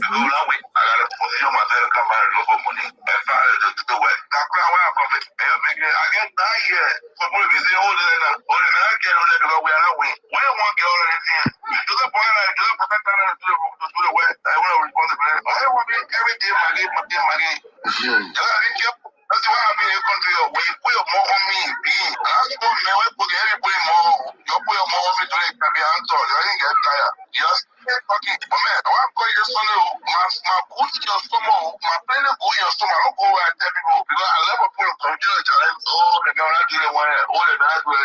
If I never put to challenge me like that, I let him. All right, so we do not have time, and we're ready to discuss this tomorrow. We got to go. But I want to play it one more time, and I think I have shared with you guys. Someone sent this to me, and McGill making some argument here. What are you going to hold water? I want you to listen to it, and we're going to discuss it now. He's a chair on education. He's senator of McGill County. He's making this argument, called it into our radio station, speaking to a gentleman. Let's play it. They play road stop. They play road week and stop. I know how that road. Even when I start there, when my hands start there, I ain't gonna get money right now. Because when I wait, I gotta position myself, come out and look for money. And find to do what. That's why I'm going to I get 9 years. So we'll be saying, oh, the man can't really because we are not winning. When I want to get all of this here, you do the point, you do the perfect time to do the way. I want to respond to it. I want to be every day, my game. You gotta be careful. That's why I'm in a country when you put your more on me, being that's what man, we put everybody more. You put your more on me today, can be answered. I didn't get tired. Just fucking, man, I want to call your son, my good in your stomach, my plain go in your stomach. I don't go where I tell people because I never put a computer challenge. Oh, the girl I do the one, oh, the night way. If I never put to challenge me like that, I let him. Wow. So I like for people to challenge me. I couldn't fix the road. I Brakatan to fix the road. My good in your stomach. Today is Sunday. That's why I call you. I don't like, let's discuss it more, guys. First and foremost, nobody here is going to stop talking about Nathaniel McGill. TV. I challenge him to come on Spoon TV. He can be calling around the indiscriminate radio stations. If he's brave enough and say he cannot be challenged, come on Spoon TV, Nathaniel McGill. But if you say that man cannot just call on indiscriminate radio station, why should he come here? Come here, come on Spoon TV. Start running around with little small KK, how you call it, network and making erroneous statements. We will talk about you. We'll hold you accountable. And you just anybody else up there. Like everybody else, you are nobody in Liberia. You cannot threaten nobody in Liberia. You'll be held accountable. Come on Spoon TV.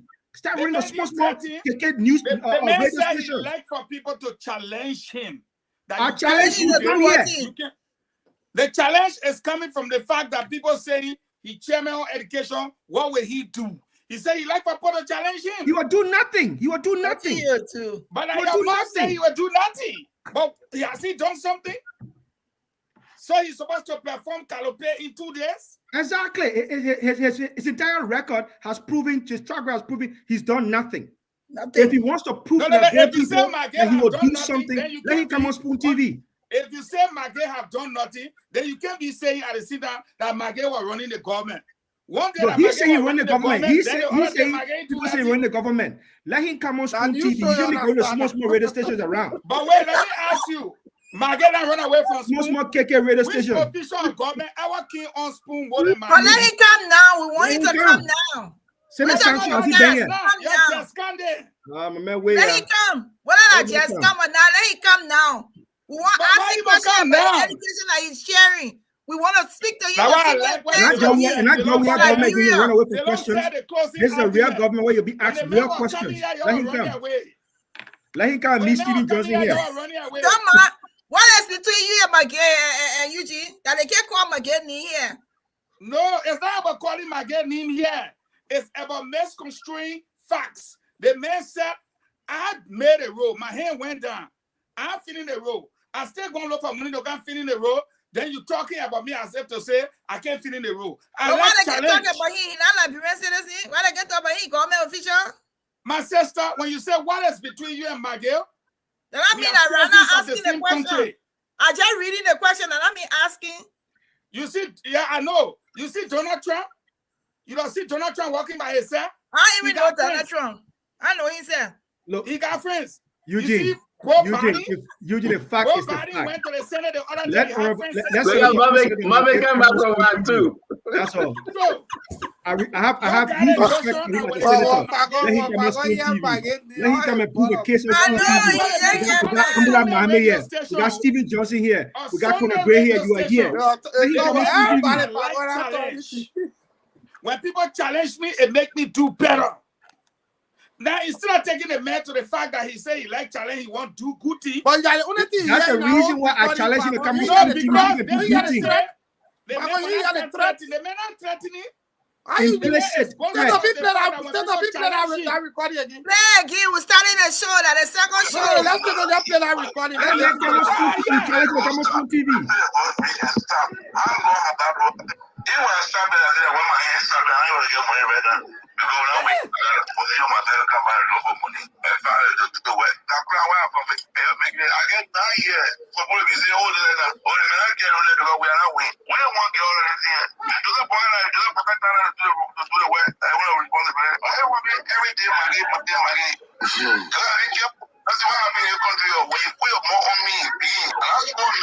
Is that a threat though? You see what happened in the country when you put a mom?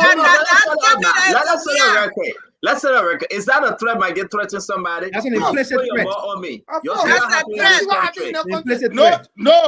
No. You defend your threat, and then I will tell you why it's not a threat. Please play it. Are you the lawyer? Are you the main lawyer? Yeah, you the lawyer. So wait, guys. You want us to do this today? Let's do this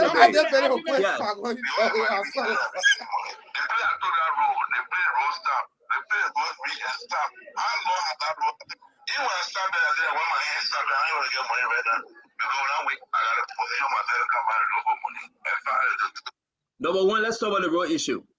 It wasn't Magay that was paying for the road from the party. It was the government. Why Magay saying that he the one that was paying for this road? He the one first the road. Question number one. What road was it? No, answer my question. Are you giving my question? It doesn't matter what road. You gotta name the road. The key word was paying for. What did he name the road, Fagan? He didn't name Did Magay face any road by himself for himself under his own package? No. The question you have to answer, you brought No, but answer me now. I'm bringing you the question. Maggie, there's 7 rolls out of his pocket. I would say now, yeah, I first roll out of my pocket in Bapolu, Bama to be specific. From the the road, packet. straight That to the road Crawford Maggie Village. saying that Joseph Boyka and I'm gonna go and continue. You want us to believe it? That's No, not what he was saying. What That's Maggie what he was said. saying. No, that's what he said. Let's He play said this we again. left from here. No, we let's left play from this here. again. The man recording is clear.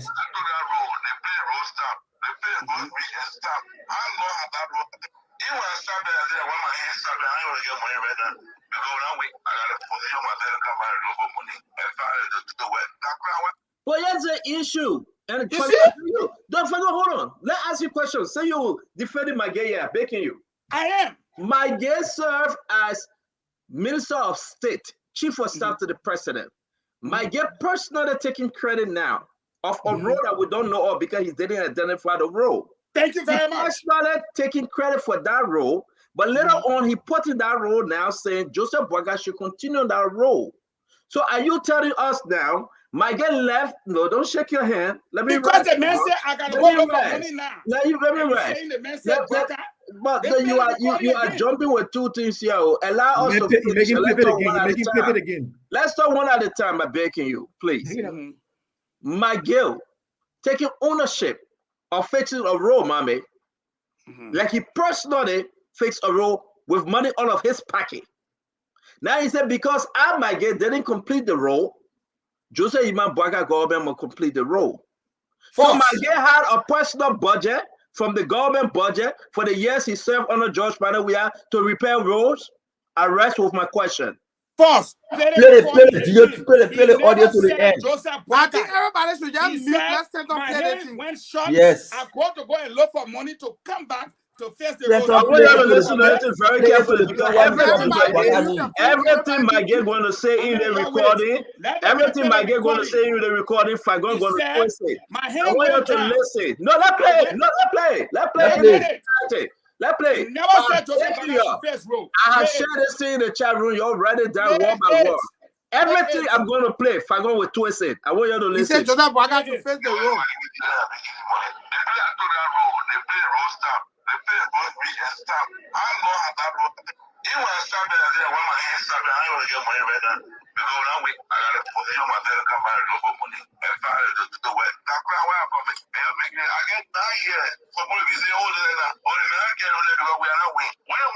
You hear Joseph Boyka be there? You just got Joseph Boyka the way you even wait for the video to end.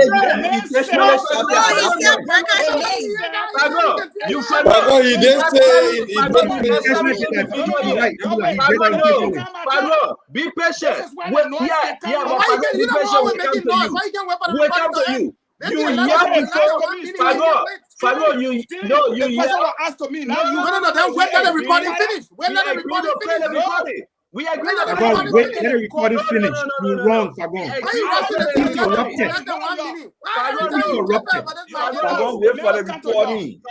Nobody will interfere. One listen. It's not your time. No, Fagon, you don't want to talk. Let the recording end. Finish. It's not your time. Let the recording end. I requested the recording. No, let the recording end.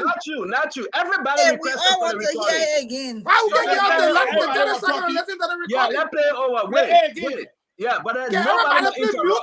Yes. Yeah, everybody mute themselves. When it gets to the point where they come across Joe Boyka, and when he get interrupt. No shaking, no giving time. Let everybody wait. Yes. I'll play it again. Ladies and gentlemen, the Maggie recording.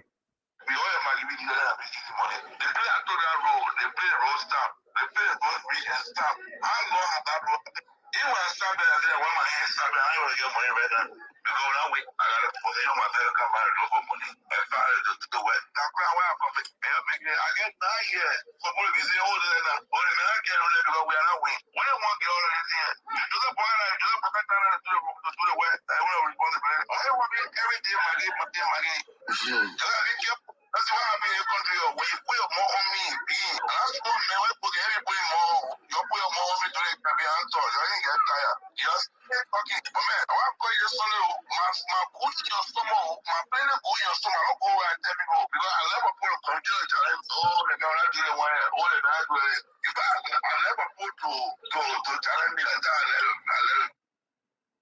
All right, Fagon, you want to go first? Because everybody will be quiet. You want to go first? All right, go first, Fagon. Mute yourself, go first. I definitely want to go first. When I asked you to play that recording, I meant for you to prove to the Liberian people that the man said, first, that government road, Joseph Boakai can't do it. No. He said, I started this road, and my hand went down. So I said, let me go look for money and come back and finish this road. That bad I do, that crime I commit. What day you behind me? Oh, you feeling the web? Oh, you feeling the web? Well, I Joseph Boakai time. Within meaning Joseph Boakai in office. I took upon a private venture to do something. If my hand reach, you got Joseph Boakai now, let Joseph Boakai can do it. But that's why I ask you, what road was it? You say you don't know. In the beginning of the recording, he made it clear. He didn't say government, he said, I started this road. My hands went down. No money. I said, let me go look for money. I come back, I will do the road. That crime I commit, for you to say, oh, they met two things, he finished it, they met two things, he finished it. Well, that Joseph Boakai Tana, you look up to him, he'll do it for you. He said, I like challenges. And I think that the argument does not hold water. Number one, it was on a Sunday. Number two, we don't know the roads that he's talking about. I was saying, I build roads. I build roads. I use power, so I use manpower to build roads. Very far road. At the end of the day, I can say I build it. Not government build it. Again, it's not impossible for people to make roads. But what is I see happening here is the fact that, number one, nobody can name the road. Do people build roads? Yes. But the man said it, I built this road. Yeah, we hear that part. You finish now. No, don't interrupt the man. Prince, don't interrupt. Prince, don't do this. I beg you. I beg you, man. Yeah, go ahead, Fagon. He said, I built this road. My hands went down. If you don't speak Liberian English, when somebody said a hand go down, it means it broke. Meaning, my hands went down. I said, let me go look for money to come and finish the road. That bad I do, that crime I commit. Meaning, he's explaining to somebody how he's being saying, how people are saying, oh, he didn't get money, he not finishing road, and he threw a talk. Okay, say I can't do it, that Joseph Boakai Tana. You look up to him. What's wrong with that? Why do we make issues other things? The next thing we said was that the man threatened people. No, he said, I like challenges. On this very network, yesterday, Glendy and others, Dr. Francine, said that this man would do nothing, including Prince, on the education committee. This man said he likes challenges. When people challenge him, he do better. What's wrong with that? Who did he threaten?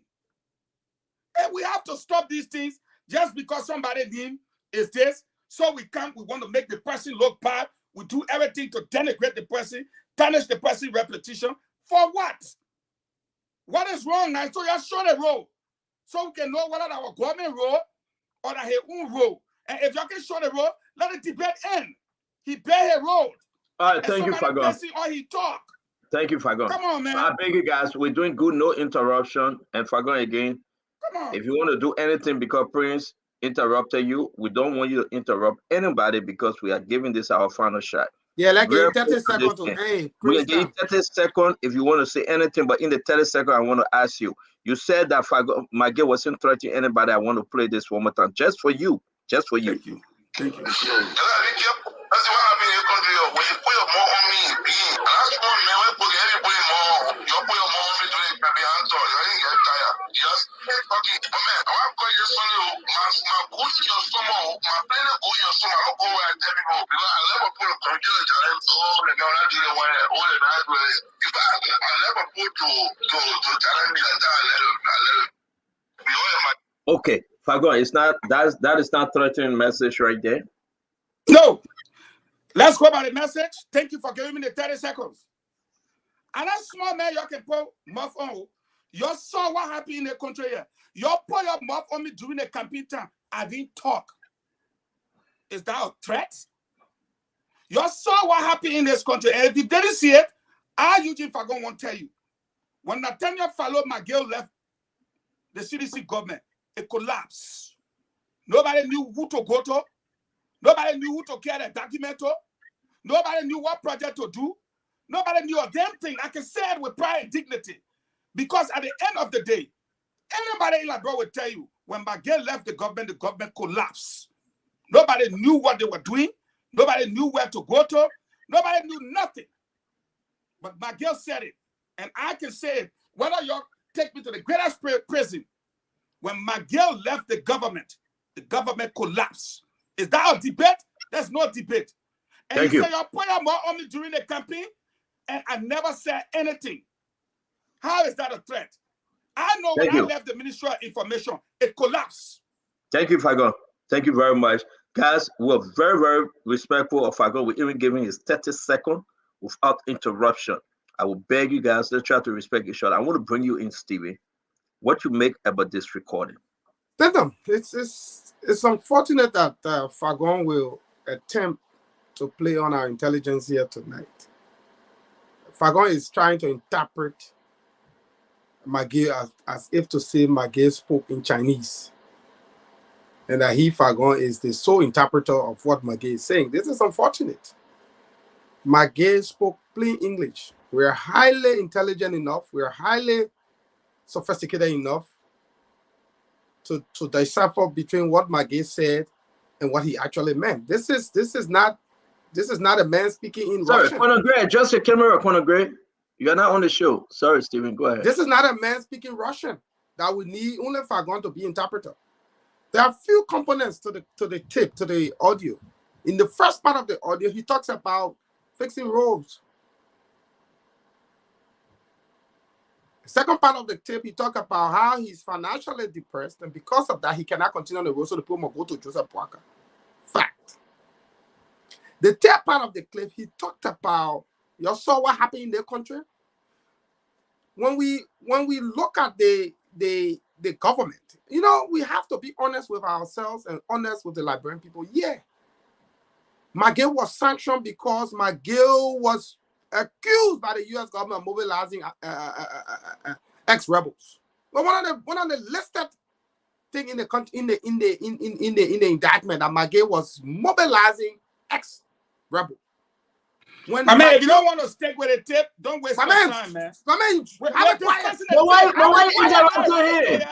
But you tell your own, nobody interrupted you. My man, you didn't have a quiet. You gotta have a quiet. Fagon, not interrupt the man, man. You start talking hot water and swan and get water. But Fagon, you yourself start talking, saying you left the information ministry, and the information collapsed. We didn't hold you there. It's the same. What special last skill you and Maggie had a government after you left? Yeah, you have special last skill, but stick with the topic. I beg you, Fagon, I beg you. Let it finish. We gave you another minute.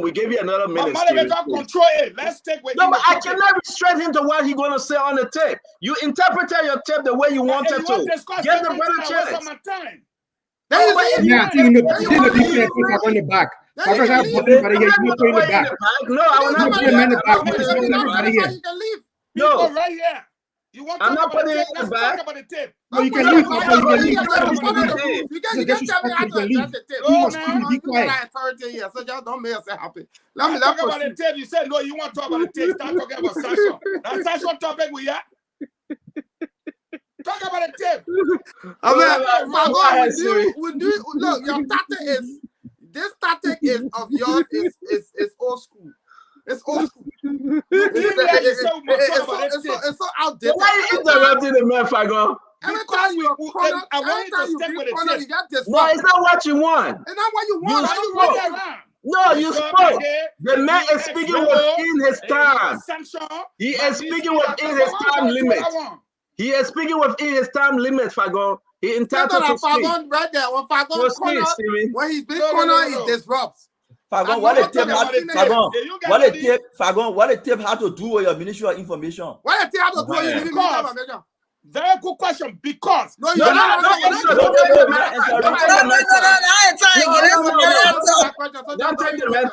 that. Let it collapse. Go ahead, Steven. Go ahead, Steven. So Stater, when McGill makes the inference that you know what happened in the country, when you connect that to the fact that McGill was sanctioned because he was accused by the U.S. government of mobilizing ex-rebels, then it becomes a threat to call a journalist and say, "You saw what happened in this country. Keep trying me." Great point. That is a subtle threat to a general, to somebody. And then he goes further to say, "I don't know what in your stomach. Y'all keep it on. You know my son. I know my goose in your stomach. Y'all keep it on. My good in your stomach. Yeah, my good in your stomach. Yeah, but goose, same thing, my man. It's just how you call it. In your stomach, y'all keep doing it. You'll see what will happen to you. This is a clear threat to a journalist. This is a clear threat. And I'm sure McGill didn't expect that the journalist will record this conversation. He thought that they were just having a regular conversation void of being recorded.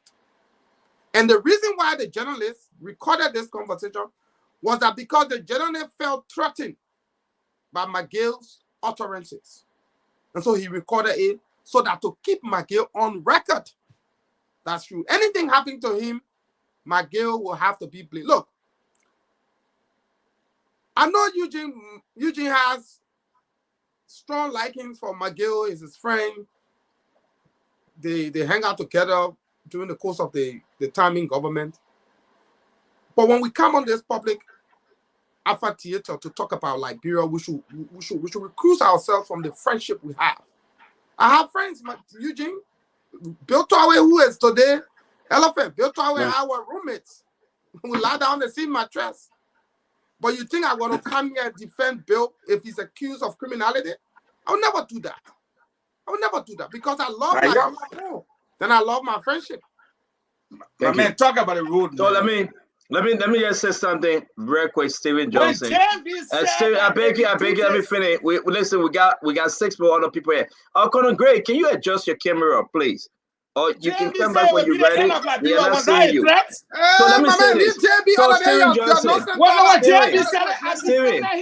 Steven Johnson, this is what you said. You said McGill on his sanction spreadsheet, he has used government funds allocated to other Liberian government institution to run his own project, made of the books payment in cash to senior government leaders, and organized warlords to threaten political rivals. So such a statement with this line, and that's when people can get mad at us because we go back to remind people. Thank you. Let me read this again. It's very important. We love McGill and want McGill to do the right thing in words and in deeds and with action.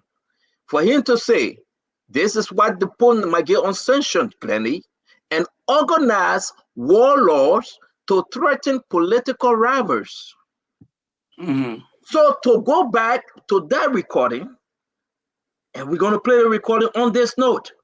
Let's pause it right there and play this recording on this note for Liberian home and abroad to hear that we are not picking on McGill, but let's go back to this recording.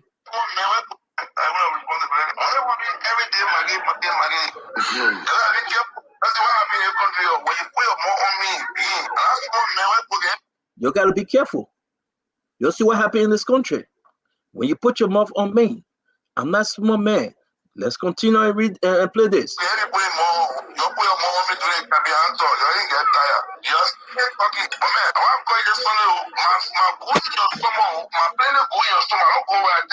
So if you compare that to what this line is saying, and organize warlords to threaten political rivals, the Liberian people must decide. I'm going to bring in our brother Abula.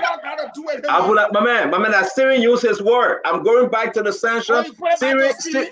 I'm going to my man. What are you talking about, man? Steven used something about sanction. You get bad. I thought Steven was making a mistake, sir. And I knew what Steven said was right in there, right? It was a threat. Steven wasn't making a mistake. It was right in there. That so one people were talking about that. Mommy, talk to us. So the first correction for me is Fagon deny from the beginning that McGill did not mention send people to Joe Boakai. That was the first thing. No. This man. Everybody finish my let everybody finish. But let everybody finish. Joe Boakai will finish the role. Yeah, but you cannot attack. You cannot attack all of us, Fagon. Yeah, but you're away. You ain't high zoom to that. So every day you'll be in high zoom. Yeah. When so people from say, the beginning, Joe Boakai threatened, I said it was not a threat. But hold on, Fagon. Let's move on. Go ahead, Mame. From the beginning of the show, the crux of the argument was Magina referring anybody to Joseph Boakai. Because Stanton was making the argument that you building your private road and not government road, you get the money, then you're telling people now to go to the government to kind of complete your private road. And Fagon's argument was, no, you not say go to Joseph Boakai. So they play the recording, let it reach to the point where he referenced the people to Joseph Boakai. So I just wanted to make that particular correction that he did refer the people to Joseph Boakai. That's the first one. The second thing, and Fagon, you need to stop doing this to our country. When you argue that because an individual left government, so the government collapsed, it tells you in the first place that you were not running a government, you are running a cartel. When you run an effective government and somebody leaves and replaced with another person, the system and structure put in place should continue. But if you run a cartel, and the head of the cartel, a few masterminds in that cartel leave, there's a high likelihood that for a new person to emerge as powerful as that master cartel will not be possible, so the government will collapse. I agree. Fagon, all the things you were talking, I didn't agree, but I listened to it. Give me a chance. And what special last game I get brought to government, I will make government collapse. So because all your friends can bring special last skills. Nobody that who you get special last skill. So because the sanction document now that Stanton was 25 years working in Fagon. The sanction document that Stanton just 25 years. How old are you? I'm in my 40s. But Steve, I beg you, let Mame talk. Steve, that wouldn't you I can beg. Steve, let Mame talk. I beg you. Mame finish. But Stevie, let Mame talk. Fagon, I beg you, let Mame finish. Let Mame finish. You were 40 years old, you're working in government when you were 50. I got 40 years. I spent 4 years in government. You know that one? But then how can when you are government? I was leading change. Okay, wait. In what capacity did you serve the government? I was senior economist. I was deputy commissioner for customs. I was technical focal person to the minister of deputy minister of finance. Silence. You the do you for one average store when they make deputy minister. There were jobs. Steven, let me go ahead. Steven, let me mute Steven. Let me mute both of you. I beg you, but let Mame talk. Let give Mame respect to talk. I beg you, Steven. Let give Mame respect. Let give Mame respect. Mame, go ahead, please. Did I say that before? Interview to get you see what? Steve, please give me a chance. So for Fagon, get him a chance. I beg you. Fagon, give Mame a chance, please. Fagon, you muted. Nobody can hear you. Fagon, you muted. Give Mame a chance. Fagon, right there, America will answer. I guess they gave you contract. So don't even go that route. The Senate. Don't even go that route. Right here, you put the here. The people are doing here. Will tell you power here. No, you have a Senate on the same level. Fagon, let me ask you something. How much Maggie going to give you tonight? How much Maggie going to give you tonight? Just open the show. All right, guys, we got to close the show. Mommy, I'm sorry you couldn't finish. We will not do this. Gentlemen, I got to put you guys in the back. I got to put you guys. Thank you, Steven. Well, put two people in the back. Thank you, Steven. Thank you, Steven. Thank you very much. Thank you. Fagon, we got to move on. Prince Maxwell, that's enough. Prince, that's enough. All right, Mommy, go ahead. The point Mommy, I'm making is Prince, that's enough. Prince, Mommy, go ahead. Mommy, the go point I'm ahead. making is So please, for today, for we not this. equal. I beat brother for you for going employment. That my colleague interview But you say you will not say nothing against Steven Bar. Yeah, but go ahead, Mommy. Every day you can't make people, I knew you that they hire you. Mommy, let be so, but let be so for go. Go Say ahead, your Mommy. CV to Stanton. Hey, Bar, Steven Bar. Deputy Minister, you, I hire you, senior economist. Steve, I And you beg can you, make Bar. Bima. Go ahead, Mommy. Can't tell me the who point I'm interview you. making The is- Senate interview me. My the colleague interview you. We equal. The point I'm making is, Fagon, in this day and age, when we're talking about governance, for people to be bragging that because I, as an individual, left so the government collapsed, it tells you that for the 3 or 4 years you were in government, you were not running an effective institution. You were running a cartel. An effective government runs in the absence of an individual. A cartel falls in the absence of an individual. Follow McGill's track record. He worked as assistant minister. That was the highest position in public service that he ever held for a short period of time. How can he be the architect of an entire government system if it was effective? That when he leaves, it will fall. But go to what the sanction said. The sanction said he used his power and authority to take state resources and deploy them into personal agenda. So because he McGill, and you said it regularly, that because McGill will not get nobody know who to go to. But no, the system of government should tell people who to go to get what. But because McGill centralized it, so everybody were running to him, and he was telling them where to go. That's not how a government should be run. The system of government should tell you where to go to get what. But because McGill centralized it, everybody was running to him, and he was telling them where to go. So when he left, there was no other person with such authority to centralize things, and people now were believing and hoping that the system would work, and the system could not work. The system could not work because in the first 3-4 years, the people who were managing did not build an effective system, but centralized it around themselves, and they were running a cartel. And when one person left from the cartel broke down, the government failed. The government did not fail because somebody was effective. It failed because from the initial stage, you were not running a government in the first place. You were running a cartel led by a few individuals. That's not how a government should run. You should be ashamed of saying one individual left a government, it failed.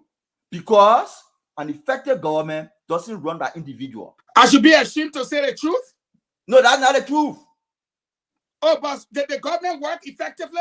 So I'm telling you, in the first place, you are not running a government, you are running a cartel. So don't say government So run, how government does did not that run. equate to me being ashamed for telling you? I forgot. We gotta let Mommy land. We gotta go, guys. So what's Glenny, the can you choice come of on? words? Mommy, thank you very much for The your truth is own the input truth. on this. Glenny, you want to come and talk to us, please? Now you look at the truth. No, you say, I don't you're have running a anything. cartel, but that's the truth. Thank you very much. Let me go to Conor Gray. Conor Gray, please. Very quick, my brother, please. That's the Gentlemen, simple truth. gentlemen and lady, are we saying that when McGill were in the government functioned? Is that the argument? That Oh, the you can. I guess. to know it function? Because I want to see which part of that government for the last 6 years. We are on the recording, Conor Gray. Did you listen to the I recording? have the recording. Okay. The only thing that is despicable about the recording is that Maggie and others have not realized what time is it. It is not George Weah's time anymore. This is a serious matter now. Liberians are ready to run. We've wasted 6 years of nothingness. We have elected a government in place. For the likes of Maggie to be sending, the message was threatening. When I listen to it, I try to get the security implication. Maggie has connection to the MPFL, and the MPFL, were visible in the Weah administration. Nothing wrong with that, but there were so many individuals in our NSA that will have to those were the ones that caused Maggie to be sanctioned. So if he's using the same platform to threaten an incoming government, then definitely we'll have to look at Maggie differently. I don't know why the basis he's sending people to Ambassador Buckeye for a while to go fix road. That's not a function. Maggie, that's why I say they condone these people too much to the extent where they even gave him electoral power now. The first thing we should have streamlined the law to prevent him from getting there. But he's there now, so he got more voice, so to speak. But to be frank, and these are the individuals I think the incoming government should be looking up to. Look, a citizen cannot be above the state. You can be senator, you can be whoever it is. If some of us in security, people in Maggie, will subjugate them to the extent where they will respect the law. They're not above the law. But I think we have people who probably have created, those people have sent chill down their spine to their afraid. I cannot be in national security. I'll bring in for questioning. Lane tell us exactly what he meant by that. And if it's not acceptable, that's it. We send him through the law. But I don't think, I mean, that's one thing to threatening Spoon. You can send messages, you can send your disagreement because everybody can disagree. Anybody can disagree with Spoon. But when it comes to the security of the state, no individual should be above. And I think I hope people who they will assess that information thoroughly, irrespective of his electoral office, sanction him to come in and tell us exactly what he meant. And if it's not acceptable, they let the law take its course. That's how you do things. Thank you very much. They've been renegade for some time, so they feel that this is still the George Weah administration where they ran amok with laws and the sanctity of the state. Now is the time for them to be reminded that, look, we're not under George Weah anymore. Allow this government to take its carnal position and rule the state effectively. And that when if you don't do that, people like Maggie will be their carriers great, they'll be threatening people. I mean, I just hope that I don't partake in any national security over there. I don't care. You do this kind of thing, we invite you to come in. You refuse to come, we'll get you in there by force, irrespective of your elected position. That's how it goes. Thank you, Colonel Graves. Thank you very much. I mean, you spoke like a real retired colonel. Talking about subjugating. That's right. Thank you very much. Jose, and then Prince Maxwell will take us home. Pagon, I don't know. I usually agree with you on things, but this is difficult to defend. I didn't see in a sense it sounded like a threat, but in a threat in a arrogant kind of way. I think what McGill was trying to tell this young man that I have done you favor before, and why are you questioning me? And the road that we are talking about, I would like to assume that's the road to his house because but one of the things I don't fault McGill for, look, our electorate needs to reach to that point of understanding that you do not just get $5, $10 and just start supporting people based on one or two goodwill just because they want to get elected. What McGill is saying is, I don't blame him for saying it. I built a road. That was our time. It's your time to do whatever you can do now. We didn't win anymore. So do whatever you can. So it shows that people pay to play. And our electorates are so in Liberian and say, Abu, for small thing, take peanuts, then they take the big one for 9 years or 6 years. They eat peanuts and so on. So people need to start paying attention. What McGill was saying here today is that when we were in power, we had the money, we're dishing it out here, and then we're not in power again. I'm not dishing it out.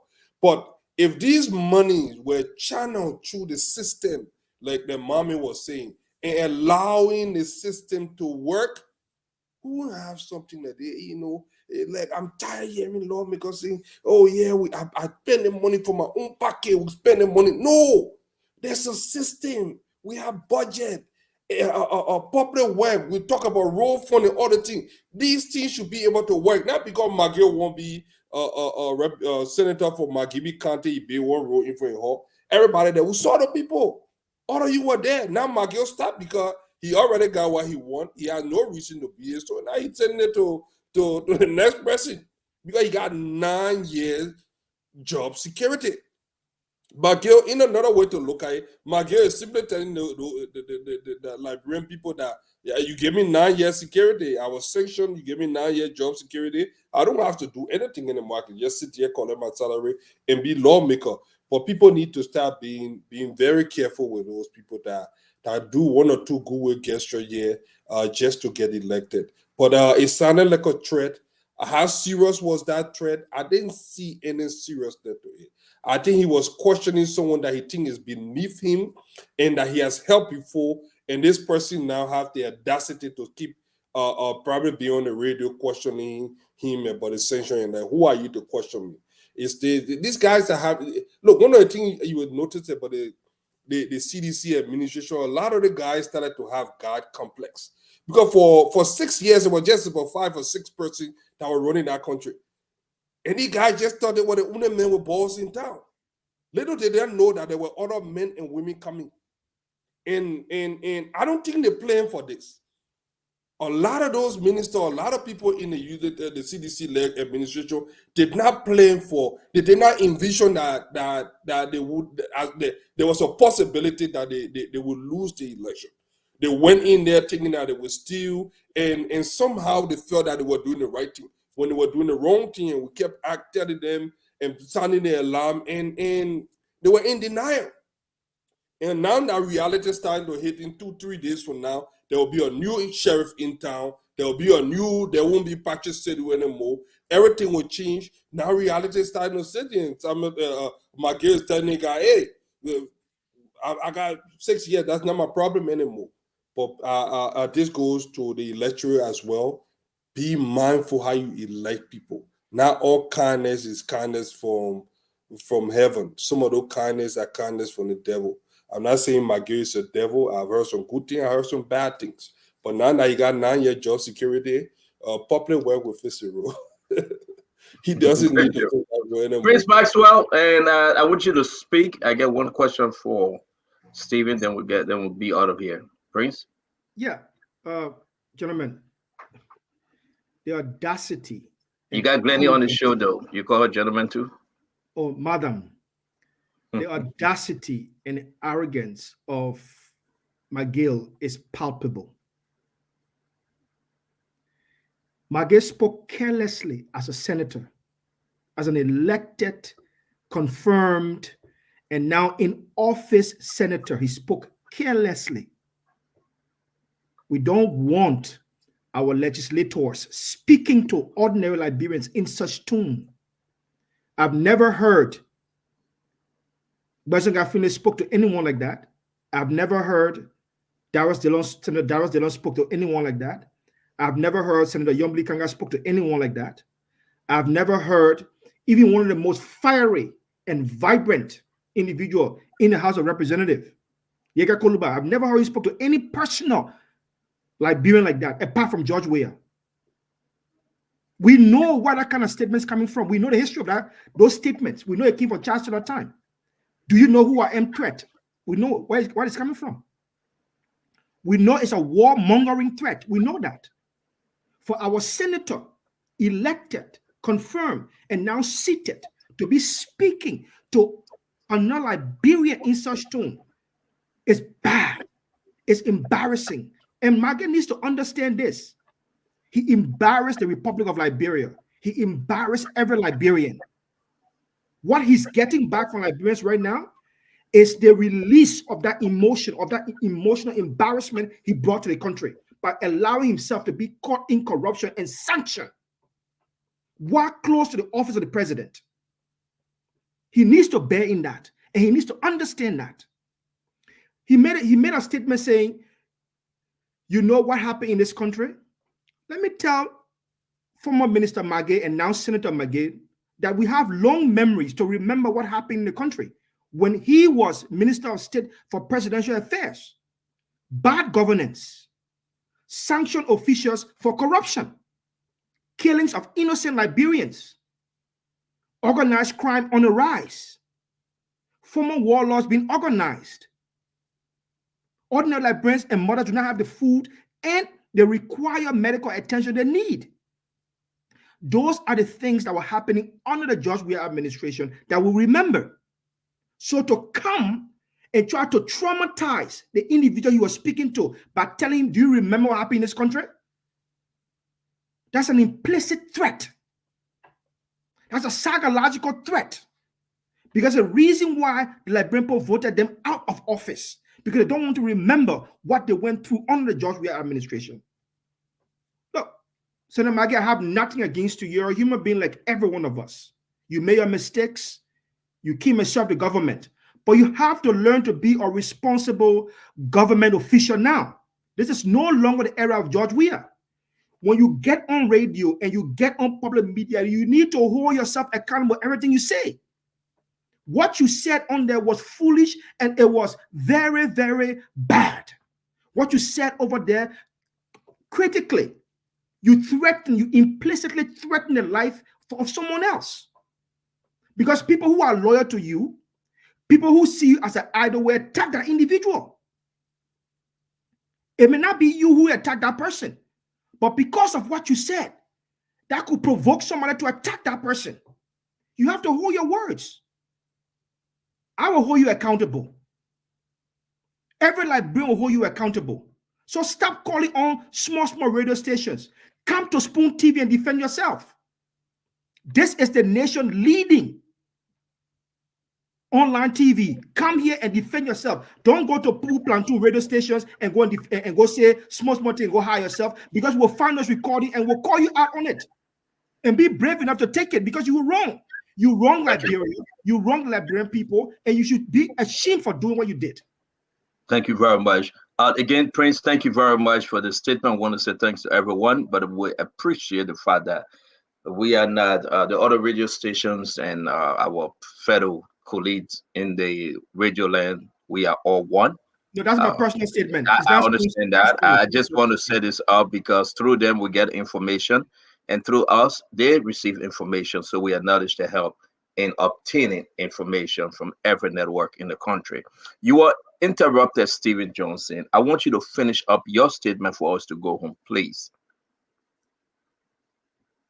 Look, Stanton, we have to be honest with the Liberian people and the business we intend to do for them. You know, life can offer people second chances. And I think in politics, you're blessed when you're given that opportunity to rebrand yourself, to come back to the stage and make amends for what you've done. All of us, whatsoever political institution we find ourselves, or whatever political decision we might have made over the last 18 to 20 years, it's never been 100% correct. We've made errors. We made some bad choices politically. We made some bad decisions. But what is important is for us to attune for this decision. And this is why when we argue, all of us argue for the last 6 years, that there was a need for change. And later on, the rescue mission argument came. This rescue we fought for, all of us, is not to rescue some part of the country. It is to rescue the country. Liberia, for over 170 some more years, have been plagued with bad governance, plagued with the issue of dishonesty, public servant using state coffers as the private vaults. People who were dead poor 6, 7 years ago at sudden millionaires can face roles. 2017, Maggie, who have failed to face any role? Of course not. When we were all at the university, I was at the University of Liberia with McGill. The first person who confronted me when I entered the university and wanted to recruit me to John Studa was Samuel Twe. I met Samuel Twe, McGill, Akaros Gray, all of them in Studa. And the way they argue at the time under the Taylor regime was how we want to transform Liberia, how we want to move the banditory regime of Charles Taylor and bring in place a new administration that will provide for our people the much needed change they need. How to transform Liberia from the airtight cages of poverty, backwardness, to an oasis of development and long-lasting peace where Liberians can thrive. And when given the opportunity to provide that kind of leadership in strategic government position, Ministry of Finance, Minister of State, What did they choose to do? To bastardize and criminalize the legitimate will of the Liberian people and turn Liberia into a cesspool for corruption, looting, wanton loot. You know, this is the turning point. This should be the turning point, Center, and all of you on the show. This should be the turning point in our history. The point where we look at ourselves and say, look, what is it that matters? Is it Liberia? Is it our personal relationship with people? Country first. Not that we hate McGill, but we love Liberia more. And this is the time that we must get it right. Because we've committed ourselves, all of us here, identity on the rescue mission. If Bwaka fail, we all fail. And we will bear the greatest share of that failure because we have longer way to go. And Liberians will not punish, they will not only punish Bwaka, they will punish all of us. This is why we owe it to them. When we come here, let's do the right thing. We all have friends. McGill, if I go Jerry into McGill in the last 6 years, I've been knowing McGill since 1998. When I entered the University of Liberia, I've been knowing Samuel Twe since 1998 when I entered the university. In fact, 1997, Samuel Twe I campaigned for Ellen Johnson Sirleaf in the Unity Party. You said Fagon just ran into McGill? Exactly. Wow. When we were at the university, Fagon was nowhere. Fagon was nowhere in the picture. Nowhere. Not even within 500-mile radius of Liberian politics. Zero. When we were leading change, protesting against Charles Taylor, you are nowhere in the picture, my brother. But history has a way. People get crashed, and we understand it. People get crashed their way. We understand it. That's history. It teaches us the lesson. But to come on this show and brag, oh yeah, I was day one. Look, if we put our team down on this show here, I think somebody will hire off for here to go where different place. So let's leave all put it down. Steven, not put it down. Okay. Yeah, let's leave all the sports more bragging. Let's discuss the issue. You know, Jesus. Let's talk about Liberia people. Let's talk about people. Let's leave all the sports more bragging. Oh, our deputy minister. Oh, I do that one. If we thought what we thought here in government, I was raising $150 million for government every 12 months. US. So how much are you raising from the information? How much are you raising from the information? Zero. Let's leave all the plenty talking. You can't talk Liberian people business here. Let's leave our personal relationship. You say I shouldn't interrupt. Okay, yes. To see whether you when we come here, my brother, and I've been attacked, so I will defend myself. I'll close on them one and leave because I got to rush. When we come here to do our people work, let's focus on the work. Let's not drag into this conversation personal issue or this one. Nobody here comes here to brag about the achievement, the successes. It's useless. To the Liberian people, it's very useless. When we come here, what we come to do is to talk for the people, to make Liberia better, to make government work in the interest of our people. Not to brag about position or status in government. It's useless. What is a position? What is a status when it cannot transform the life of your people? It's zero. We've seen people hold top government position. Where are they today? Some of them were begging us for bread in Monrovia. People who were holding grip, controlling state coffers. So let's focus on the Liberian Poor Work Center. And that's why you bring us here every day to talk Liberia, to talk for our people and push our country in the right direction. Thank you. Thank you, Stephen. Guys, we say thank you very much. Fagon will be back tomorrow. You want to say anything, Fagon, before we leave? We'll respect I think my time. person was attacked by 2 individuals. We'll respect your time, and you will be the last. Okay, can I proceed? Yes, will you be the last? Go ahead. Talk to us. We got to go. I'll be brief. You know, Stanton, when I look at a 40-year-old man telling me he worked in government for 25 years. I'm not 40 years old, Fagon. I'm more than 40 years old. And he did not work in correct me, state your age. I started working in 1999. I'm more than 40 years old. State your age now because you interrupting me and Stanton not telling you that I waited patiently for you. I tell you, I'm more than 40 years old. More than 40 is not a number. But I'm more than 40. So that's what I started working in 1999. Okay, I think the Liberian people can reason. Let me continue, please. In 1999, as you put it, you said you started working in government in 1999. No, not government. NGO. You come in, let's see. I never told you I said I spent only 4 years in government of my life. But, Mame, why you best quoting me? Baby Stevie. But you were giving chance, my man. But we all want to accept now. But you best not to be. I'm not correcting you. You love me correcting you. You're wrestling NGO. Raising 140 million for forever. Never say NGO for 5 times. You can't make the rules standard and you don't enforce it. Fagon, why you not talking? I say you said I should not talk. NGO, Can you get the same rules to other people? Let's go ahead. People will be quiet. They will listen to you. Go ahead. Same rules. Whatever the man was saying, how people selling in African store, I never said anything. If I say my own, let him leave it. Okay? Let him leave it. Now, So I will lie on you? I always like, it was my store. Exactly. But you are I'm proud that I opened a big business in America, both grocery store. But don't switch now. Steve, come back to it. Was A. mine. Yeah, don't switch. Just leave me alone. But you are right. You are selling African store. Whether it's yours or not, you are selling African store. Yeah, but so still was right. You are selling that? But when you expect me to sell in your store, exactly. So why you making a lot of attacking you by saying it? My man, let me speak, man. Let me speak.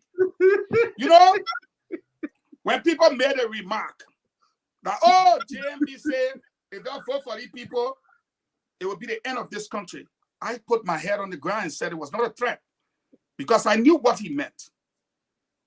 This particular network that I sit on has a bad hatred for McGill personally. And here is what I say so. I'm speaking. Give me a chance. When you bring a recording and play it, but number you one. Talk to your pressing and you wanted to address the issue, then go to McGill again. My man, give me a chance. You have your time to talk. But you read, said everything. My man, you read developing a debate. You can leave. You should have said my man, stop filibustering the argument here. We know what you're trying to do. You're going to get a small thing tonight. At the end of the day, you bring a recording and you cannot state clearly what role was being discussed. Okay? You could not state the name of the journalist. Emmanuel you could not state the name of the radio station. You cannot establish any other voice under McGill voice. Whether they cost McGill Mao or what, nothing. Under McGill voice, it tells you it was a selective recording.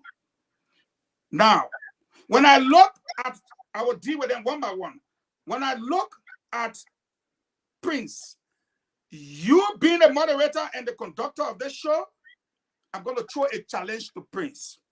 And I'm going to tell Prince that he entered the Foreign Service Institute and spent less than a month and was posted to Belgium as you are damn lying. You are damn lying. Wait. Prince, you cannot interrupt the man. No, I gotta protect.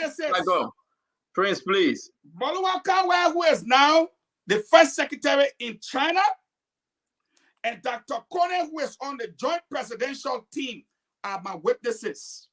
You did not spend a month in the Foreign Service Institute. Me, I can call him.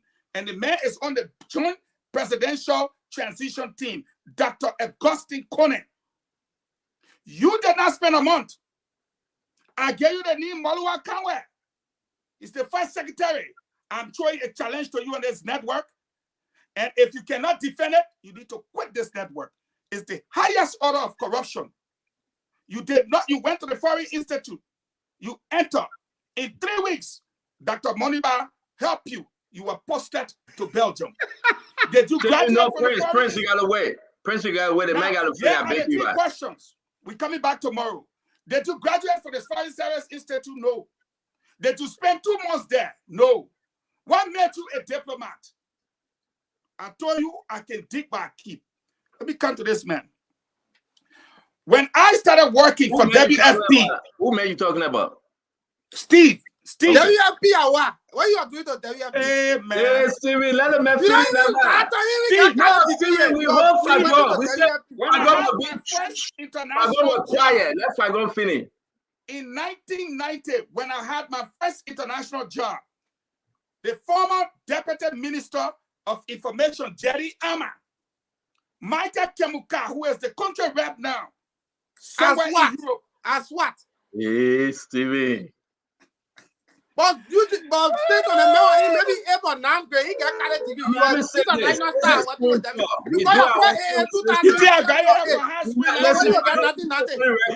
me say something real quick. I beg you guys. We do our conversation here to clear the air. Those of you that listen to us, don't tell us to close the show. You talk. If you hear it, you come back tomorrow. We got to clear this tonight. Fagon, go ahead. So, when I left from there and came to Liberia, my second job was a sales consultant with Mobile Oil. Go ask Blancy. What capacity you have? What credential you brought to Mobile Oil? Give me chance now. You are not having no degree. What capacity you brought?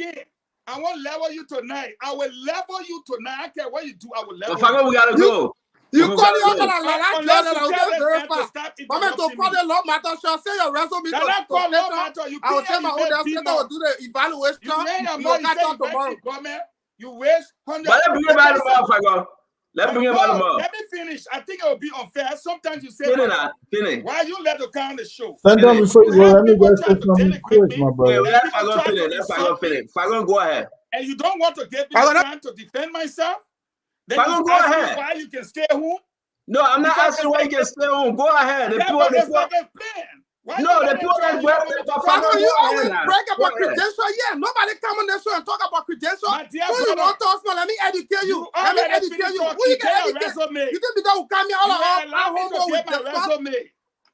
You say let me educate you. You can educate somebody to be your age, and over 40 is not an age. I won't tell you.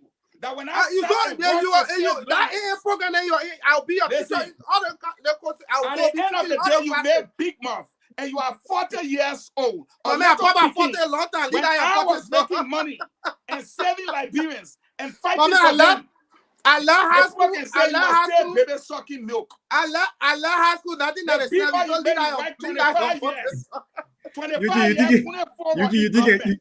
didn't get come on the show and spare false food about me and just go for free. But Prince, nobody come on the show and set up a bell. Nobody come on the show and brag about anything other than you. Protect me. Have you ever heard you want you and me last time I want to show you my time. Steven, that's Fagon talk. We gotta go. Yeah, Fagon, go ahead. Fagon, go ahead. You need to go for your. You need to go for your. Who can go now? You're not forced to be here. Who forced you to be here? Fagon, go ahead.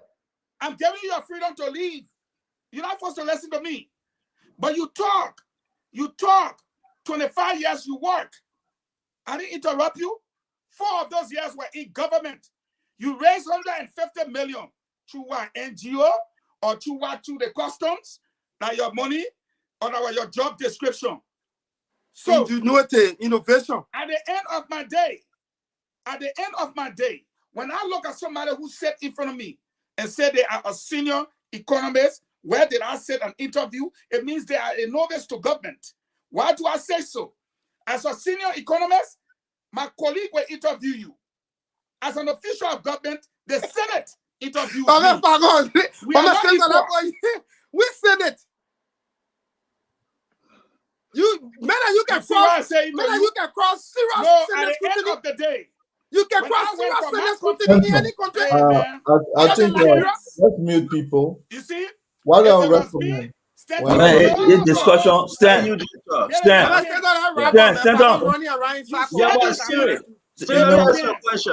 Stewie, let me ask you a question. You went to Penn State. Why you don't want me to tell my own? Yeah, I graduated from Penn State. Wow. I see over here you have +4. Yeah, I graduated. Master's degree in MBA. Stanton. Let me say this to you, brother. If you don't want me to come back on the show, be a man, Stanton, and say it. But don't let people that they disrespect me, and when it's time for me to talk, you want all of you. You don't free ask me.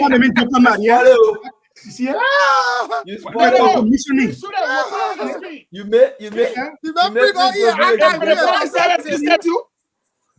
President Republic of I got receipts. All right. Is that from the Foreign Service Institute? This is the president of the Republic of Liberia signature right here. You see it? I said the Foreign You see it? Service Institute. You can show me Ellen. Like Ellen. No, listen, you keep create false All right, narrative. Prince Viceroy, to be continued next week. Fagon, Prince, I will mute you. With all due respect, I will keep Fagon. I will give Fagon the last 1 minute to finish. Prince, I beg you. Prince, I beg you. I'm going to go ahead to give Fagon the last 30 seconds. We must go. We into Nelson show. Fagon, please. You have it. I'm going to mute everybody. Fagon must speak. I beg you guys. Thank you. Stanton, you had the authority to mute people. You came to me, you asked me, Fagon, why are you not talking? And I said to you, Stanton, because you asked me not to speak. So I kept my quiet to you. I was literally belated, denigrated, and you can use any kind of word you want to use. When I came up to defend myself, at the end of the day, I was constantly interrupted by these same individuals. And so I never had my time to defend myself. I have a way to defend myself. And I will defend myself the way I know best. So thank you for the 30 seconds. But I hope in the future, when people like these sit on your platform and denigrate other people and say bad things about them, Fagon, nobody denigrated you. Nobody denigrated you. You tell me, say you don't play victim here. Don't play victim. You the mean one who went to attack people. By the time they told, let me educate you. Why our deputy minister, you went to denigrate people. I attack issues. No. Rebel, you always let me educate you. Let our deputy minister. Nobody denigrate you. Why would you? Listen. If I tell you I was and how you're feeling, when you come here, let us start like you. Let's forget about ourselves. And if they write to you I was, then go and tell him. But I was. And I have the right if you felt denigrated, we apologize. We sincerely apologize. No, and let me progress. Okay. I understand what's going on here. So you accept my apology, let me progress. If you felt you can't look at me and say, I don't know the game you guys are playing. If you felt disrespected, we sincerely apologize. You come here, and on behalf of me, on behalf of Prince and myself, I would like to apologize. Say, I don't want to defend can I make a proposal? Go ahead, my brother, what I would say, I always defend what I believe in. And tonight what you guys did was planned and sanctioned by Stanton. I wish Stanton the best of luck in these kind of things. Because he's asked me, why are you not talking? Because I had to respect what he said. But you guys did not respect when he said you gave Fagon chance. And tonight, I've not had a chance to defend myself. You're playing victim. Everybody here. You don't play victim here. Be a man. Don't play victim. Everybody. Victim for you. Don't play victim. Everybody, false information from my creator. Foreign service. You know how long in the foreign service for? We gotta go. Thank you, sir. You know, do you know what the Foreign Service Institute president? Prince, wait. Fagon, let me ask you a question. Why you said a man's certificate at Ellen Johnson's certificate? AC, denigrated the man. Denigrated the man. He said a man guy from the Foreign Service school. Now Ellen Johnson said he was teaching you.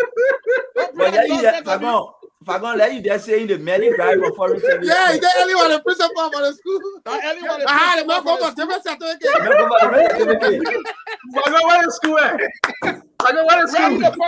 It says you know the information. Who was the Foreign Service director? Who was the director when he was there? It's very important.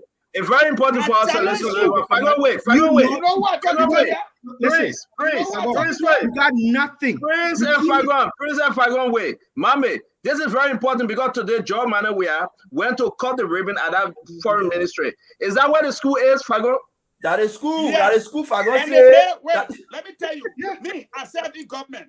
The president of the Republic of Liberia signs every person's certificate who is posted on a diplomatic mission. My brother, you said I'm not a diplomat.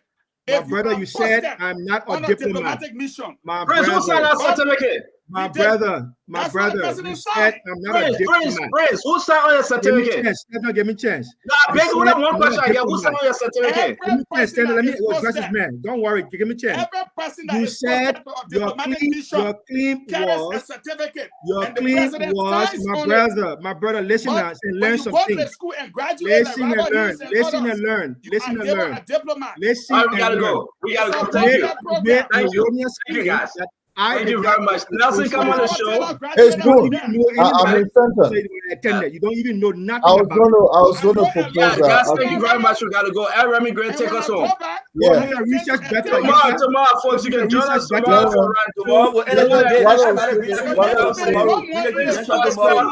With Go bring your Eugene credentials. tomorrow. Tomorrow. Yeah, but you know, let me tell you one joke application. about Fagon, but Fagon didn't know me that day. Fagon didn't know me You that even day. know me. You know me. I You said know you me. didn't graduate beginning. Let me tell you something. Our early camp on one day, right? Our early camp on our visiting. Fagon came on the Palawa hall that day. Fagon had a security with him with 2 grips. I was on the Palawa, he didn't know me then. I was standing all right for the back. So Fagon came there. No, wait, what you are doing there first? I usually spend all my time early camp when I'm in Liberia. I spend all my time at the university.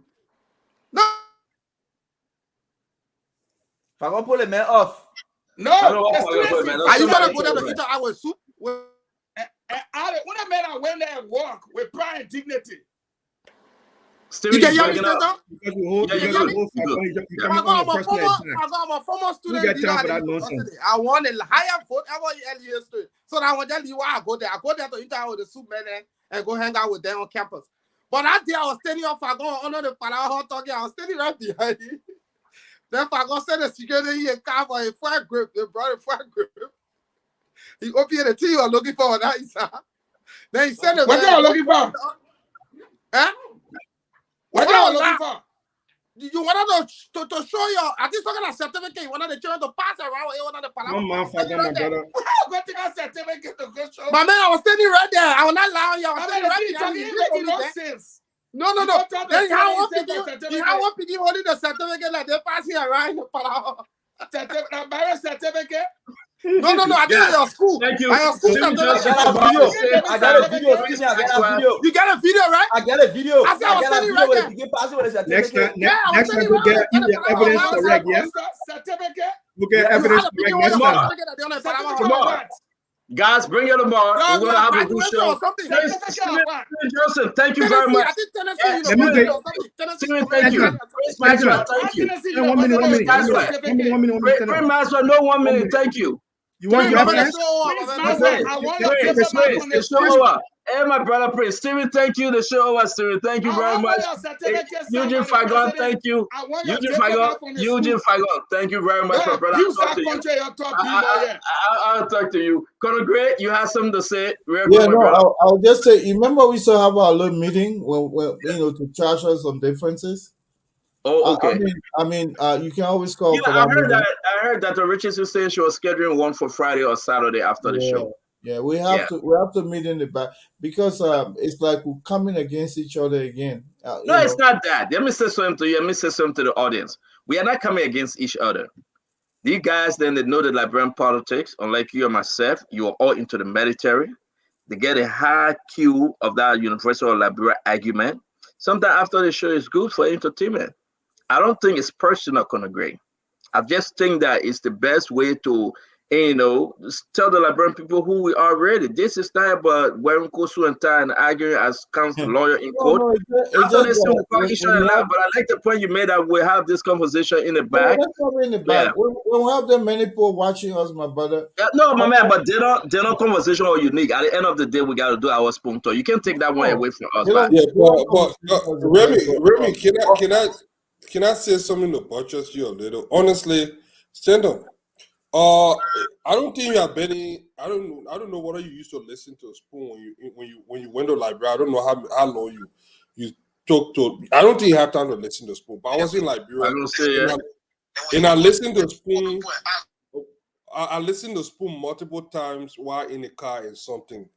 And as someone that have been on the air as a panelist and then listening to Spoon and seeing the different reactions from people on the ground, I don't think we should do what happened here tonight. It sounds terrible. But nothing serious happened, man. No, but it shouldn't happen. Man, you don't know me. I will go sick and drive, man. Nothing serious happened. No. But you just came from eating, man. You left us. You want to eat? Yeah, I ate apple. I'm eating. Yeah, but leave her alone. Nothing serious happened. That was show. Nothing serious happened. No, you're not coming to make the show lazy. The people step up to hear everything. But what you did to me tonight was unfair. Every day, people listen to you. To the point where they every day. Everybody will have to say something. Why you can't talk? Every day that Fagon your man, I get tasty. Every day you interrupt people on the show. Every day you say you get tasty. No, I can drink my soup when it's cold. You even had to ask me, Fagon, why are you quiet? And I said, I'm gonna start crying, man. But let's move on back. We'll get it tomorrow. But I didn't defend myself tonight. I would defend myself as I know best. Look at you plenty evil. You plenty evil. But why you mean that? Yes. At the foreign ministry they get school there? Yes, Foreign Service Institute. It's a 1-year program. In the foreign ministry? I said, ask Nelson Colette behind you. Well, you asking Nelson Colette? I went there, Stanton. It's you went there? 1-year program. Yeah. It's just like a master's degree. You got to have a bachelor's. Once you do international relations, they will invite you. Joel Howard Taylor graduated from that school. It's for 1 year. It's called the Foreign Service I didn't know that. Seriously, I didn't know that. It's a 1 year. Now, the people are talking to now. The other guy, the coordinator, so vexed. He said he want to come on the show. He want face Prince Maxwell. Because at the end of the day, I'm going to say this to you. Every president that posts you diplomatically will sign your certificate. That's different from the school. You got to attend the school for 1 straight year and graduate. But why everybody coming by again? Why you coming by? You're so much No. I want small. Stanton, let me say something. If I go, beg you 1 second. Let me say something. And I hope. Listen, if I go, let me say. I can't go. Listen. Let me say this to you. I can't go. The guys that went to the school, the reason why they are hurt is because they believe that Prince Maxwell connection.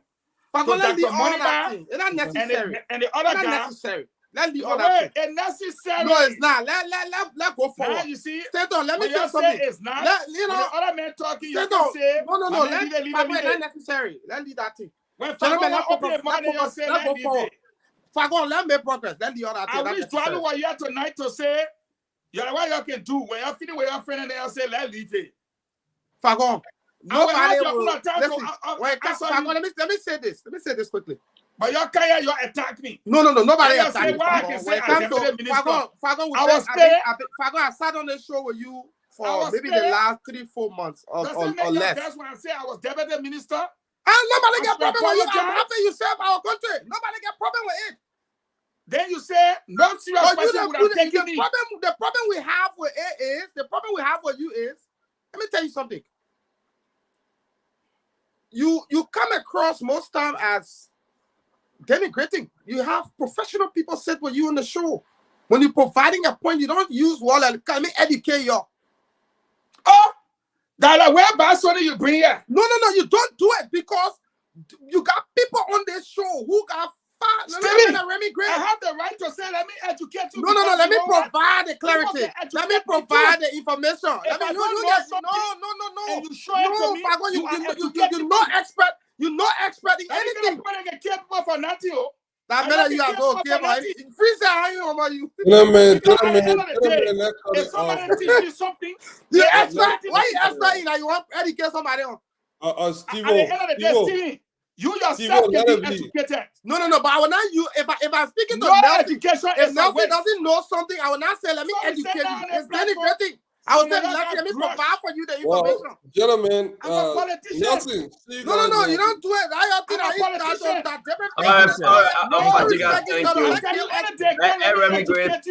give everybody the credit. Steven, thank you, brother. Thank you. Thank you.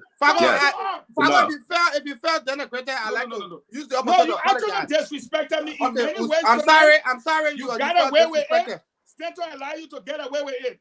The other man, I can't apologize, and you won't listen. He will never open a mouth anywhere to say he's a diplomat. Stanton, I can't apologize, and I won't listen. He spent 3 weeks Don't apologize, I beg you. Don't apologize. 3 weeks. And they posted him to Belgium. And he So what was the score I never spent 3 weeks at Excel Post. I said 3 weeks. I'm speaking to the main coordinator here. The Sorry, my coordinator father, thank you, man.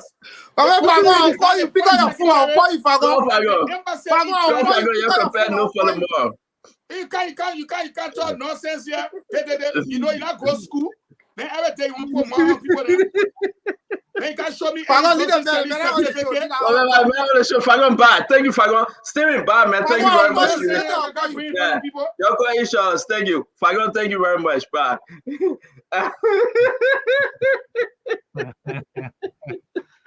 That's it. Lord, I love Spoon Talk. Folks, there you have it. A wonderful show today. Listen, man, we are all too strong. We are very, very strong. All right, we're going to be back again tomorrow.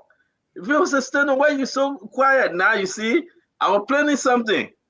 Y'all say I was quiet right now, see? Now knew I was planning all my Celine Dion and Zeddy today. But we had a great show. Thanks to Delon, a wonderful program. And you know, we gotta be real with each other, Nelson. We gotta say as we see it. You know, people say, "Oh, you interrupt." So what? This is the African CNN. This is not American CNN. We want to say thanks for watching. Hey man, we got no time. Nelson got to do a show. We're going to take some calls. Nelson, can we take 10 calls? Yeah. Are you sure? Yeah. Okay. Let me tell you the first one. Hello, your name and where you calling from? Yeah, can you lower your stop, your name and where you calling from? All right. Hello, your name and where you calling from?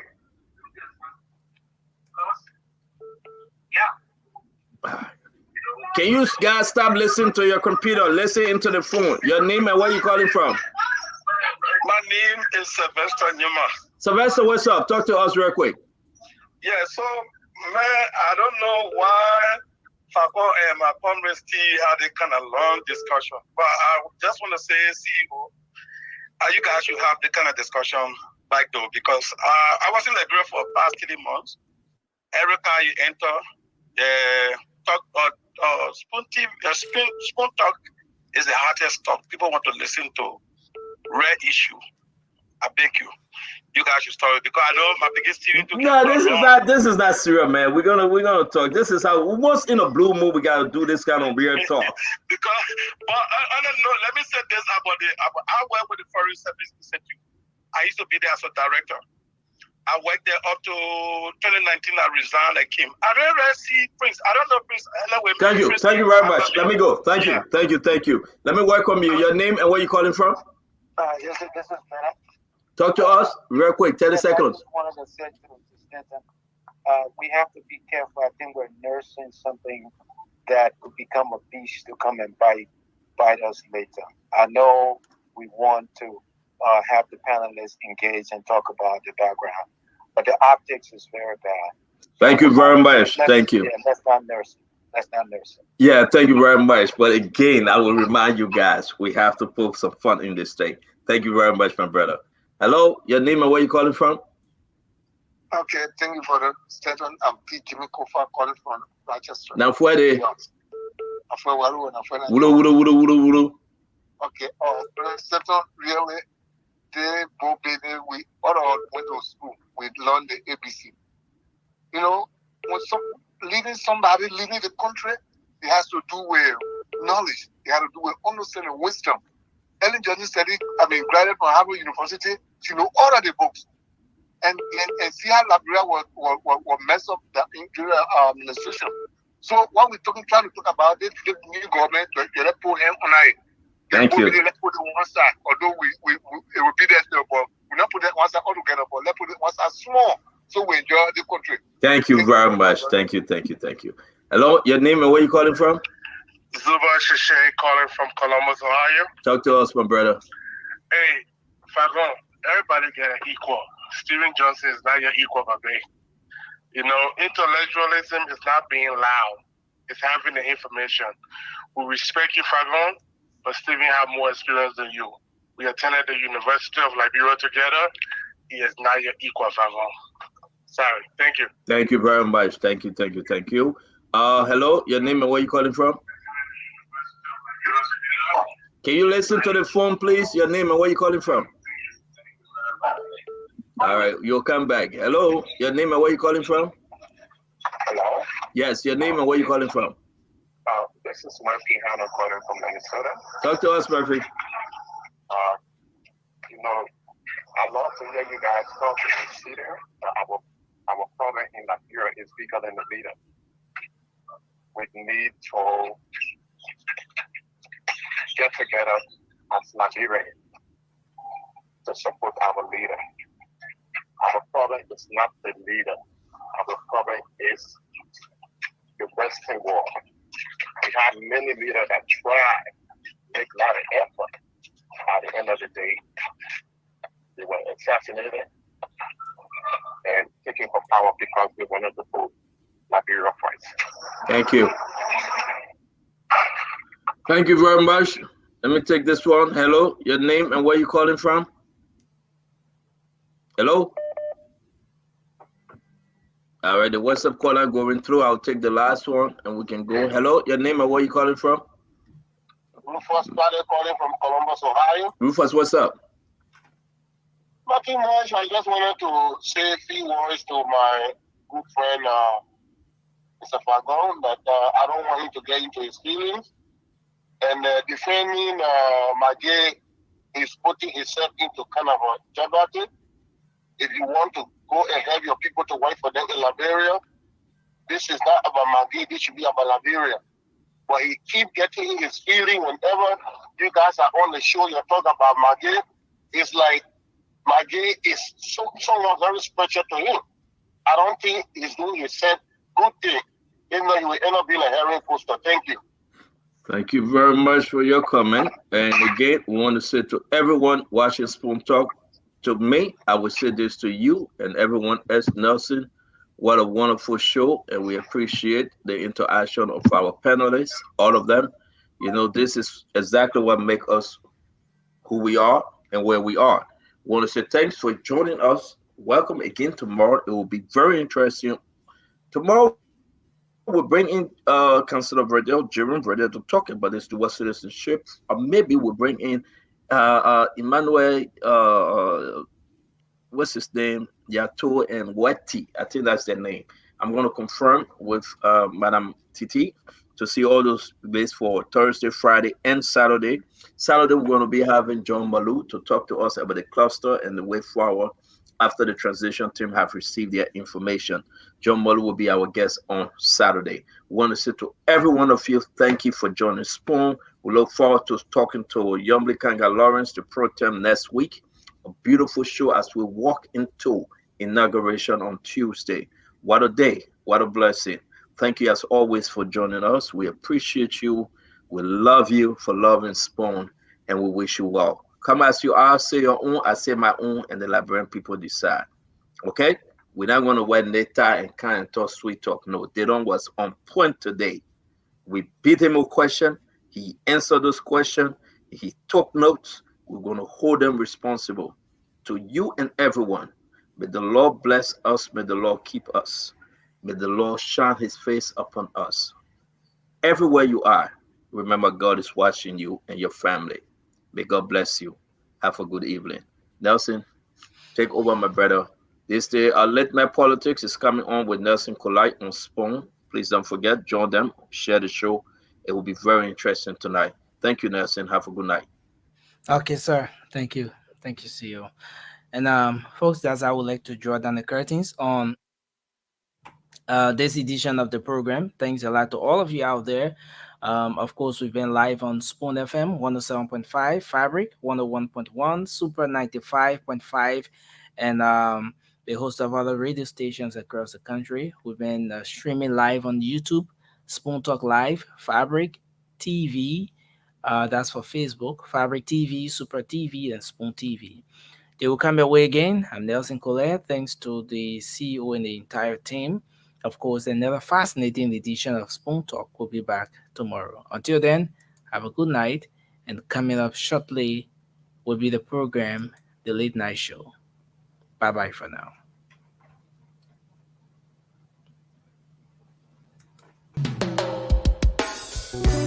Yes, sir. A special one from the CEO. Stand coming with the spoon. And your boy, Friday the Southern Band. Charges on the beat. On the spoon to get your information. On the spoon to be part of our discussion. Spoon, spoon, spoon television. Spoon, spoon, spoon radio station. Spoon gonna tell you what is happening in Liberia. Spoon gonna tell you what is happening in Monrovia. Spoon gonna tell you what is happening in Africa.